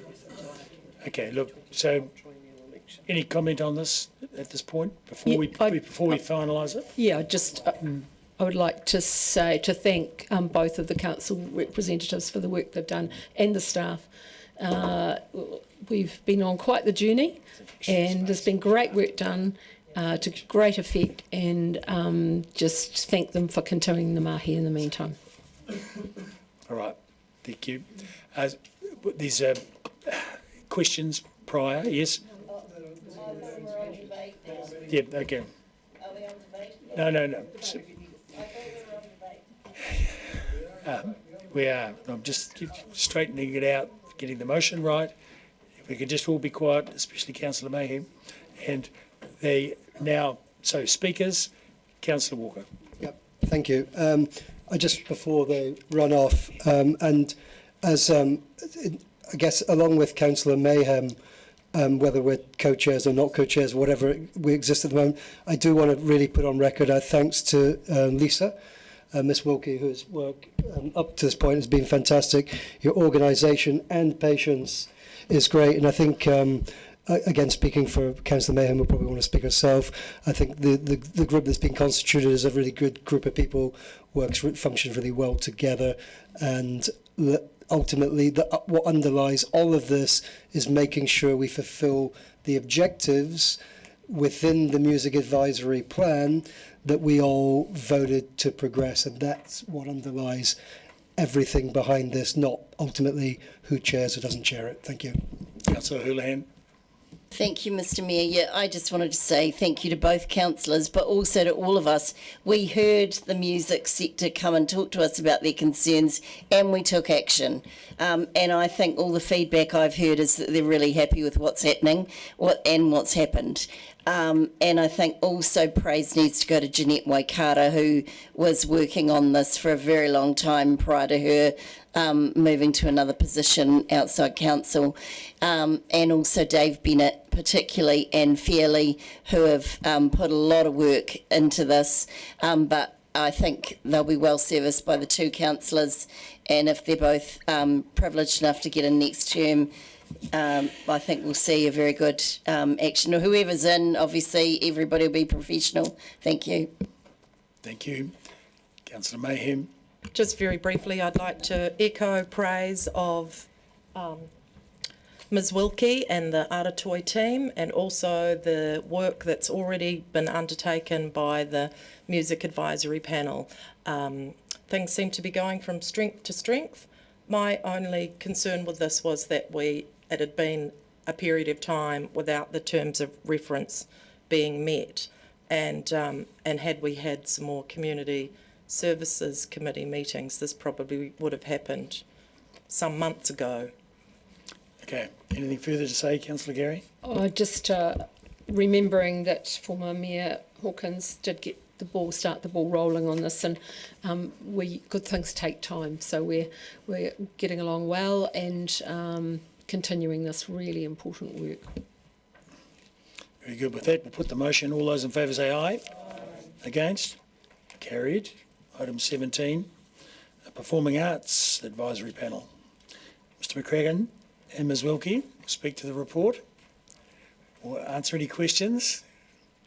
Are there any questions? I see no questions. That was quick and easy. I see no questions. Thank you. All right, so I'll move that the Council approves the draft terms of reference for the Performing Arts Advisory Panel. Seconded Deputy Mayor Lucas.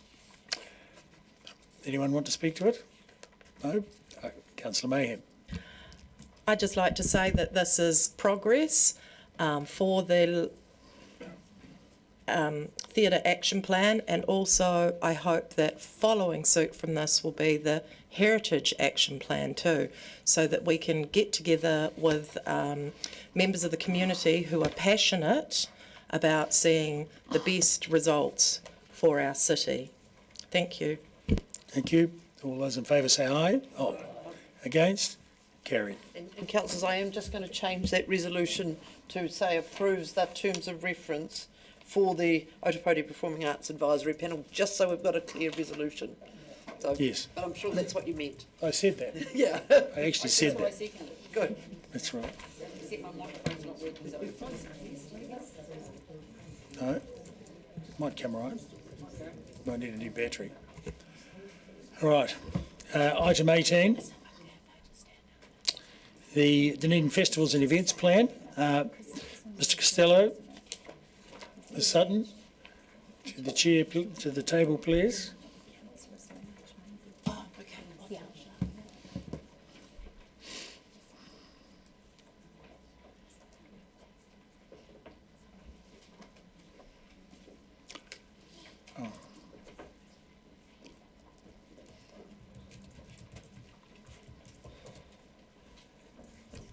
So, do we have any prefacing comments? No? Or should we go straight to questions? I think we'll go straight to questions. Thank you. Are there any questions? Deputy Mayor Lucas. Thank you. Mine's just a minor question, sorry, and I've scrolled on forward and lost the page. It's where we talk about the residents' opinion survey and the quality of life survey on page something or other. I'm just wondering why we're referring back to the 2022 ROSs and the 2022 quality of life when we know, like, we've just had the recent quality of life survey and the residents' opinion survey, so we've got up to date, and I just wondered why we refer back to relatively old. Sorry, I just don't have it quickly in front of me. What page it's on? I've just asked Ms Jackman to come and join us because she did all this work. On page 325, sorry. When we undertook this work, it was done earlier, and that's the piece of work that we took it from that was available to us then. I think what she's saying is that we started work on this almost over a year ago now. So that data was the only data that was available to the team at the time of writing this report. Okay. Are there any other questions? Councillor Mayhem.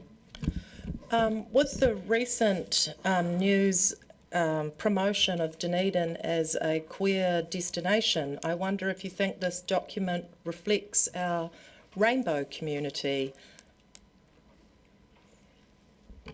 I'd like to think that it reflects all of our communities. While we don't have an event that specifically leans into our rainbow community, we're open to exploring new event concepts, and I think with the available budget now, we're in a position to do that more readily. Can I follow up on the Deputy Mayor's question? The recommendation allows for minor amendments. Would be updating the data to reflect the more recent quality of life data be relatively straightforward?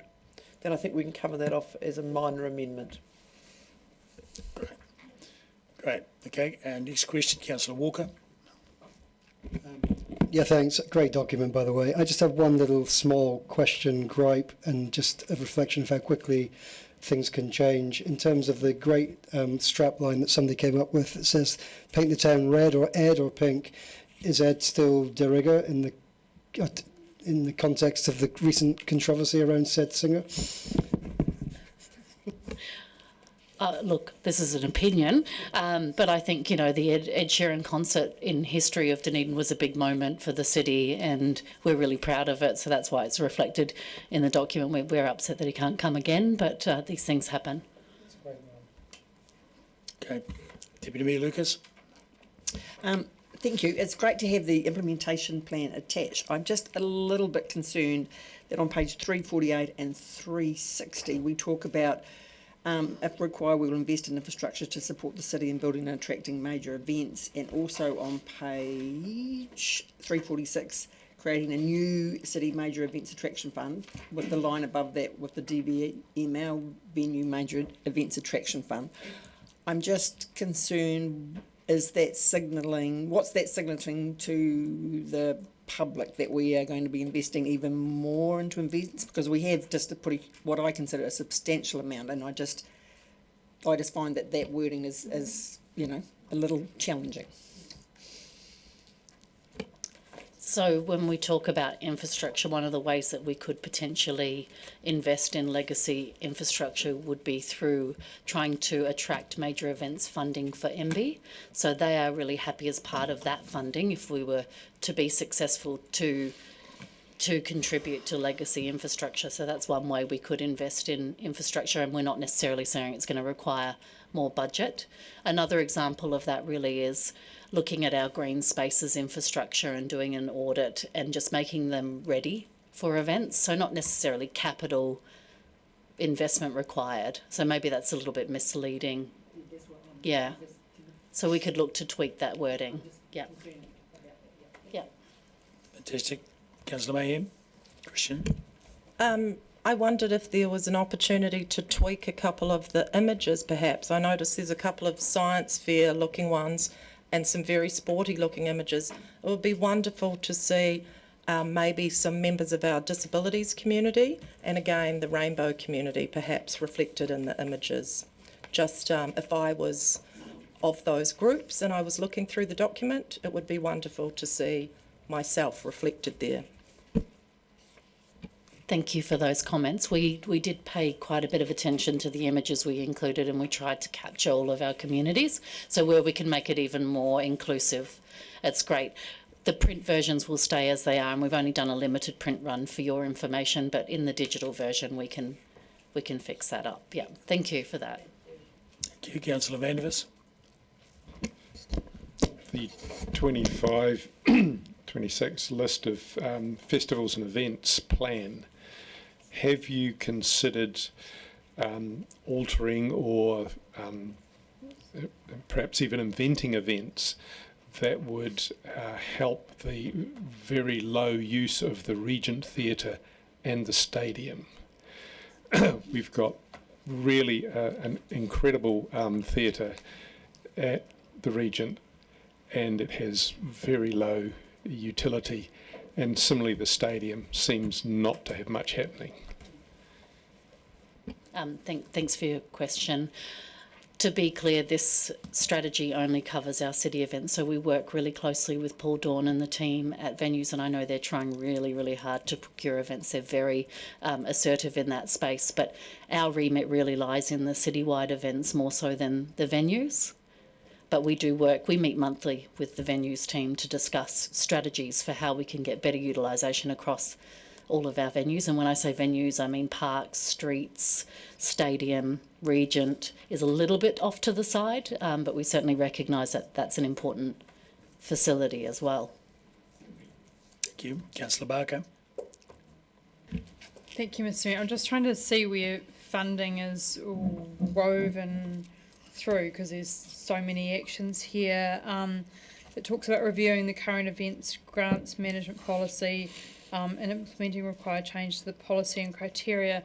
But I think one of the key issues was the amount of funding available, because what's happened is that there are a lot more, sitting on the grant subcommittee, a lot more events wanting funding, which is great because the aim is to have year-round events. However, there's not more money in the pot, and we put a whole lot more money into events. However, I can't see it in the pot to be applied for by people who are running the events. So is that going to be a change? So a couple of things on that, and I completely agree with what you're saying there. The first piece of work that we'd like to undertake, and it was in a previous council report, is to look at our events grants criteria and do a full review, because I think, certainly for me, there's a lack of clarity around what we're trying to achieve with our grants money. So I think it would be a little bit premature to throw more money at something when we don't really understand what we're trying to achieve. The second part of that question, there actually is existing money within this budget for events, and we're already working with events on growth plans. So we're going to look at working with our premier events in the first instance to lend them some expertise in the form of an events consultant, which has already started, because what I'm hearing from them is they are so busy trying to just stay afloat that they don't have any time to think. So that's been well received. But into the future, I think when we've done a full review of our grants program and we've started to analyse our events, so we've procured an events analysis tool, which is best practice across New Zealand, to understand whether the events are delivering what they say they're delivering, then absolutely I think we'll be in a position to look at whether we, I guess, reapportion some of that money into the grants program. But I think at this stage, just a little bit premature, because we don't know enough and we don't know what we're trying to achieve. Great. I think we've covered the questions. See no more? Yes, Councillor Wiley. Thank you for all this. What's the feedback been from New Zealand major events and premier events? We've been working really closely with New Zealand major events, and they were consulted as part of this process. And we've got resounding high fives. They think that the plan is ambitious. They think it's great to see this council prioritising events. They're really keen to collaborate. We're continuing conversations with them around the solar eclipse. They're extremely interested in that as an international opportunity, and the team meet with them monthly. But they fed into this plan, and they were just really pleased to see us putting it all into a really clear plan. Great. Okay. Thank you very much. We've covered all the questions. That's great. Thank you. So I do have a willingness from Councillor Wiley to move and Councillor Ackland to second. So, would you like to speak to it, sir? Thank you. It has been a long time coming to us. Hence, there is a lot of reference to 2023 and some slightly older data. But again, they can all be editorial changed. But overall, Dunedin is a great event destination. We just haven't been telling that story.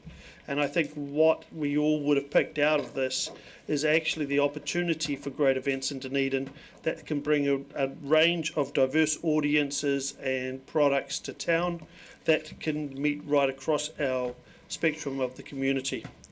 I want to thank Ms Sutton and Ms Jackman for all the work they've been doing with this and getting it together, because in print it does look fabulous. Thank you. Fantastic. Any other speakers? Councillor Ackland. Just very briefly, I agree with Councillor Wiley. The work that's been done here is sizable, but I think the most important thing is that we've now resourced our events in a way in which staff can get stuck in and actually make them really, really good.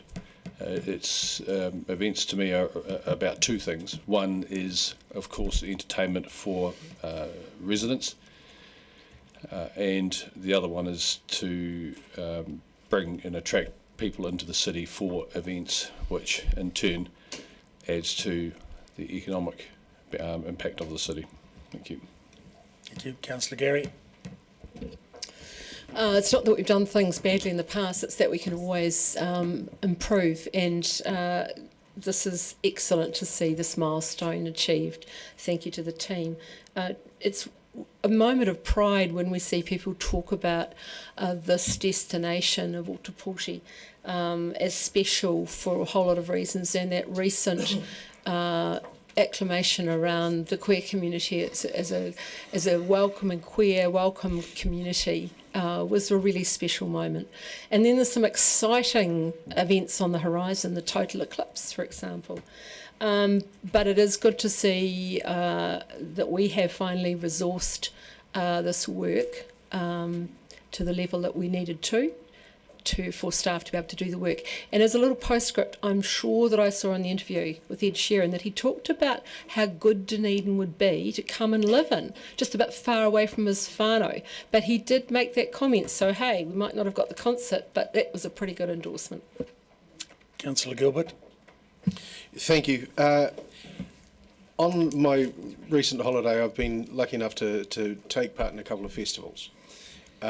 A couple of events. One was the Tattoo, which was done in a city of roughly 175,000 people, but the point is they built a stadium, a makeshift stadium for 7,500 people, and over 11 days they got 70,000 people to come to them because of an event that they had built up. The other one I went to was a thing called the Braderie, which was basically, it started off as a lovely wee market, etc., and is now ostensibly food, beverage, lots of fun, Ferris wheels, the whole lot. Town of 55,000 people, city of 55,000 people. They gather in over a 3-day weekend, nearly 100,000 people from around the place. Events are important to cities, and you've got to start somewhere, so I am super excited to see where this can go. And go for it, team. It's going to be awesome, and if we get the right mix and we get the right event, who knows where we can end up, and we can be on that map. Councillor Hulan. Thank you, Mr. Mayor. I just want to say, every time I turn on the TV recently, or even the radio, there's some mention of Dunedin, and we've won awards, numerous awards, and on the resident survey, or one of the surveys we had, we're the happiest city for people to live. Our name is popping up numerous times. There was something else, the tourism award we won. There's numerous awards that we just keep winning, and we're so sort of quiet in a way about praising ourselves. We sort of just we get on and get things done, and we are achievers in the city. And I want to thank all the team at ED anyway, I'm sorry my back's towards you, but they're sitting behind me. But and I think a lot of credit has to go for some of the work, obviously, that they've been doing recently, and the direction that's going on there, because we are getting some really good traction. Certainly the things we're getting awarded for are quite incredible, and we could actually do with singing our praises a bit more, I think, because some people, you look online and you'd think, God, it's gloom and doom, but is it? That's the question I'd pose to those moaners, because honestly, I actually think we've got amazing, incredible things in our city, and we should be really grateful that we're living in such a fabulous place. Councillor Mayhem.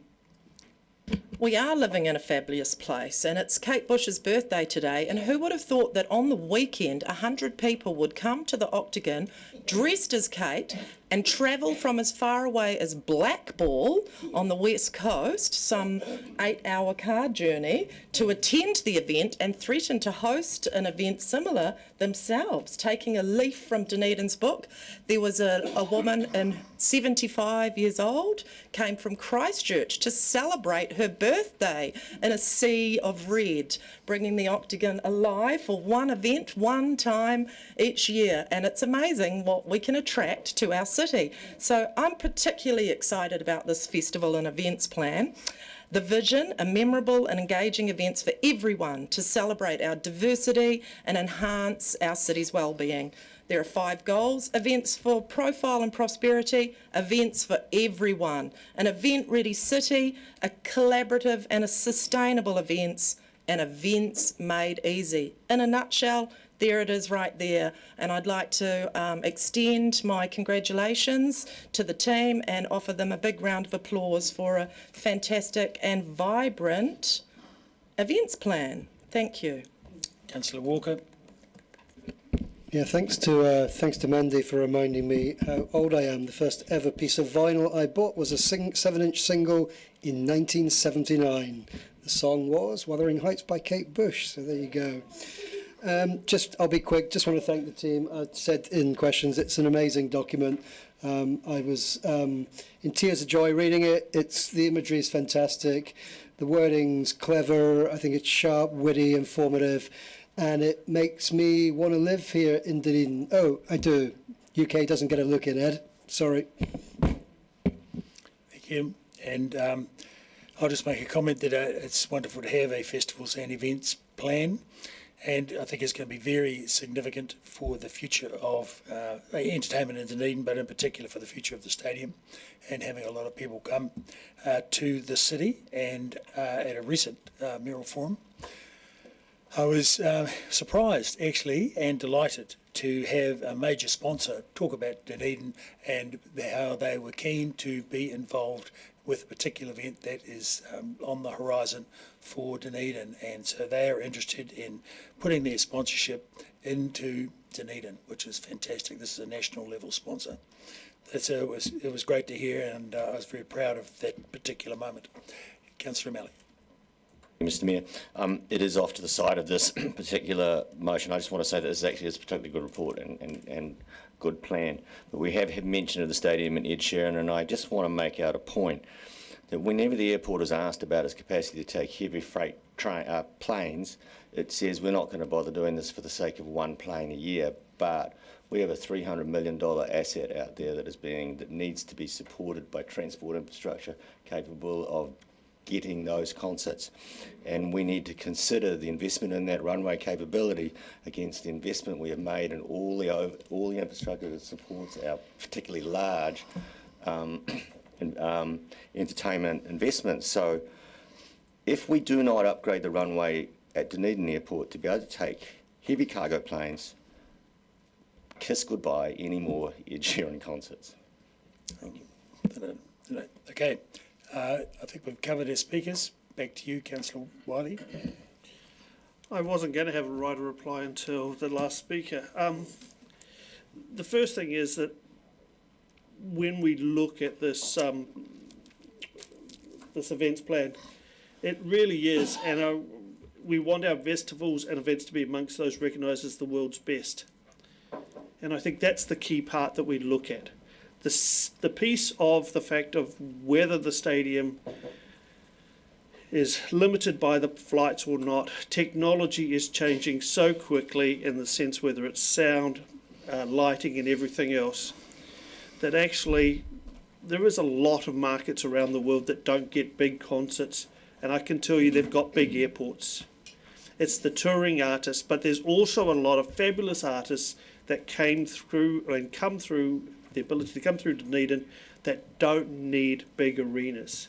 And I think that's the part of it. We have a fabulous stadium, we have to celebrate the stadium, and it's so frustrating to see a lot of the comments online about it, etc. But the key thing being, our stadium has excelled expectations from when it was presented to council back previously, in 2009 or 8 or 9 when it was first launched. we need to continue celebrating. It is a great asset, and I think that combined with this events plan, I think festival and events plan, we do have a very strong future for our city. Okay. With that, I'll put the motion that council approves the formal adoption of this festivals and events plan and allows for any minor adjustments. All those in favour say aye. Aye. Against? Carried. Okay, thank you. And next, I'll move that council extends the meeting beyond 6 hours. Seconded, Councillor Mayhem. All those in favour say aye. Against? Carried. And so we'll try one more before we have a break, and then we'll, after the break, we'll go to the finish, whenever that might be. Item 19, the financial report. Yes. We have Ms Allen and Mr McAuliffe to the chair, to the table.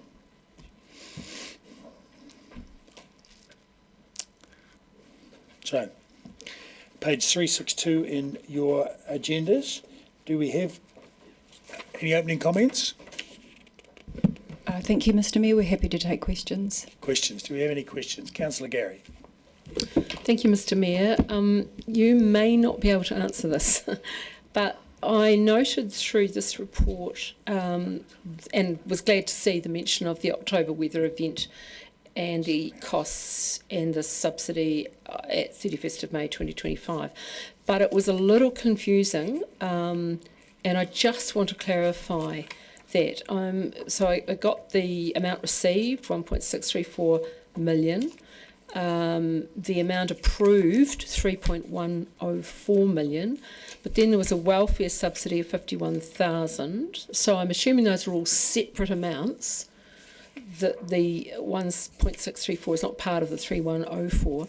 And then in terms of the expenses, we've got CAPEX and OPEX, but it's not entirely clear what the total is. Is there any ability, and I did appreciate the paragraph which has got a heading, is there any ability to put that all somewhere in summary?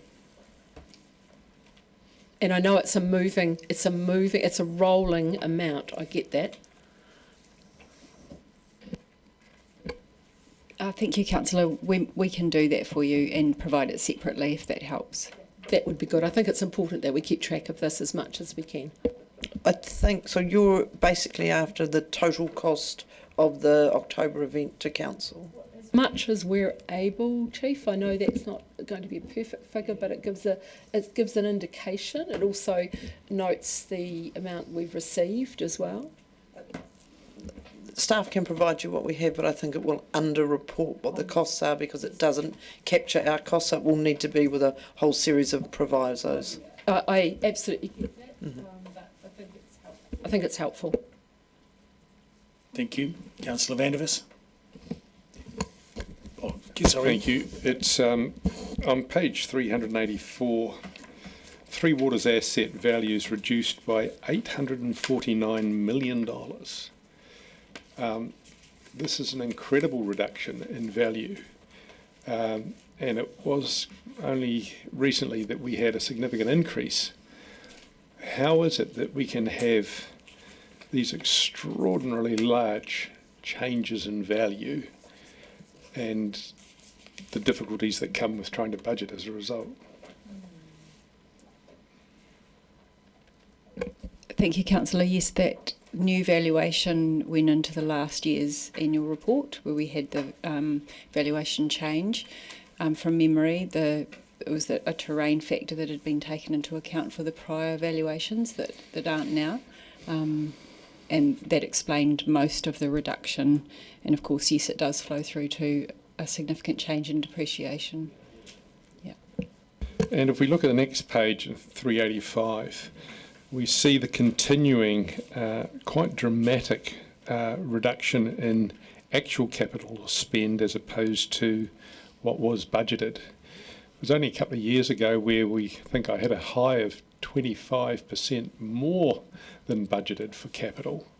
We are now seeing across the board, and it seems almost to be a policy, which I don't remember, where we are now spending on average a third less in our capital program than was actually budgeted? I'll answer this. It's certainly not policy, Councillor, and Councillor, the Deputy Mayor has been asking us about this routinely for every meeting, and we have been flagging that for a wide variety of factors, all independent but all building to a picture the capital program has been behind. Certainly not a policy decision.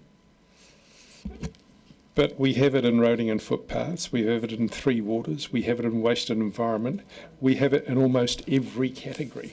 We do, and yep, we do have it in almost every category, and we've explained it month on month in every category about what's been causing it, all of them slightly different things. The general managers in their areas can go through and explain it to you again about what the cause is, but we've flagged it, I think, as early as October last year that the capital program was likely to be in trouble. I understand that last year that it looked like it was going to be behind. What concerns me is that it continues to be behind, continues to be not really relevant to budget. I'm actually kind of relieved in a way because I don't believe we could afford to spend what was in the budget. So you know, personally I think it's a positive. But if we're budgeting you know, a third out of whack with what we actually do, and it's consistent going over long periods of time, I'm concerned that budgeting is starting to look kind of almost aspirational. And I've spoken to this as part of the 9-year plan, and so as you'll know, Council has approved a budget of over $2 billion capex for the next 9 years, and I've been very clear that year one of that, at a level that is significantly higher than what we've been able to deliver this year, will be a challenge, but that over the period of the 9 years, I'm confident that we will be geared up and able to deliver at that rate. But we are in a period at the moment for a variety of factors where we are not able to meet that level of delivery.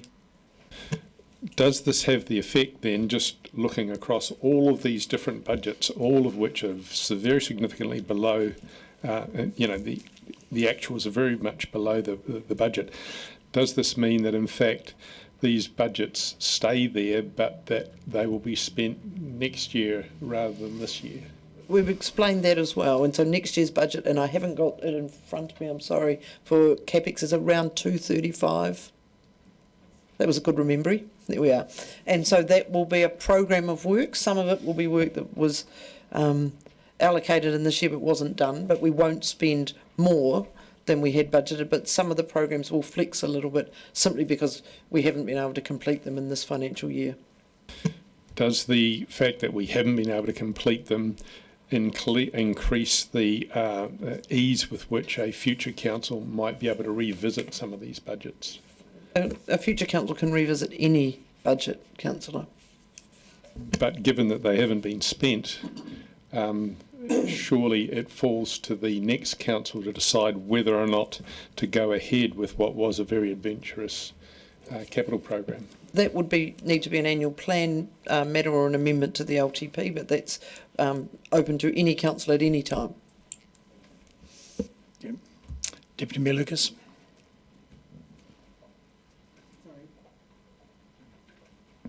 Thank you.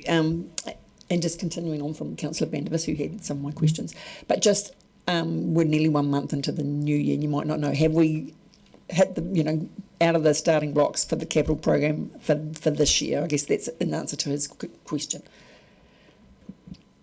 Thank you, Councillor. Yes, we're out of the starting blocks, and some of our managers or ELT members might like to answer this more fully about how we're on track, but we've certainly had one meeting just to, and we meet monthly just to try and make sure that we're on track to deliver the 231 million in this financial year. Thank you. I mean, and as I don't know whether anybody wants to speak to it, but I mean, it is a very ambitious program that we spoke to at the 9-year plan. Does Mr. McLean's think he might speak? No? No one's wanting to speak? I will, if I may, Deputy Mayor. So last financial year, which is what's been reported on here, is very much a point in time. The work we do spans multiple years. So I think it's a little, I use the word artificial, to just look at it in a financial year. And yes, I understand the impression it gives when we don't hit a budget target. But as we've explained previously, as per the previous year's financial year actuals and the year before, we know we can spend the money. That clearly, for you and for the ratepayers, it's spending it on the right things. So there is capacity internally, there's capacity in the market. We've had some lengthy discussions around value for money, and that's what we're pressing our partners hard on, and they understand that responsibility. But also woven into the programme is an awful lot of procurement. Membranes for the Southern Water Treatment Plant. If they arrive in July instead of June, they spill into another financial year. But they're part of that multi-year programme. So I would say that's what we've experienced last financial year, as being reported on here. And this financial year, yes, we're off to a good start, but we still have the same challenges throughout the financial year as well. Thank you for that. I appreciate that. I'll just speak with my tenders board hat on, and just to let you know that there have been plenty of tenders going through tenders board. So, and Fitzroy, with the property hat on, the Fitzroy redevelopment is just being awarded. That contract's being awarded, and I know the play spaces bathroom is well underway for planning. So, from a property point of view and a biz point of view, they're steaming through it. So, about transport. Yeah. Okay. I've got further questions if I may, but I appreciate that answer, and I think that probably helps Councillor Van der Vis's questions as well. On page 381, and Hayden, I see you're writing in this in terms of the staff cost in addressing my ongoing question about the unfavourable variance and talking about the annual leave. But I mean, after 11 months, we're still 740,000 unfavourable. So obviously, there's no way we're going to get to a favourable position in 1 month. So it's it's not it's going to be closer to $1 million. You're correct. We're not going to be in a favourable position come 30 June. It's just constantly looking at our vacancy management, making sure that's working and improving on that. The projection, we're still working through the numbers for June with the close of the financial year, but we will be looking at a variance closer or more than $1 million. And if I can just ask, and I'll ask directly this at Mr. West, and he knows that this is coming. In terms of the CCTV, and I note on page 386 that you say that they're installed and there's final commissioning, and I'm hoping that they were all finally commissioned by the end of June, because before the students came back for the start of semester, I know it's one of my bugbears to make sure that they're up and running. I thought you might ask it this morning, actually, but you've waited till this afternoon. They're all in. They're not all commissioned. There's still a work in progress on the commissioning. Do we have an estimated date when they might be? Grumpy about it, so August. It'll be August. Thank you. And seeing it's your last meeting, I'll have to ask you about the toilets. I wasn't going to. And so the three new ones at Outram Glen, Navy Park, and whatever the other one is, Dunedin North. They're all finished and commissioned in time, and all the upgrades were done within the year. And I appreciate that the North Ground one was up and running before the All Black test. Thank you. Thank you. Next questions, Councillor Barker.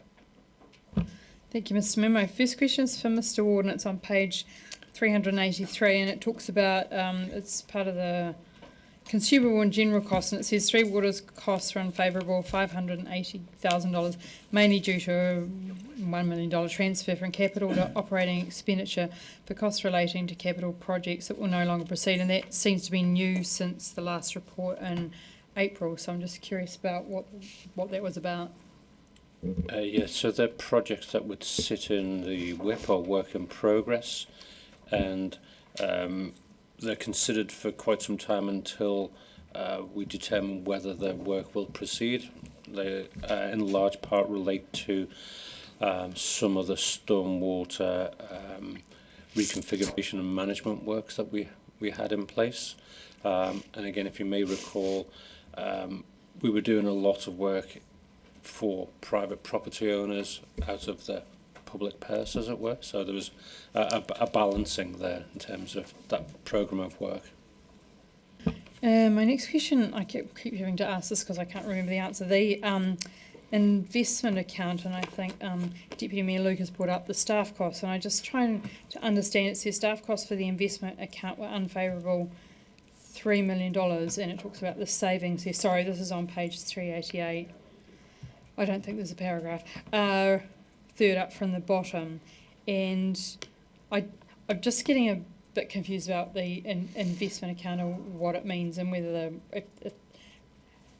are the staff costs supposed to be in the departments, or are they sitting within this investment account that has increased $600,000 unfavourably since April? Thank you, Councillor. The investment account is a placeholder account where we hold our vacancy management, and so what that represents is vacancies or savings that we can make through vacancies, and it's supposed to be throughout the whole organisation, but at the time of setting the budget we don't exactly know where they're going to pop up, so we ring fence them and put them in what we call the investment account, and then as the year goes on, we don't have any staff that are allocated to that account, so it becomes favourable. But the idea is we're then unfavourable, but it would offset against the actual activities throughout council where we have what would be favourable variances. So the whole idea is that as a whole it works itself, but then when you look at the investment account, since there's no actual cost there for staffing, it's a negative budget line to offset the rest of the organisation. Do you think perhaps the name might need changing? Because it's called an investment account, it is a little bit confusing. I guess that's why I have to keep asking it about whether it's a staff something or other account. Well, the happy account. The happy account, perhaps, as a suggestion. Okay, so I've got that one now, and hopefully I'll remember it for next time. The other one I just wanted to ask about was, and maybe this is a Mr. McLean one, is the reserves and recreational facilities. It's just talking about the aquatics revenue lease and budget, $195,000, and I just wondered if it had anything to do with any openings of any pools, or if I missed something there. I don't have that level of detail, sorry, Councillor, but I can ask Mr. Ellis to get back to you. Thank you. Councillor Ackland. Councillor Vandervis. On page 386, current liabilities, non-current liabilities, there's an increase in provisions of $5.2 million. Can you tell me what the provisions are for and why we've had this $5.2 million increase?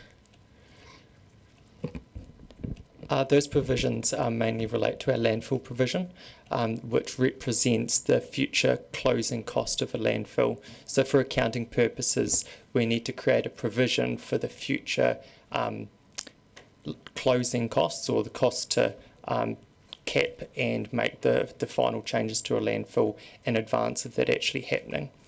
So the 17 million and the 22 million, annually we test for provisions.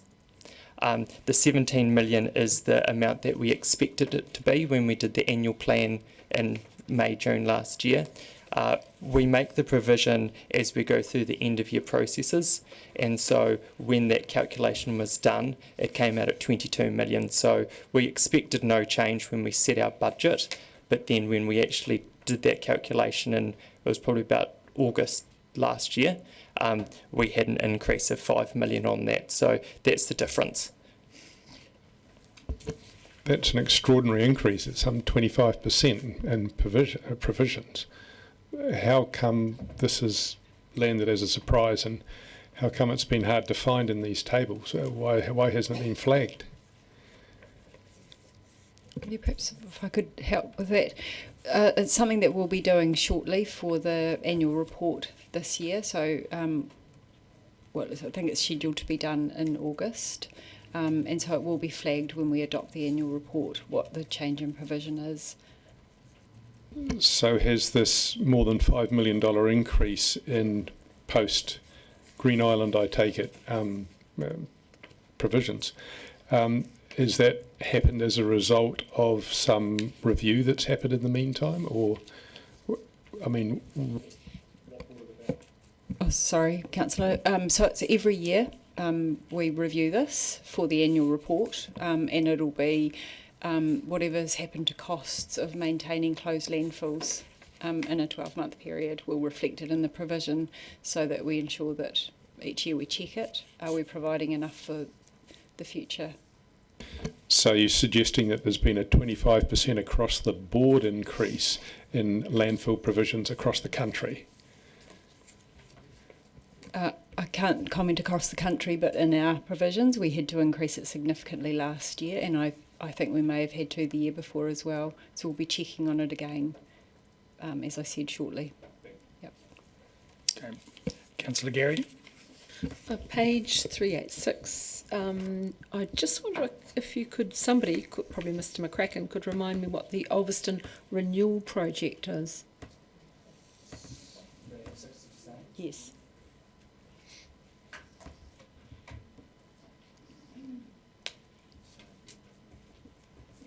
It's down under property, Mr McCracken, about third line down.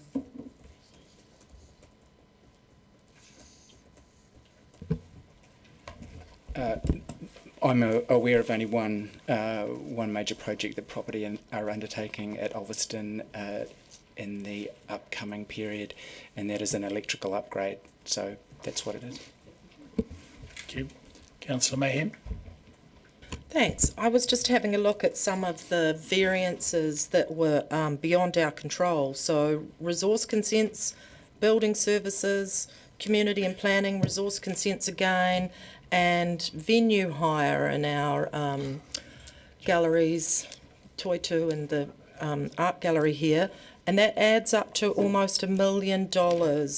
And do you think that they all reflect a cost of living crisis, that that our resource consents are so low down on estimates?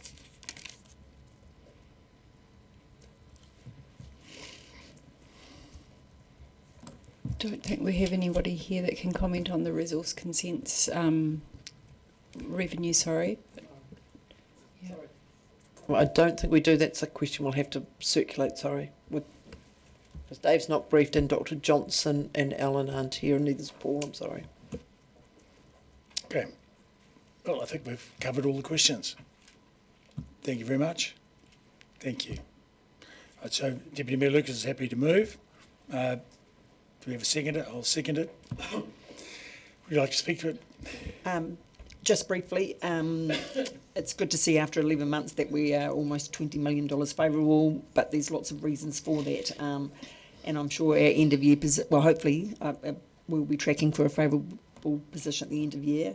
And also, as Councillor Bandivas has already highlighted, that with our capital program being so far behind, I think we'll track at about 72% maybe if we're lucky. Therefore, our borrowings will be significantly less. That's a good sign, but also, there was lots of infrastructure that we had signalled to our community that we were going to undertake that obviously will be delayed, and I think most of those projects, as Mr Ward in particular has highlighted, will continue on, and it's just a timing issue. Thank you. Thank you. Any other speakers? Councillor Vandevers. I'm really concerned at the aftercare increase in costs that we've just had highlighted, and I haven't seen it flagged before. It's just one line and pages of tables here. And if you take $17 million, which was already an increase on the last time, you have to add 30% to get up to $22.2 million. That's a 30% increase in a year. What sort of repercussions does that have for Smooth Hill? I mean, 30% on this is $5 million. On Smooth Hill, it's $30 million. If you're talking about a 30% increase in the liability of owning a landfill. I think we should have had this flagged rather than just had it as a line in here. And I'm concerned that the growing liability of owning our own landfill is something which tends to give weight to the idea of maybe we should wait a bit before we develop Smooth Hill. Okay, Councillor Melly. I think making that linkage might be a bit premature, I think, really. And if addition to which, if it was associated with landfill, then it would also be associated with AB Lime, and it would come on again as charters. In the end, those become relatively self-neutralising and self-normalising numbers. If it's general cost of doing business, then whether you're doing it yourself or either doing it through a contract, you'll be affected by the same amount. But generally, I think actually this is a bit of a conflation to put the two together like that. Yep.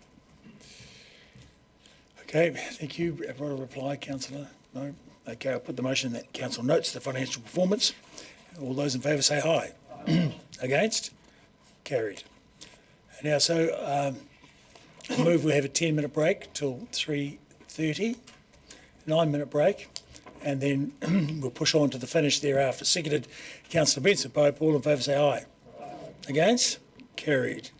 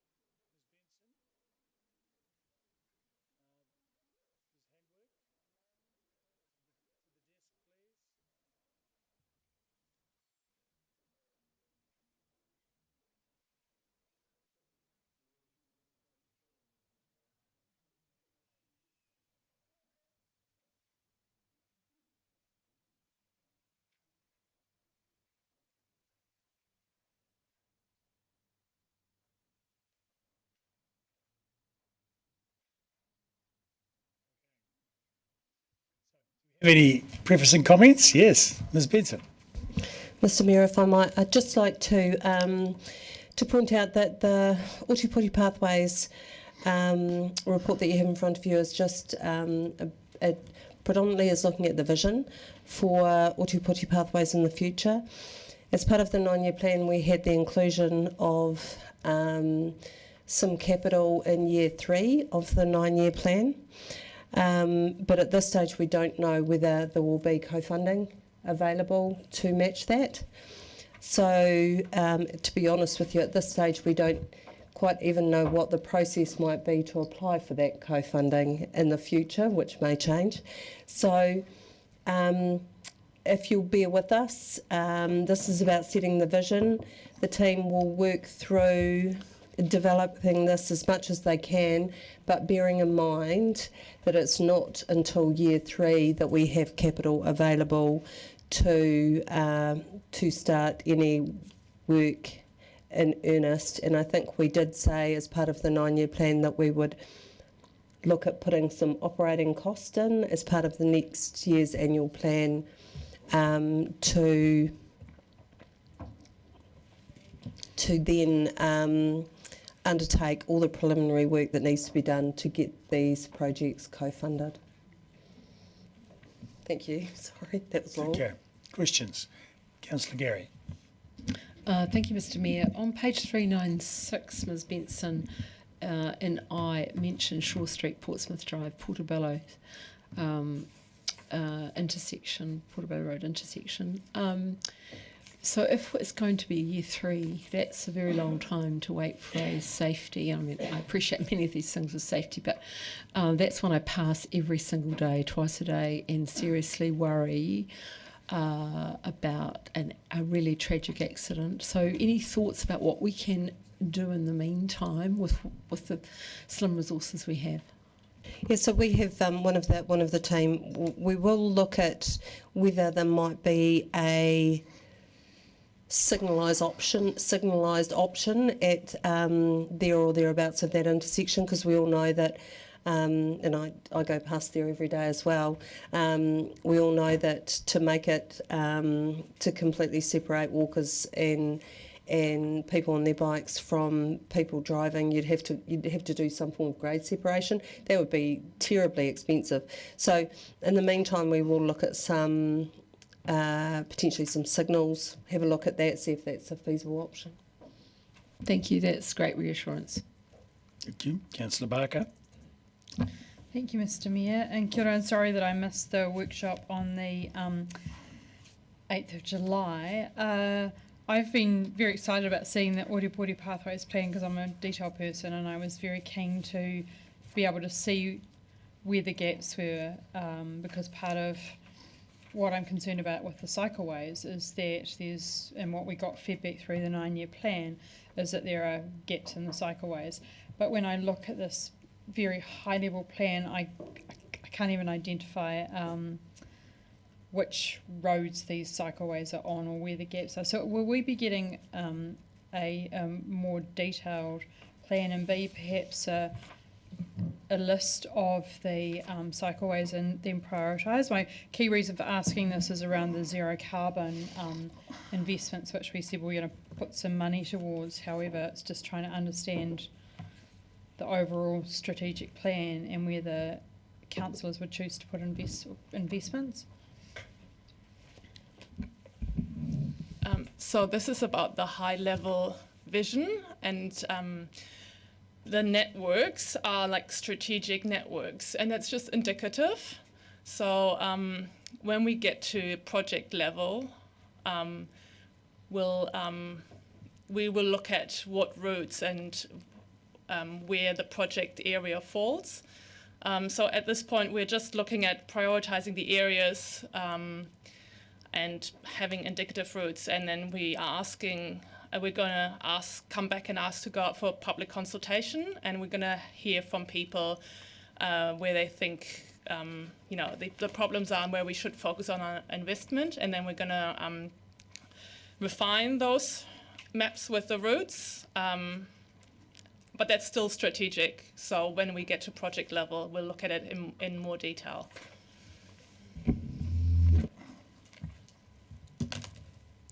Councillor O'Malley. Mr Mayor, that's kind of a follow-up question too, and I'm looking really at the outer routes for cycleways.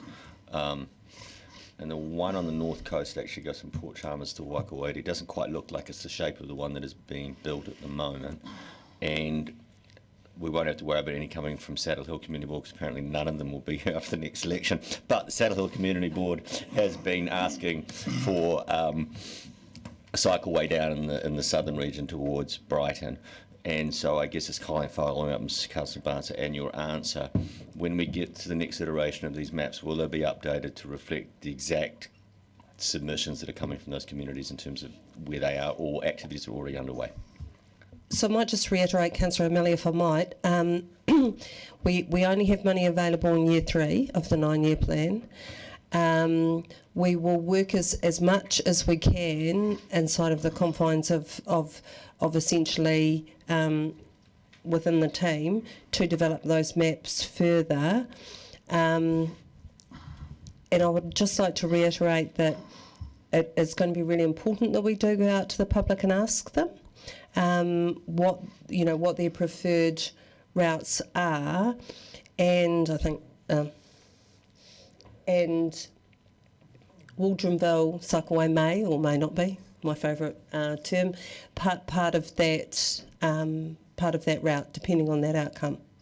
I just don't think we can say now that we know exactly what those routes are. We know where the strategic areas are that need to be addressed, but not the specific on-street cycleways. And I agree that there's no funding for the building of those ones, and they are much further out. But I guess my question is, how do we refine those as we go along? Even with no funding, the communities will be asking. I mean, I guess at the level of detail on this map, you could be there out by 100 metres and you wouldn't know on this map whether you were or not. So I don't think we are getting down to final design, but they tend to follow along the sides of roads and there's other such things. My feeling is that if it is on the map, then it becomes more real than if it's not on the map, I guess is where I'm getting at. So will the map start to reflect, I think your answer is already yes, but will the map start to reflect in actual shape and form the discussions you're having with the communities as to where they would like those cycleways to go? As it turns into something more solid, the maps were actually starting to aggregate on that answer. Thank you. Councillor Vandevers. Going back to some of the background information, it says on page number here, I think it's 939, that Dunedin Pathways Plan were introduced to the Zero Carbon Investment Package. These projects were prioritised based on readiness to deliver and mode shift potential. My question is, why are they not prioritised on safety improvement potential?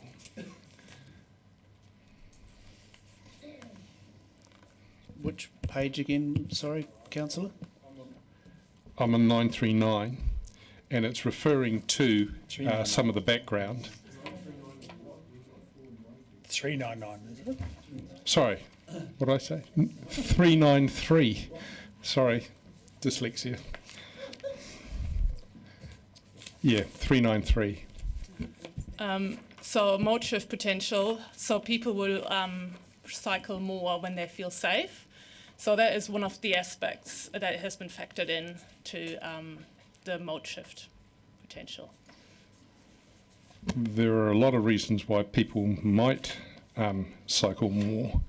If you look at the DCC data, that hasn't happened in 4 years despite enormous investment. Why is it that the priority is not, like I'm thinking of the safe crossing of Portsmouth Drive that has been a real issue for a lot of people. Why is it that we are looking at incredible investment in cycleways that get no NZTA prioritisation at all because of safety or volume of traffic? I'm talking about the end of the peninsula. And yet when we have a real safety issue here in town, why is that not prioritised? Is that because the mode shift has already happened? So, Councillor, we will always prioritise safety issues on cycleways, particularly if they're, particularly like the Shore Portsmouth Drive one, because it's part of a route and people can't get across the road. So, but I think it's also mindful of the fact that to get that NZTA co-funding, it has to go through the business case process, and safety is one of those benefits which is valued from a monetary perspective. So you have to demonstrate safety benefits to get that co-funding. Yes, all of that, and I agree, and I think that's what we should be doing. But it doesn't seem that that's what we have been doing. We've put 24 million into a cycleway that has no NZTA safety or vehicle density criteria, and yet things that really should be a priority are not getting the funding.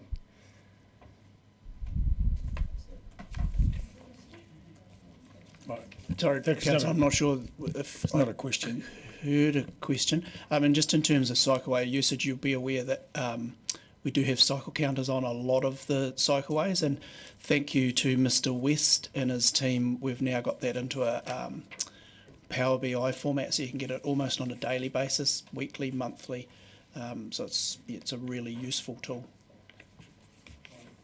I agree, and we've seen it yearly, and in the last 4 years we've seen no uptick in cycleway average use at all, despite all the spending. So my question again comes back to, why would we not prioritise simply safety on the existing cycleways rather than trying to extend cycleways to create mode shift?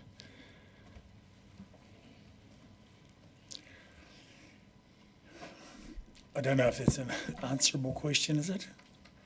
But I'm here looking at a lot of puzzlement there. Sorry, I've had enough time, pardon me. That's all right. We have a question from Deputy Mayor Lucas. Thank you. Following on from Councillor O'Malley, and if I look on page 404, and with the legend and its proposed 30-year cycling network is the dotted line. So for not only the Saddle Hill Community Board, but for the Torrey Trails Network, to see this map and to see the number 30 years, and I've heard you, Ms Benson, say there's no money in the budget, and I understand that, but I'm just concerned the message that we're sending out to the community. We're going out to consult, but 30 years, it's a long time away for these people who are very active. Take the Torrey Trails Network, are very active, and that's on it. You've got that as a 30-year. I'm just wondering about that number. It could just be proposed cycle network and not put a year. I don't know. I'm just thinking about the signalling that we're sending to our community. Okay. Councillor Wiley. Yeah, I'm just trying to go through my emails, and I thought we received an updated cycleway counter program showing actually the usage, and Mr. McLean, are you able to expand upon the usage of the cycleways, please? Yeah, I can. What I can do is I can circulate the link that takes you to the Power BI, and again, thanks to Rob West and his team, it's turned just the numbers into real-time data. So happy to circulate that, and it's quite granular. So again, thanks to Mr. West. And just adding to that, it is showing that there is an increase in cycleway numbers in some places. Cyclists. So it does. I believe it shows cyclists and walkers. I think it's able to determine that. And my understanding, when I looked at the data, that there are peaks and troughs, but there's been a steady increase. That's my understanding of it. And the Peninsula, as the elected representative on the Otago Peninsula Community Board, I understand the usage of the cycleways, the road safety improvement project out there in the cycleway that many use, has dramatically increased numbers since pre-cycleway implementation or safe space. Is that correct? Thank you. Thank you, Councillor O'Malley. And to follow that question up, I think Albany Street proposed Albany Street changes would be an indicator of this. We have many cycleway sections that are not quite connected to other cycleway sections, and that is considered in a design system to be an impediment to growth, is it not? Yes. And the anticipation is that once you make those connections, in fact, you will get the next iteration of growth on those cycleways. That again is what you anticipate in those design changes, right? Yeah, it certainly is. It provides a much safer sort of end-to-end product for ModeShift. Yep. I think like the intersection of Portsmouth Drive, for a non-confident rider, one single section of dangerous road is enough to put them off trying the whole journey, is it not? It's considered to be not, is it not? That's correct. And it's called the network effect, when you have actually closed your gaps, and that's when you get your biggest uptake, is when you can provide continuous safe journeys. Yes. So closing gaps is in fact a safety investment. Thank you. Councillor Gary. Thank you, Mr. Mayor. Just to aid making sure we're really factual, is it correct that the $24 million investment that we have committed to, that in fact the first stage of that was considered the most dangerous and was number one in the order originally, and for a variety of reasons, as we heard during the 9-year plan, was changed in the order, and that the children who came to speak to us around the third stage called the section outside Portobello School the death gap. Those things are correct, are they not? Particularly that first one. Yes. Okay. Do we have any further questions? I see none. Thank you very much.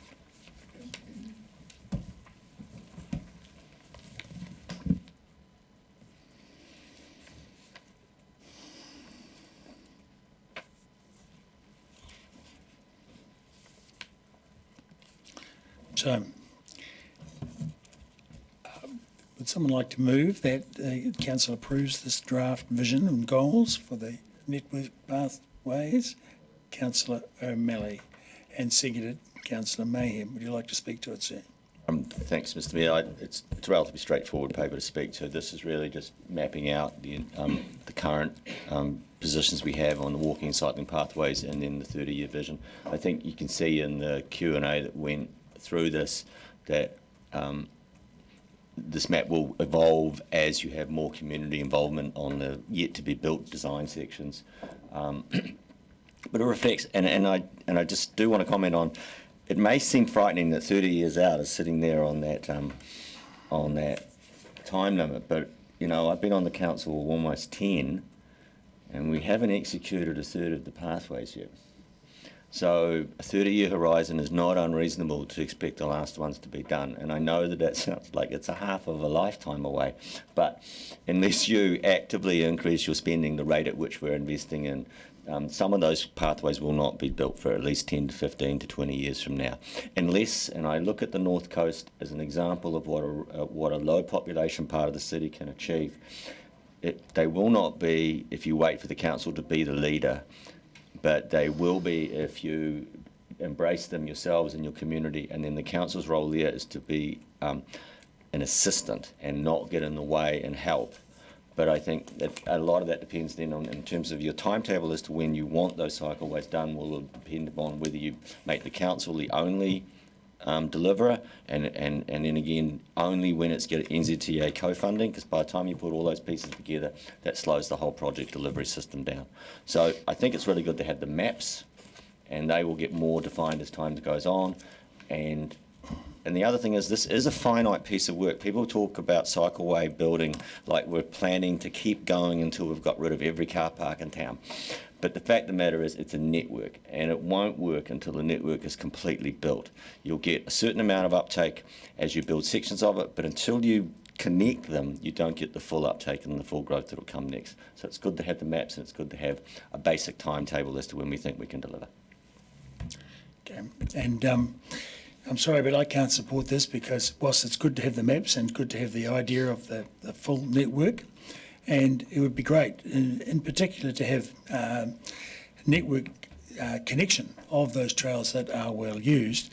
There's quite a lot more in here than that, but it's also $68 million worth of additional funding dropped in at the end of the 9-year plan. So this is quite a significant increase in the funding of the 9-year plan, and makes a significant difference to that. And there was absolutely no attempt at finding a trade-off either. So this is quite an imposition on the budget, and currently we're really looking to try and contain budgets. Well, some people are. And so I do not support this. In the interim, there's various network join-ups that can be done, such as a crossing across Portsmouth Drive, but they don't cost $67 million. So, thank you. Anyone else? Councillor Vandevers.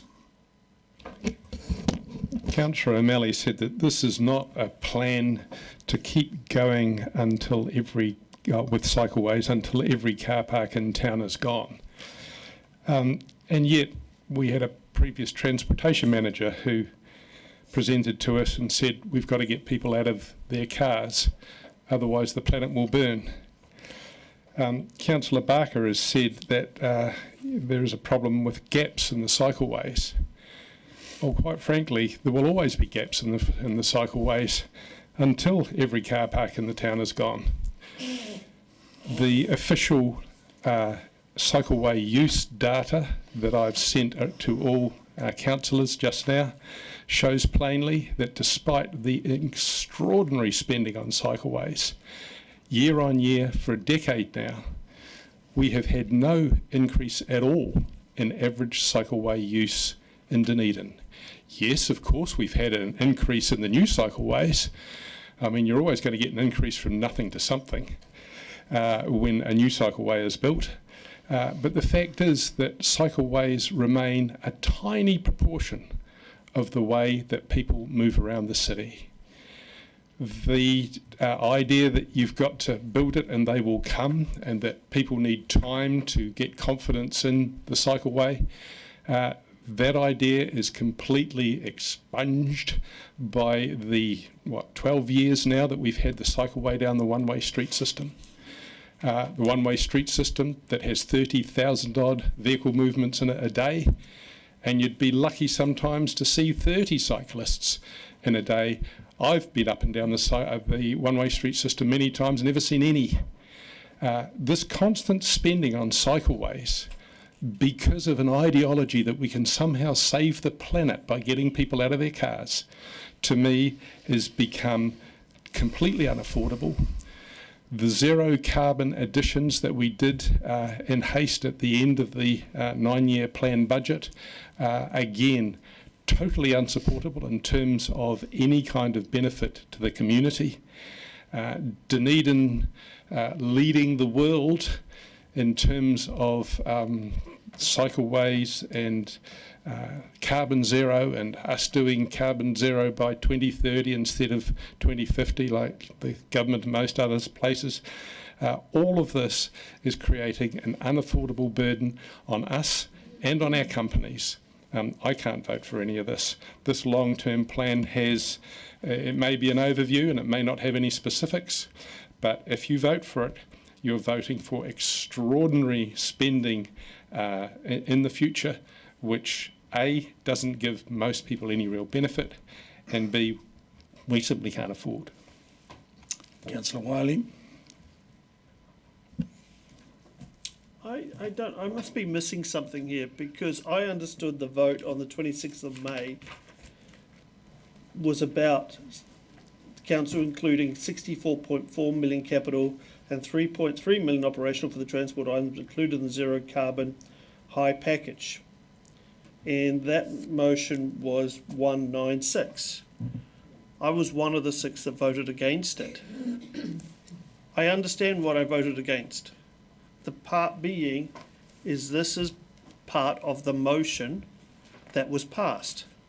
So I can't see how we can go back and relitigate a motion that's already been passed to say, sorry, we don't like it, we're still not going to like it. And trust me, I've done that a few times.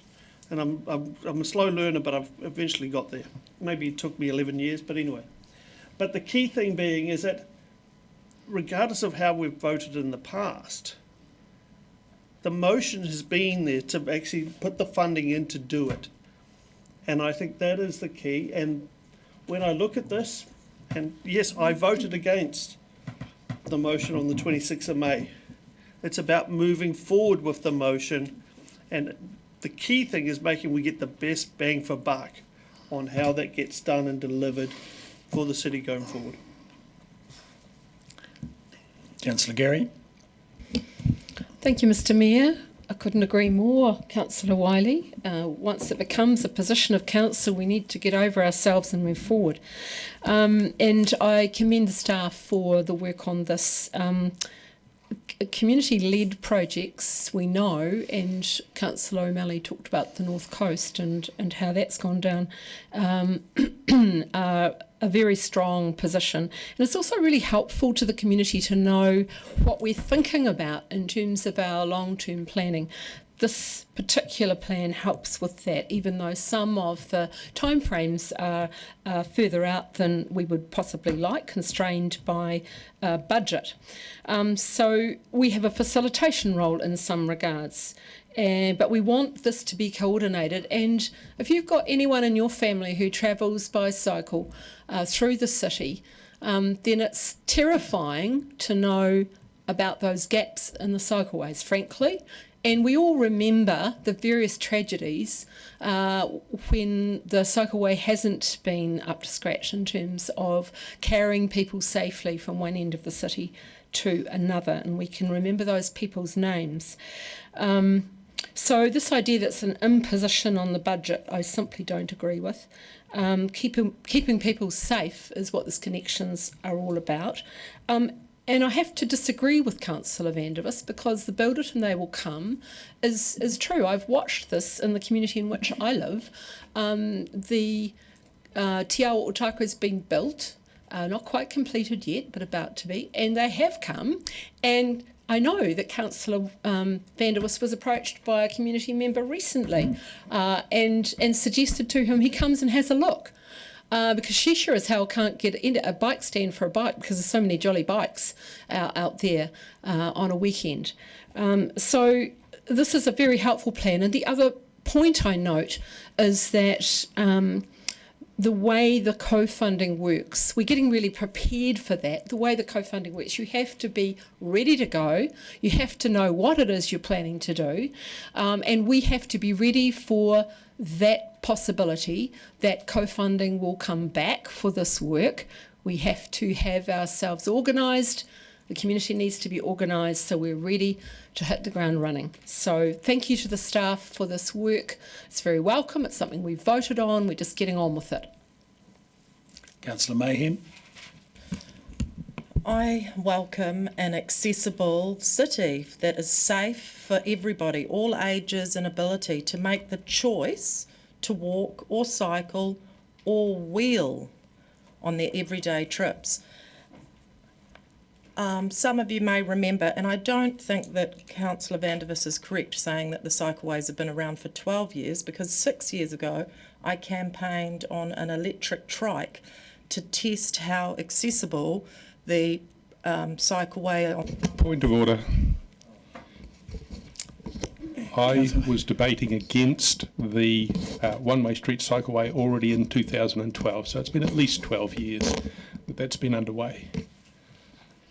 Yeah, look, I uphold that point of order. So just Okay, so going back to my accessibility campaign, it's very difficult to ride the cycleway along the one-way system because of the camber of the road. So if you have an accessibility issue and you're on an incumbent trike, the tilt of the road makes it very hard for you to counterbalance. And then, of course, you get to the end of the cycleway to Queen's Gardens, and where do you go from there? So as Councillor O'Malley has pointed out to us, it's the connectivity of these cycleways, and I don't know how other people do their daily commute, but I come along George Street and there are a huge number of cyclists just braving the traffic to do their commute.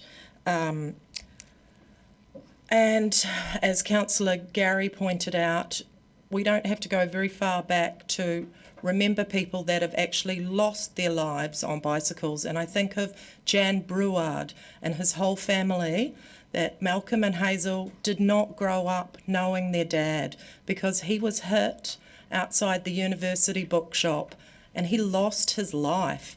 And we have terrible statistics here in Dunedin for the number of pedestrians who get hit around the city, and I don't want there to be blood on our hands when really we're just talking about safety, accessibility and connectivity for all of our residents. And I am pro-choice. You can drive your car to work, I don't mind, but if children want to walk to school, ride their bicycles to school and mum to push a pram alongside of them, that is a choice that should be able to happen safely in our city, and I'm all for safety. Thank you. Councillor Houlihan. I wasn't going to say much, but I'll just add something. I am fully in support of the destination cycleways around the harbour and the Tunnels Trail if it gets going. And there's numerous other ones that, you know, do brilliant things for tourism and getting people out and about on weekends and things. But I am quite concerned, I'll just raise it because it's about cycling in here, and some of the ones that are happening recently, particularly down Albany Street, almost 60 car parks going down there as proposed, but it's going to be consulted on, so that's probably quite a good thing. But I just want to say, yeah, I'm just a bit concerned. It feels a bit like a sledgehammer to fix a problem that's, you know, could perhaps be fixed without taking that many car parks away. Councillor Barker. Thank you, Mr. Mayor. And I didn't think we'd be getting into a debate on cycling. This is a very simple paper, which is actually a strategic document. We needed a master plan. We needed to understand where these cycleways were planned to go into. We needed to understand where we needed to fill in the gaps. And we are going out to consultation with the people that use the cycleways to figure out where we actually need them. This is what I've been asking for a very long time, so that when we are investing, we are able to make those decisions. And also if we're looking for co-investment, like Councillor Gary brought up, we need to have this plan. It's not an ideological document, it is a sensible document related to our transport strategy that is just about where would the cycleways could go and how we could do them. And I think that I think it's quite a high helicopter view, and I'd like actually more detail. It would be useful for, as I think people have mentioned, the zero carbon there. And I have just been overseas, as we all see. I've walked on average 8.8 kilometres a day, so I'm very familiar with cycling and walking in some amazing cities around the world, and especially in London, where there are huge amounts of cyclists in there. And the reason that they can do this is because they've got joined up cycleways, they've got a strategic plan, and they've carried it out. It's not about taking over the roads for cycles, it's about making room for everyone to travel. Councillor Benson Pope.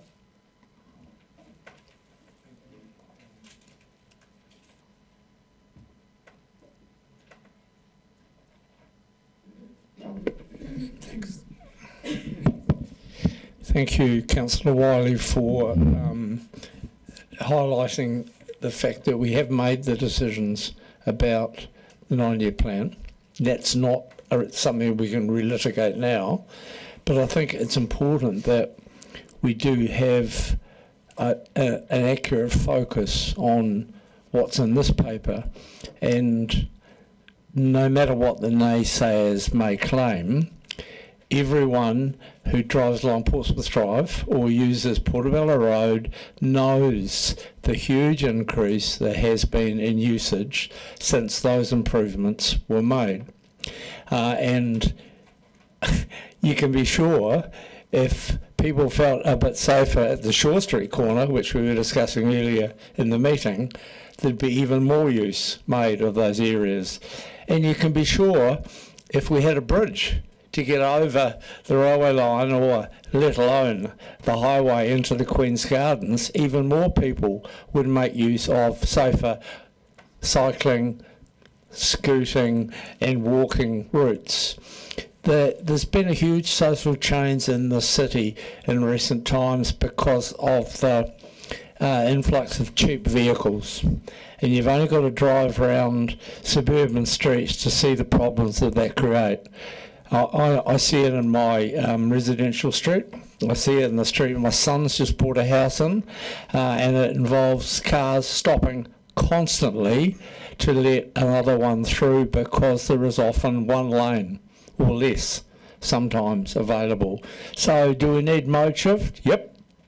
Do we need steps that encourage mode shift? We sure do. And the other thing we need is some accuracy about the figures, because what Councillor Vandervis is constantly telling us is disputed by staff. Point of order. I've just circulated an email that is from the staff, that the staff has confirmed is a independently done correct showing of all the cycleway usage. I've circulated the graph to everybody, including you, Councillor Benson Pope, and I don't believe that it's in dispute.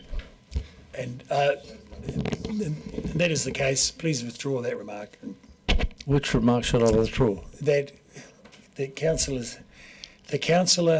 Vandervis's allegation that cycling has dropped is disputed by staff. The numbers are there and quite clear on the graph. If you're looking, we had a staff member 10 minutes ago tell us the numbers had increased. But in a specific area. Oh, all right. Yes, apples are the same as oranges as well. Most people in this community acknowledge the huge growth that has happened in the use of the safer cycleways that exist. And it's patently obvious to everyone in the room that if there are connections that are better and safer, that use will increase further. This is not about the annual plan decisions we've made. It's about socialising a longer vision for continuing the good work that's been done. Councillor Weatherall.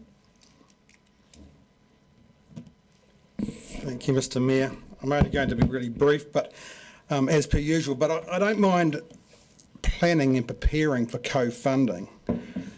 But I know what happens around this table. We plan, we organise everything with the desire to get co-funding, and guess what happens? We don't get it.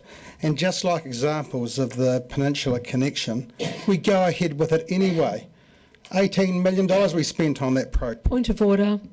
The fact is that it was never going to be funded by Wakatahi. It's not that it was and then we went ahead. Yeah, I mean, I think that's a valid point of order. At the point of the vote, we already knew that we weren't going to get co-funding for it, for the happy to withdraw. But my point is that a lot of that Peninsula Connection was co-funded from government. Millions and millions of dollars, and it went ahead. But I look around what has been already said, that we need an accessible city, we need an affordable city, and we've got to have a bit of balance here. And I don't mind spending money around safety in regards to the infrastructure we already have. But I really believe you can only wrap up so many people with so much cotton wool. And cycling is dangerous. So is motorbikes. They're dangerous.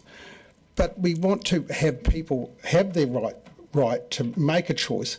But there's never from someone's home to their workplace or school, there's never going to be a total link to get there and have total separation from traffic. So we've just got to be realistic. I think we can plan for it. I'm going to vote against this because I'm consistent. I voted against it beforehand, and I think that it's just not financially responsible to spend this sort of money, and yet we're not going to make people 100% safe on their choice of cycling around the city. Thank you. Councillor Gilbert. Thank you. If only driving in cars was 100% safe, everything would be wonderful, wouldn't it? I agree with knowing that, I think it was Councillor Gary who said that knowing about some of these areas is concerning, or words to that effect.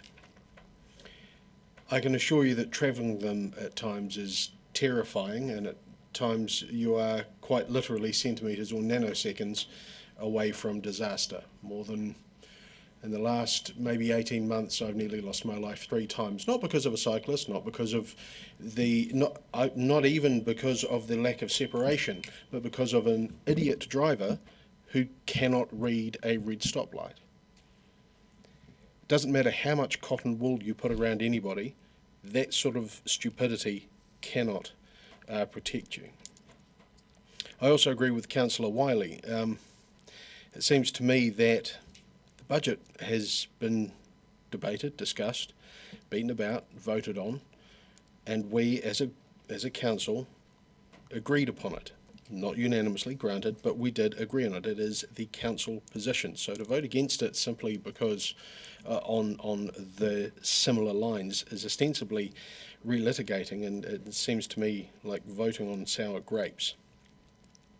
And my last point would be, I've driven along Portsmouth Drives on numerous occasions and never seen a single car on my entire journey. Somehow that still gets funding. It's fascinating.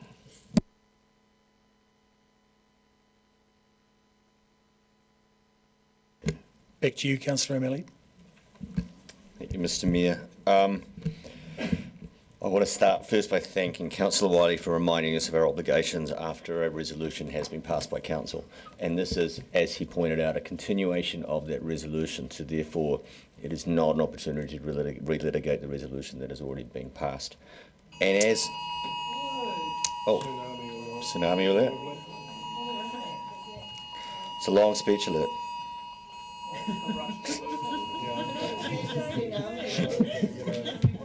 Oh, thought it was a BS alert. Okay, that's good. No, man, it starts swimming. I just beeped, but I didn't get that. Oh, here we go. You have stopped the clock, Lynn, haven't you? Oh, Lynn, you're still keeping the clock going. This is not my speech.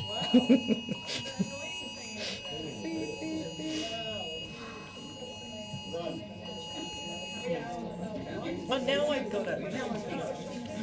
What does it say? Tsunami. Oh, it disappeared, did yours? Yeah, I turned mine off. I turned it off. Where did yours go?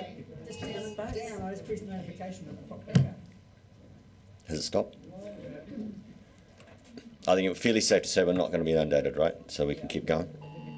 Oh, there's mine.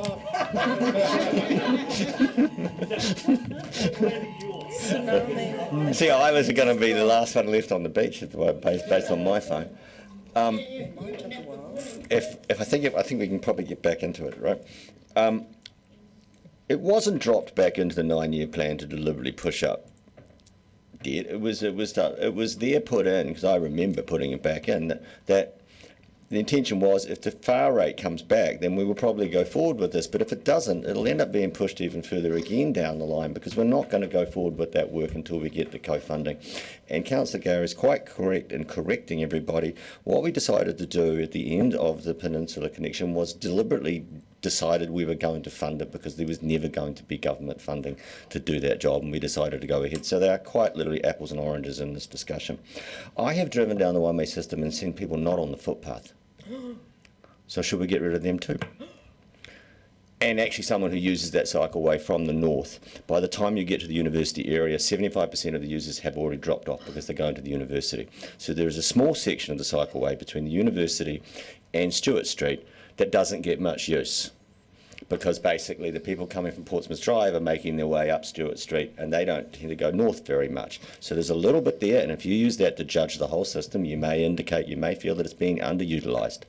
But the fact is, it's an integrated transport network with mode choice, and that's the point. You can't have mode choice if you don't have part of the mode. So we're not saying, and I'm certainly not saying, that everybody's going to be on a bike and there'll be nobody on cars and there'll never be a rush hour.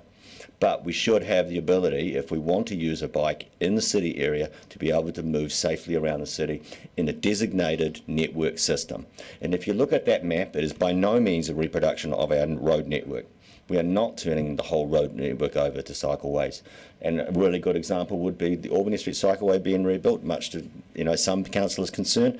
Well, that means that when State Highway 88 is being realigned, NZTA is not going to put a cycleway down on the next street parallel because there's going to be one on Albany Street. There is a lot of rational thought going into these designs, but sometimes the opposition is not, in my opinion, as rational. Which pretty much brings me to the end of this. Councillor Gary's point was my point of putting that stuff back into the 9-year plan. I had an epiphany at the Regional Transport Committee about 5 years ago when the Labor government came out with a very large infrastructure spend and we got absolutely nothing. And when I asked rather angrily at NZTA, why did we get nothing? They said you had nothing in your budget to get it. So to get some of this money, you have to commit to it. And if you keep not committing to it, then you simply don't get the government assistance moving forward, and either you don't do it or it becomes on your own bat. And so some of the stuff is strategic in terms of putting it into the budget and strategically seeing if we can get assistance or not. We get to reconsider all of that cycleway spending again before we commit to it. And so therefore there will be another debate, as there always is a massive debate every time a cycleway is mentioned. I don't know why it's treated with such fear that somehow you are undermining Western civilization by making ways for bikes, because that's how it's treated sometimes. Okay, we'll take it by division. Councillor Barker. Aye. Councillor Benson Pope. Councillor Gary. Aye. Councillor Gilbert. Aye. Councillor Houlihan. Aye. Councillor Lafiso. Councillor Lucas. No. Councillor Mayhem. Aye. Councillor O'Malley. Aye. Councillor Vandervis. No. Councillor Weatherall. No. Councillor Wiley. Yes. Mayor Raddick. No. Carried 9-4. Thank you. Item 21. Hearings Committee recommendation for proposed parking changes.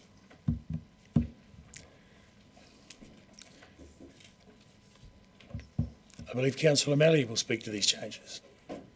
Is that right? I think the staff could too. I mean, it was said that I would speak to it, but. So welcome Ms Chamberlain, Ms Benson and Mr McLean again. Maybe I Who's going to speak to figuratively it? sit there for this in terms of I could be asked questions as much as they could be Just asked. says here on my Yeah. notes that you will. Does anyone want to speak to it, or we go straight to questions? Straight to questions is fine. There we go. Councillor Mayhem. I'm not sure that my memory serves me correct, but looking at page 429, and it is St Clair, Forbury Road, did we talk about some motorcycle parks on that stretch there? Motorcycle parking? Do you remember? It was asked and suggested, but as a committee we decided not to do it, I think was my opinion. Did we? You're talking about outside Starfish? Yes. I think it was an option, but just some members of the public have come to me and said, why are there not motorcycle parks as part of this? And I felt, and I asked Deputy Mayor Lucas, I felt we'd talked about that. I can't remember. And can I ask, it's simultaneous with that, I observe that quite often motorcycles park where the cycle parks are, so where there's some hoops designed, I expect, for cycles to be tied to. Quite often motorcycles park there if they're there for a limited time.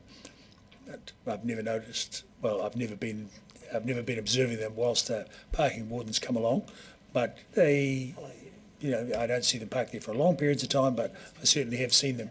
And there's also a few other spots where they can fit in between cars, so I don't know if there's a need, but anyway, you could speak to the question. My memory from the hearings committee is that we talked about motorcycle parking in a few different locations, but in this instance the decision was not to replace a general car park with motorcycle parking, but rather take the opportunity to find where locations that we call dead space in the vicinity to turn into motorcycle parking. Unfortunately, we haven't had time to look into that further since the committee, but it will be on the radar when we have time over the next few months and with the summer review that we have planned for the St Clair changes, if that makes sense. And further to that, Collection of it too. And I just comment as a motorcyclist who parked there just last week, that there will be dead space that you could mark as a motorcycle park, I feel sure. That would be the intention, yeah. Next question, Councillor Barker. Thank you, Mr Mayor. Just wanted to ask a question about page 407 George Street, and I was extremely concerned, and I see that there were, 8 local tourism operators and 2 national tourism operators have submitted in opposition to the changes to getting rid of the coach and bus parking.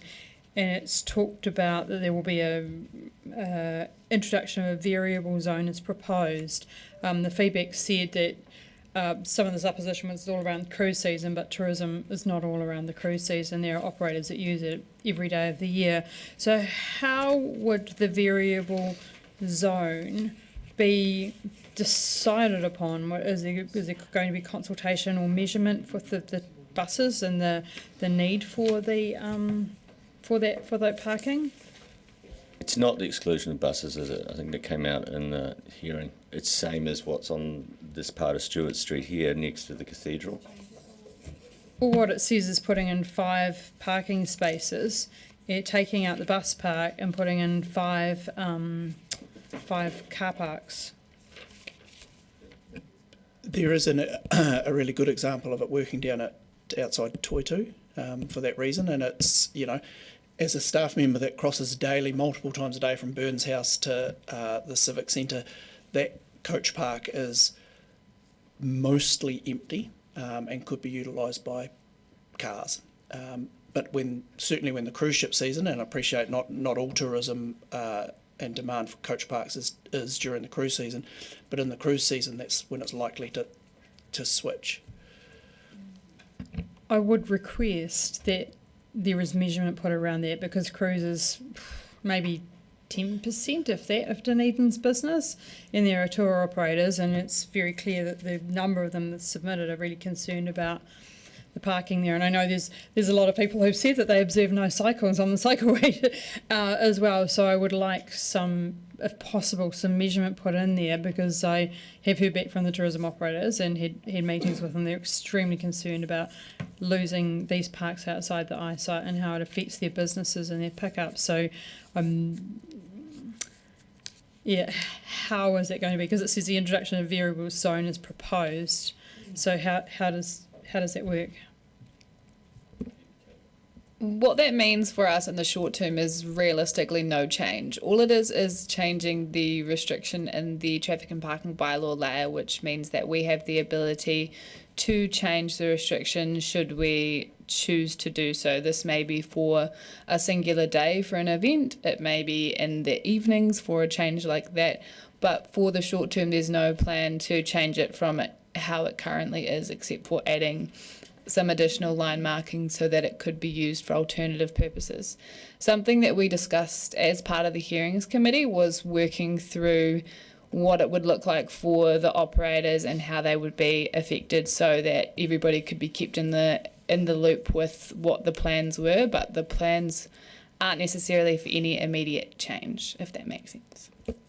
And if there were to be change, would there be work with the eyesight to identify all of the operators? Okay, I've in my past life I worked to get the cruise park in the middle of the Octagon, so I know how important it is to understand all of those traffic flows. So during the discussion, and some tour operators were there, and then when they heard the discussion at the hearings, they were happy with the changes. So it's possible that the ones who are not happy weren't at the hearings. That is what's going on outside the cathedral on Stewart Street, I believe, is it not? That's a variable, but it's actually always been operating as coach park with that status. So it's not that the coach parks are being removed. It's in a situation where you believe there's going to be big need for car parks and there's no need for coach parking. Then during that period it'll be temporarily assigned to cars. but it's essentially, it's that way around, not the other way around, right? I think that's correct, right? Yep. That's what the committee heard. That's what I think. That's why we supported it. No, thanks. Okay, Councillor Wiley, then Councillor Gary. Just want to follow up on ORC, the bus route changes, and I guess it's King Edward Road. How long is, and again, just trying to pick up my notes from when I went through this over on Friday. The ORC just changed the route, 6 weeks ago or something? If that, okay. And I already see a lot of the chatter around people frustrated with the routes and the changes and the increase in times and the amount of buses now going through South Dunedin, which was supposed to be a plus. But the key thing being is, from what I can see in the papers, there was only one bus stop change really in increase, taking out car parking. Doesn't it? And it was put in such a place to reduce the taper zone in front. Because if you put it in other places, you've got to peg out parks at both ends for both taper zones. So it's put in at one end, so it doesn't have a taper zone, I think, at the approach end. So it's basically to minimise the amount of car parks lost. Has anything changed in not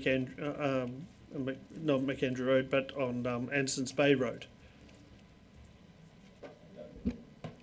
There is a comment within the report that talks about TMPs that are in place for other changes as part of the ORC trial. So as part of this report, there are 2 bus stops which have permanent regulated changes, which is making the 2 main South Dunedin stops to be double length. The other changes, which are removing existing bus stops, including on Anderson's Bay Road, are currently only done by ORC under a temporary traffic management plan, because we don't know what that will look like and what effect that will have on the traffic. So we couldn't necessarily replace a bus stop for X number of car parks straight away, because we don't know if we need more taper or more space for vehicles turning and that kind of thing. So once ORC has concluded their trial, then we'll work with them on what the permanent requirements are for where the bus stops are and how many car parks can be put into place in place of any that are redundant.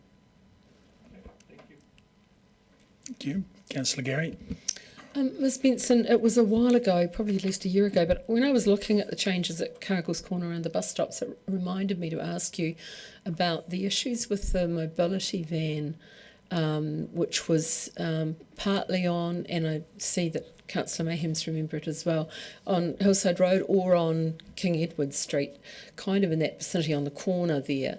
And there were real problems with visibility and so forth. Do you recall those conversations? And was this incorporated in this work, or was that resolved beforehand? We had a discussion around this and have been out to look at this location on several occasions. However,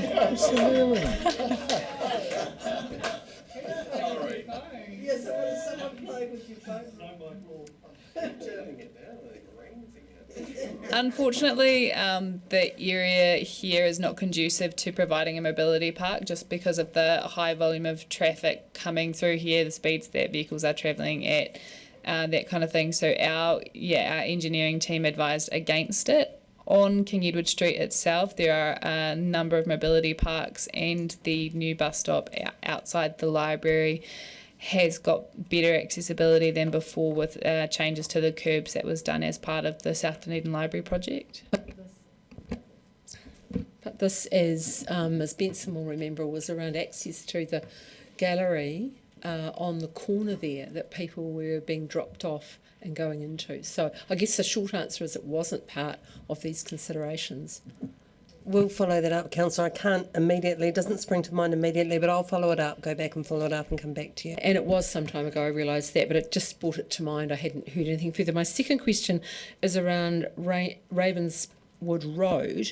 And if we have a look at page 409, paragraph 34, it says that one person spoke at the committee meeting regarding the changes proposed for 113 to 15 Ravenswood Road, and then the committee asked for some more work to be done. However, when I look in the minutes, I can't find any record of that person speaking, so I'm left not understand. I looked several times.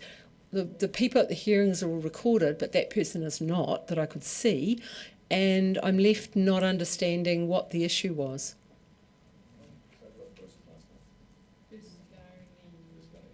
Bruce Biscone, he's one of them. He was a resident there. I just happen to know him. And his testimony included testimony he brought with other residents on that section of the road. And the committee looked at it and said that basically, based on what we were told, we sent the staff back to have another look at it and don't do what they planned, but actually to have another look again and see if they can do safety improvements in another way. Thank you, and I've now found it. Thank you for that. Was that the couple that came in to see us in public forum? Is that the same one, or am I confusing those two? That's different again. Okay, thank you very much. Okay, I think we've covered questions. Thank you very much. And so, Councillor O'Malley, you'll move this. Do we have a seconder? Deputy Mayor Lucas, would you like to speak to it, Councillor? You, Mr. Mayor. I think a lot of what's been covered was covered in the questions, but I just do want to talk about the Esplanade and the P240s that were imposed there. The surfing community worried that it would impinge on their ability to surf extended periods of time, and it was brought up in the hearings that parking enforcement doesn't start till 8 a.m. and you've got 4 hours. So if you start your surf before 8 a.m, you don't have to be out of the water till 12. And if you start your surf after 1 p.m, you can stay in until midnight because enforcement will stop at 5. So there's only only 12 noon to 1 p.m. Would your life be any different than it is now with unrestricted? But the difference being, of course, now with 4 hours restricted, you're not going to have all-day parking in those spots. We also talked to the surfing community about events, and it was made clear and agreed that we would be able to arrange special arrangements for parking during surfing events. So that was just the one thing that wasn't cut in the question and answers. And I think crucially, speaking to that is somebody who's frequents the area, you also get 24-hour parking in those spots, so having P240 does preclude that. Yep, it was really the point to make sure we were getting turnover in all those spots, and 4 hours is usually long enough for most people for a visit to the beach. Right, Speaker, Councillor Vandevers. I'm really pleased to finally see a proposed parking changes paper that I can vote for.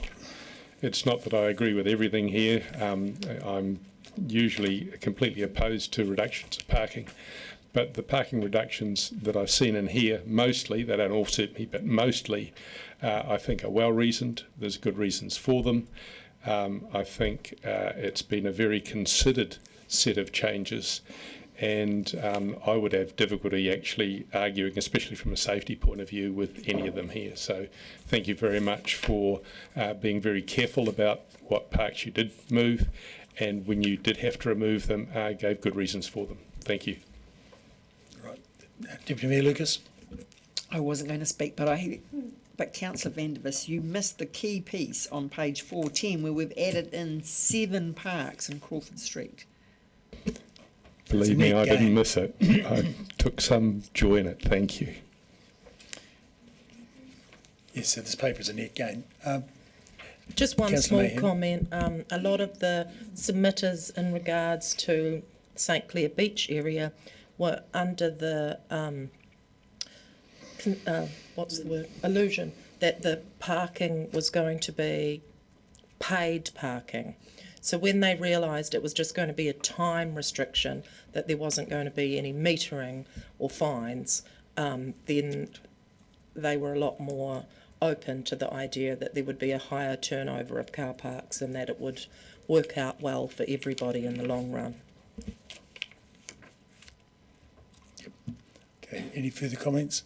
Just make the last one that this is a rare paper that has a net gain of car parks. Anyway, so I'll put the vote. All those in favour say aye. Aye. Against? Carried. Item 22, the naming of a private right-of-way in North East Valley, page 451.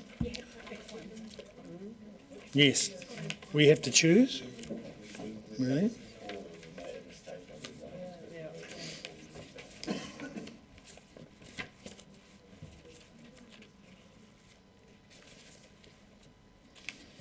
Now the motion is Theoman Close or Burton Close.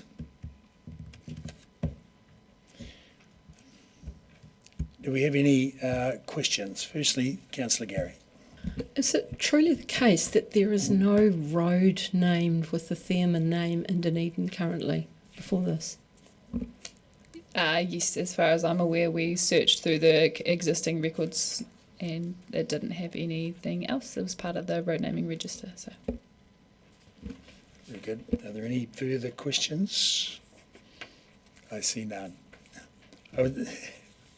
So, thank you. Okay, Councillor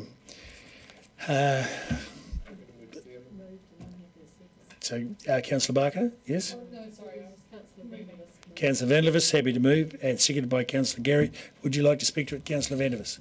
No? Yes.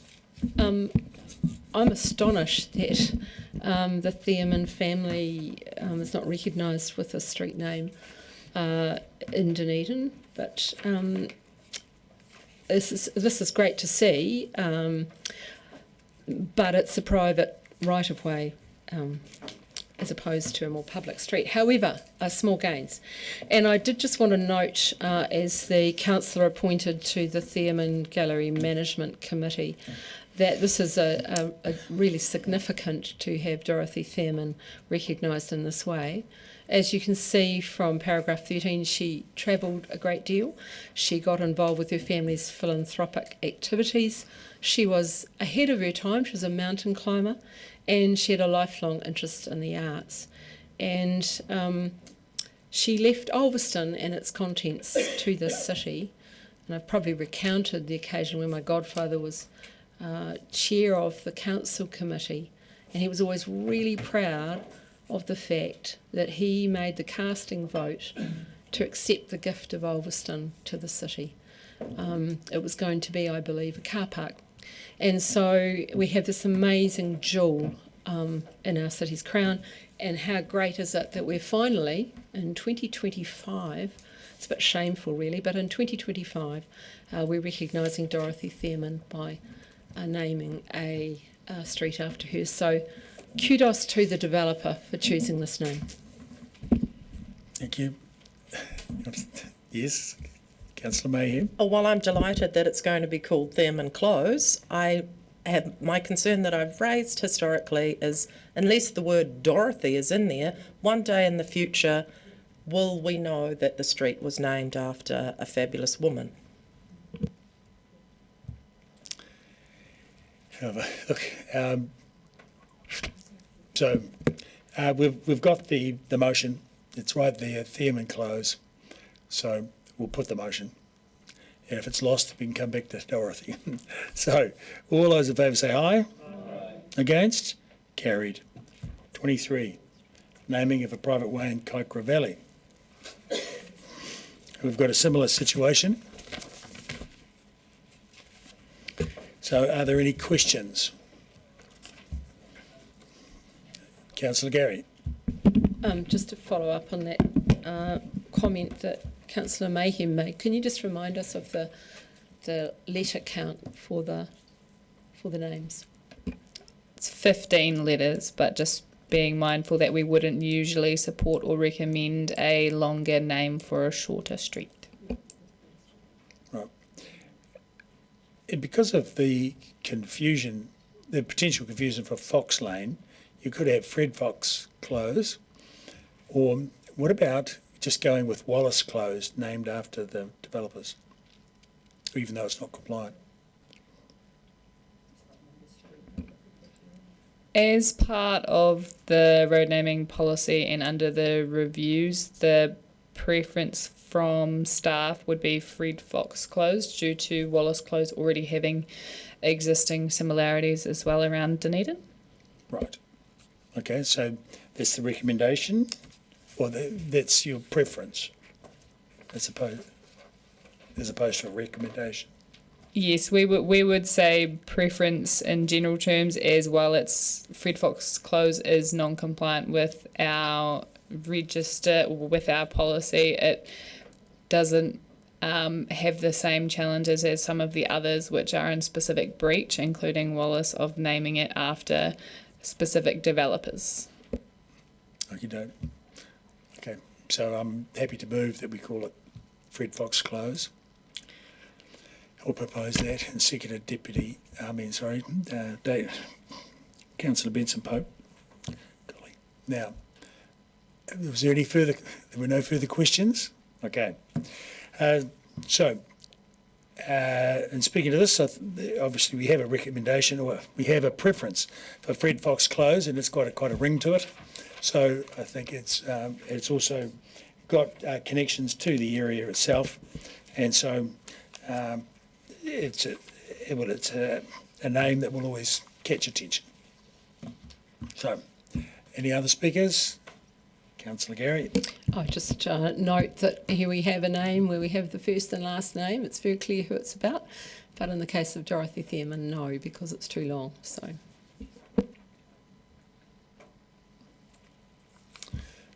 Councillor Gilbert. Exceptionally quickly. It would be interesting to investigate, and I will forward through an email with an image, whether we can, moving forward, work towards what you do see in other countries, which is where the name is given, whatever the name is chosen, whether there's a word limit or not, horizontally, the name is given, and then underneath that in smaller print is a very brief explanation, normally 2 lines, of why, whether it's a war that's been, or a battle that's been commemorated, whether it's a specific person, when they lived, when they died, all those sorts of things. Very simple. That way, in perpetuity, it doesn't matter whether it's 1, 2, 6 names in the title, the reason and the justification is always given. So I will forward an image through just so that people can cogitate on that. Okay, having said that, I'll put the motion. All those in favour say aye. Aye. Against? Carried. Item 24, proposed road closures. We're having a very good job of step counting here today. Any comments? Yes, I do. Thank you, Mr. Mayor. One of the events, I think an email has gone around, the Red Ball Bolt, and Red Ball Baldwin Bolt, I'll say that again, has been cancelled. So that's just an update to this. Okay, so we have the list of the others. Are there any questions on those? No, I see none. Thank you very much, Mr. McLean. I'll move the council resolves to close the roads as detailed. Do I have a seconder for that? Yep. Councillor Wiley. Any comments? All those in favour say aye. Aye. Against? Carried. 25. Notice of motion. So, would you like to speak to it? Councillor Fiso. We have a seconder, David Benspoke. Okay, so we've moved and seconded Councillor Benspoke. Yes. So, would you like to speak to this, Councillor Fiso? I would. Tēnā koe, Mr. Mayor. Tēnā tātou, and I'd just like to acknowledge the public forum speakers of this morning, bringing real life experience to this issue. And to give a wider context to the motion, for me, all issues related to affordable housing, rentals or owner-occupied and so-called homelessness are on a spectrum and are very much connected. So I've been aware for some years of the appalling conditions in which many flatting students are forced to live. Anecdotally, I've heard that some students are living in their cars as well. Students in the past have come to us and spoken of their landlords asking them to run heat pumps prior to visits by the potential next victims for the next year's tenancies. So, and in exchange, landlords will offer to cover the costs associated with the extra running of the heat pumps. I just want to give some context also immediately to the healthy home standards, which are policed, if you like, are supposed to be policed, as you would have heard this morning, by MB and the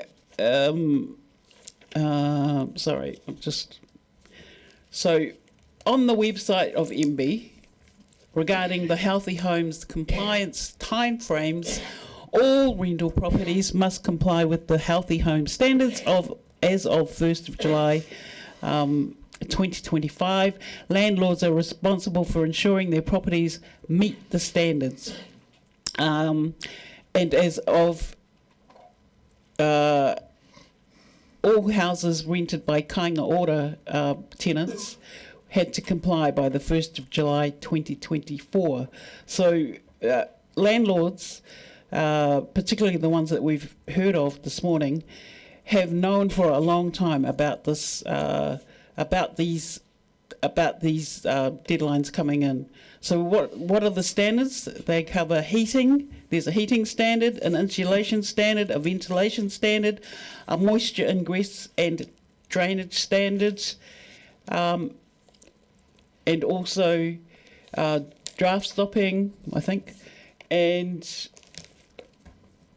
I just want, and I understand that, of course, Councillor Benson Pope as seconder will speak more to the issues. And again, scoping out to the widest possible context.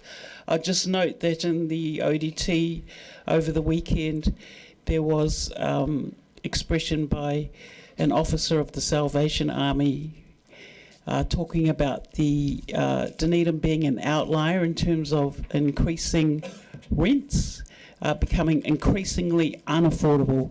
And so while nationally those rentals in terms of affordability have dropped 0.3% across the motu, we are an outlier in terms of it's at 8.9 in terms of our rentals becoming more and more unaffordable. So the least we could do, please, is to write to MB, that's the notice of motion, is to write to MB with urgency, inquiring as to what their plan is in terms of monitoring healthy home standards for tenancies beginning next January. So I urge you, please, this is the least we can do. Okay, thank you. Councillor Vandervis. I've read this motion 3 times and can't find a verb in it. So it's very hard to know what it is that Councillor Fiso would like us to do. She's highlighted just now that she would like us to write to MB. What would she like us to write to MB? It's not I can't understand what it is that she wants us to do and wants MB to do that will ensure fixed term tenancies are fully compliant. I mean, they need to be compliant under the Tenancies Act anyway. What is it that you want us to do? Write what to MB? As we're in debate, can I answer that question? No. So, that's all right. Do we have any other comments? Sorry? Yes, sorry. Yes, I'm asking who else wants to speak to it. Councillor Benson Pope.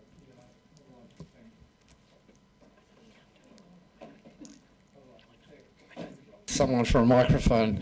I'd like to thank the mover for this suggestion. It's absolutely patently clear to me what it means. It means that we request from MB what they plan to do about ensuring they meet their statutory responsibility to monitor the compliance with the law. What I like about it most is it goes beyond just the appalling conditions that we heard about this morning. And I'm not going to take a great deal of time on this, but this isn't just about one appalling landlord. There are, there's a nest of them, and they're not just in the campus area. So while we've had the issues around housing around the university and for students highlighted here and previously in the appalling TV news item that we've previously discussed, it's not just about that part of the city. So this is a much more generic request. We know that it's cold out there today.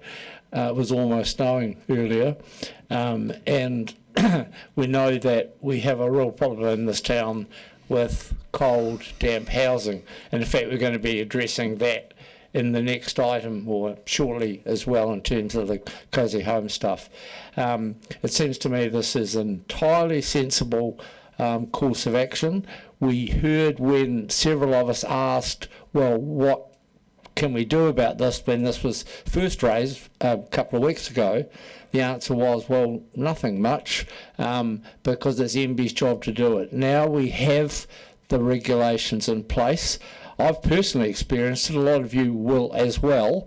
My son, when he was a student, lived with his mates in an ice box in near the Leaf, where the old trick of a little bit of insulation around the manhole was what was the landlord's solution to properly insulating the house. Can't see very well, it's dark up there, feel around, and there's half a metre of old pink stuff surrounding the manhole, but nothing anywhere else. That's one of the issues that was discussed in the papers that were tabled today.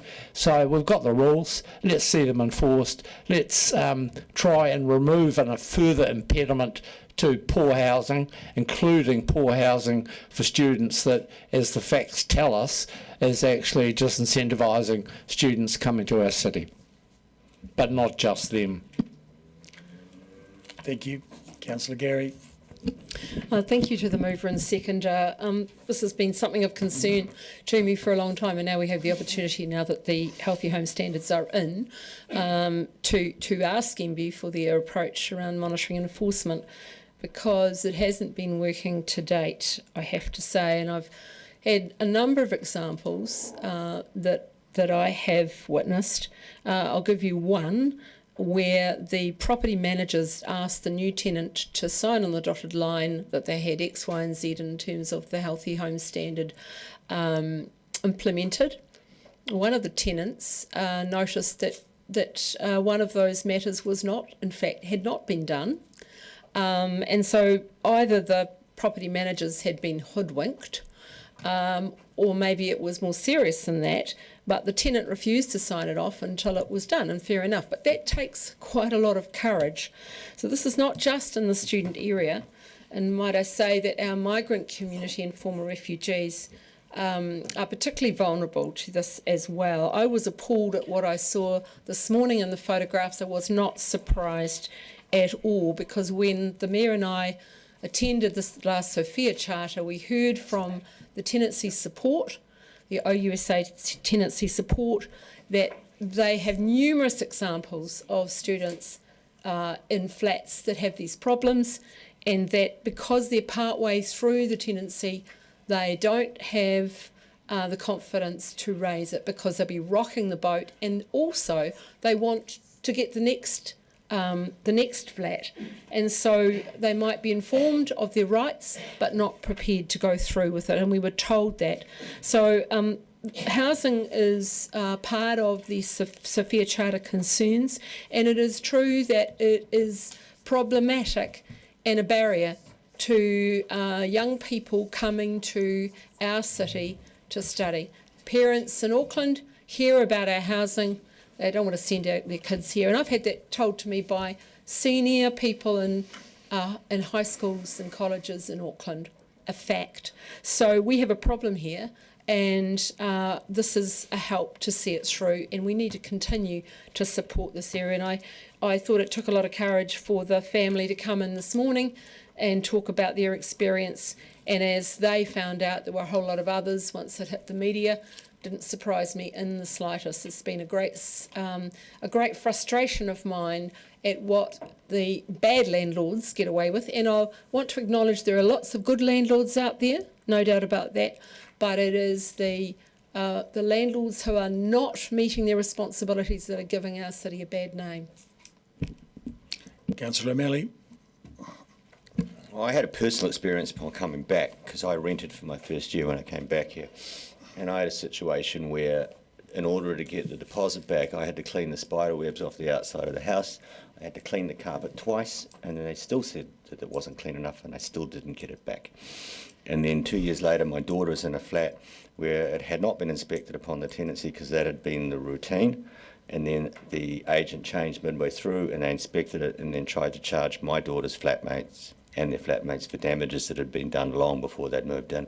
And it wasn't until I intervened and threatened to take them to court that they actually then paid the deposit back. So landlord abuse of tenants is around, and it's happened twice in my family in the last 10 years.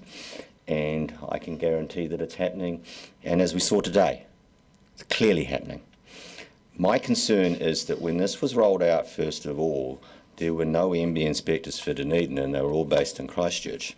And I don't know if MB's changed that role or not, because that's why this will be also a very important letter to send them. What is their capacity to inspect these flats? Because there was no intention to have a capacity to inspect in Dunedin when it first came out.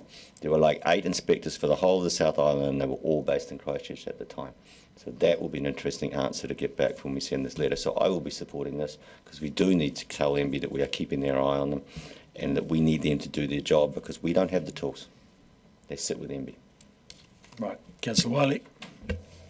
I am a landlord, and by all accounts I'm a good landlord. Because, and I considered sitting back like Councillor Houlihan, I acknowledge that, but I'm going to support this. And the reason I'm going to support this is because, one, anything that improves healthy homes in Dunedin as a landlord is important to do. Unfortunately, Councillor Lofiso, I'm not sure it's going to do much, but actually it acknowledges moving forward in a direction. I did reach out to our property managers. They advised me that there are 5 MB inspectors in town now. They also advised me that they have already started doing inspections, and they've done over 50 so far. So it is happening already. The other thing that actually I can acknowledge in this motion is this is only going to make the good landlords look better. And I think anybody who was struggling to do healthy homes in June this year was definitely a landlord that had their head in the sand, or there are some circumstances I'm not aware of, but I can tell you we did this 2-3 years ago on that basis. And it does make a difference, but the other part being, and I can tell you, we've actually now got the reverse effect that in some places we've now got mould in the property because we're so well insulated, the tenants aren't opening the windows or ventilating anything at times. In case we had to send our builder around to a property last week and there was mould in the closet because the people had been gaming for 8 hours straight nearly every day, and the condensation builds up. Do they open a window? No. Do they let the room breathe? No. So there is going to be other issues relating to the healthy home standards and what's taking place. But anyway, that's my problem, not the problem of the motion here. The key being is that, yeah, we do want MB across it. We actually also want the media to pick up the story and say that actually MB inspectors are going through and ensuring that we've got healthy flats in Dunedin, because the media we've been attracting is actually, unfortunately, mostly negative. And there's a lot of very, very good landlords in this city. I remember when Dave Cole was championed as Landlord of the Year, it must have been about 2013 or 14, and that was a good news story. We get very few good news stories, and to be honest, listening to what we had at Public Forum this morning is and I've followed that story in the press all the way through, that person, I'm sure, should not even be considered a landlord, period. But unfortunately, sometimes people rent property. And the one thing is, I try and encourage all students, whenever I come across them, to go through the rental agencies, because that's a far better way to go through and to ensure that they're going to be, in a lot of cases, looked after, or go through and do a media search on the landlord. Thank you. Thank you, Deputy Mayor Lucas.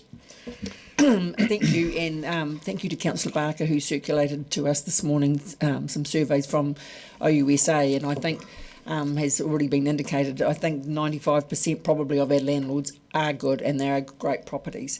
And I think one of the big concerns for the University of Otago in particular is the state of our rental properties that is affecting, and I think Councillor Gary commented on this, that people are saying we'll go to Canterbury, because one of the upsides of the earthquake is there are a lot of new or rebuilt properties in Christchurch. I've got a son in Christchurch who was renting an amazing house for 5, 6, 19-year-old boys. Is like, holy heck, and paying an amazing amount of money for it. I mean, not expensive, and it's a fantastic property, and that's what we're competing against.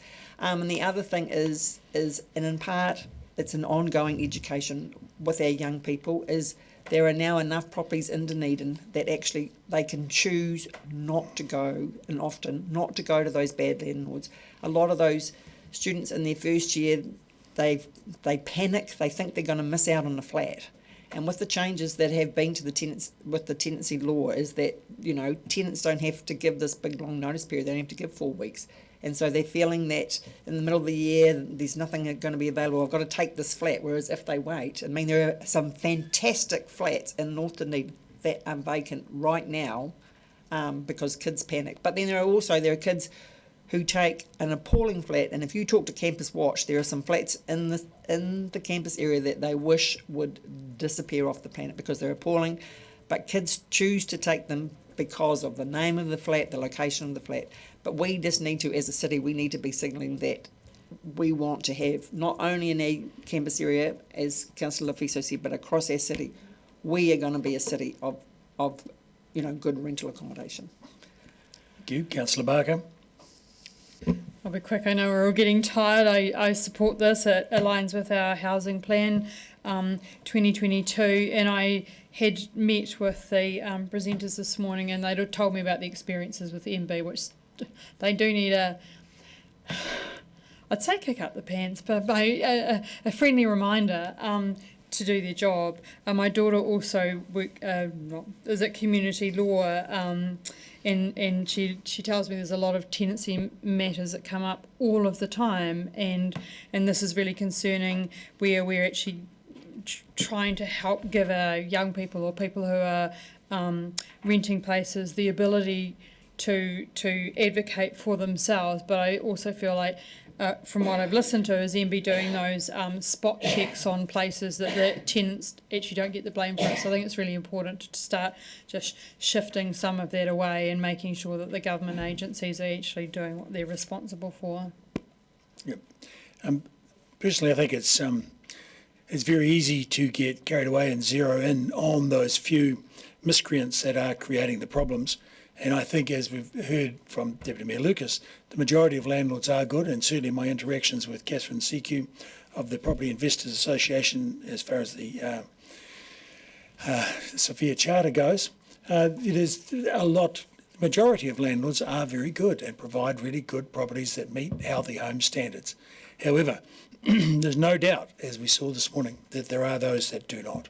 And so this is a good first step to write to MB and find out officially where they're at as far as that goes, and then perhaps come back and have a joined up response along with the university to get some monitoring and enforcement in place so that we can improve the situation, because it's those very few that cause the problems that really get taken as being the exemplars for the whole city, and that's where the issue lies. So we need to work to get them out of the system or to mend their ways.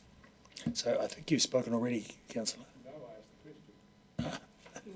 There's no questions available on a notice of motion, however, so you can have a speak now. Thank you. As I understand it now, and thank Councillor Benson Pope for explaining what the motion actually says. Basically, he's saying that this is going to be a request to find what MB is going to do to monitor compliance with the law. This suggests to me that considering it talks about fixed term tenancies commencing January 26 are fully compliant, there's probably tens of thousands of these. Is this motion going to expect MB to go around checking that all of these places are compliant? I don't think that's a reasonable thing to do.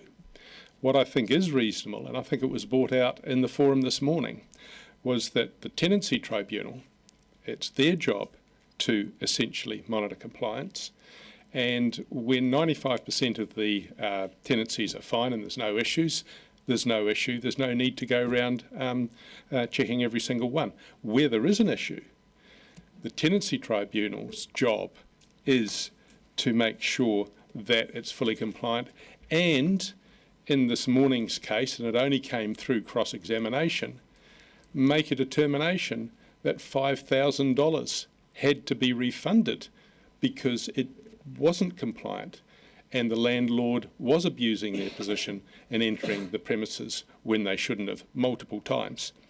So I believe that the Tenancy Tribunal already does this job. If you want to find out what MB's long-term plans are and approaches are, make an official information request. As it reads, it looks to me like it's simply a criticism of MB, and I think it was Councillor Benson Pope said we need to tell MB that they are not doing their job. I think they have done their job in terms of making sure that all tenancies have to go through the Tenancy Tribunal. There's 25 pages, mostly of what the landlord has to do, and Councillor Laufiso has highlighted those in terms of having to meet heating, ventilation, insulation, and all of these other requirements. All of that has to be documented and tallied, and if that's not the case, then it's not a difficult situation. It doesn't require a lot of courage to go to the Tenancy Tribunal, which costs you nothing, and make a complaint and say, hey, this is not up to standard. I want you to make a determination in my favour. And we saw this morning that $5,000 had been given in that determination. Now, you can argue about whether the $5,000 was appropriate and more or less, but we don't have enough information here to make that determination. The tribunal does that. I don't believe that this is a system which needs to be changed. I think it actually works well and that it's currently fair. We can write to MB and complain, but I don't think it's their job. It's the Tenancy Tribunal if you want to write to anybody.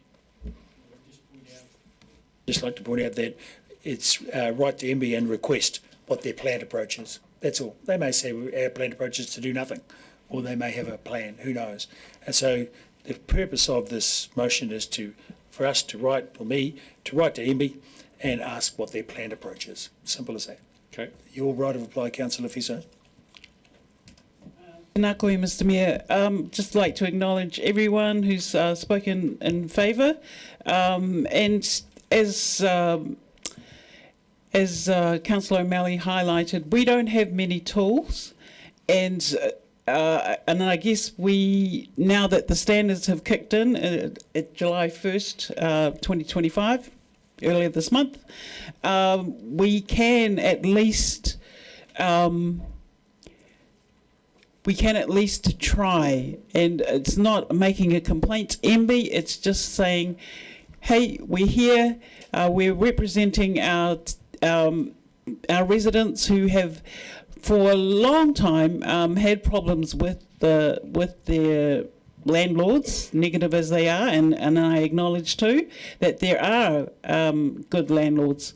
However, and Councillor Vandervis has said something about the determination and the findings that, you know, actually saw a refund or whatever of $5,000. But my question is, and in terms of our values and our need to have manaakitaka for young vulnerable people and vulnerable tenants who can't afford a lot to pay a lot in rent, given the energy that it took, not only from the young women but also from their parents, the energy and the stress on mental health and affected their studies. I think we can't just think in terms of dollars and cents. We have to think about the impact on the mental and spiritual health and well-being of our more vulnerable people. Thank you. Okay, thank you. I'll put the motion. All those in favour say aye. Against? Sorry, was anyone against? Division? Councillor There's no one Barker. against. Okay. Aye. Councillor Benson Pope. Aye. Councillor Gary. Aye. Councillor Gilbert. Aye. Councillor Councillor Lafiso. Aye. Councillor Lucas. Aye. Councillor Mayhem. Aye. Councillor O'Malley. Aye. Councillor Vandervis. No. Councillor Weatherall. Aye. Councillor Wiley. Yes. Mayor Raddick. Aye. Carried 11-1 with one Sitting back, 11-1. Yeah. Thank you. So at this point, I move that council exclude the public from the meeting, from the remainder of the meeting, for various reasons, and but do allow Mr. Tim Lone and Mr. Peter Hogging to attend the meeting when the matter that concerns them comes up. Seconded, Deputy Mayor Lucas. All in favour say aye. Against? Carried. So.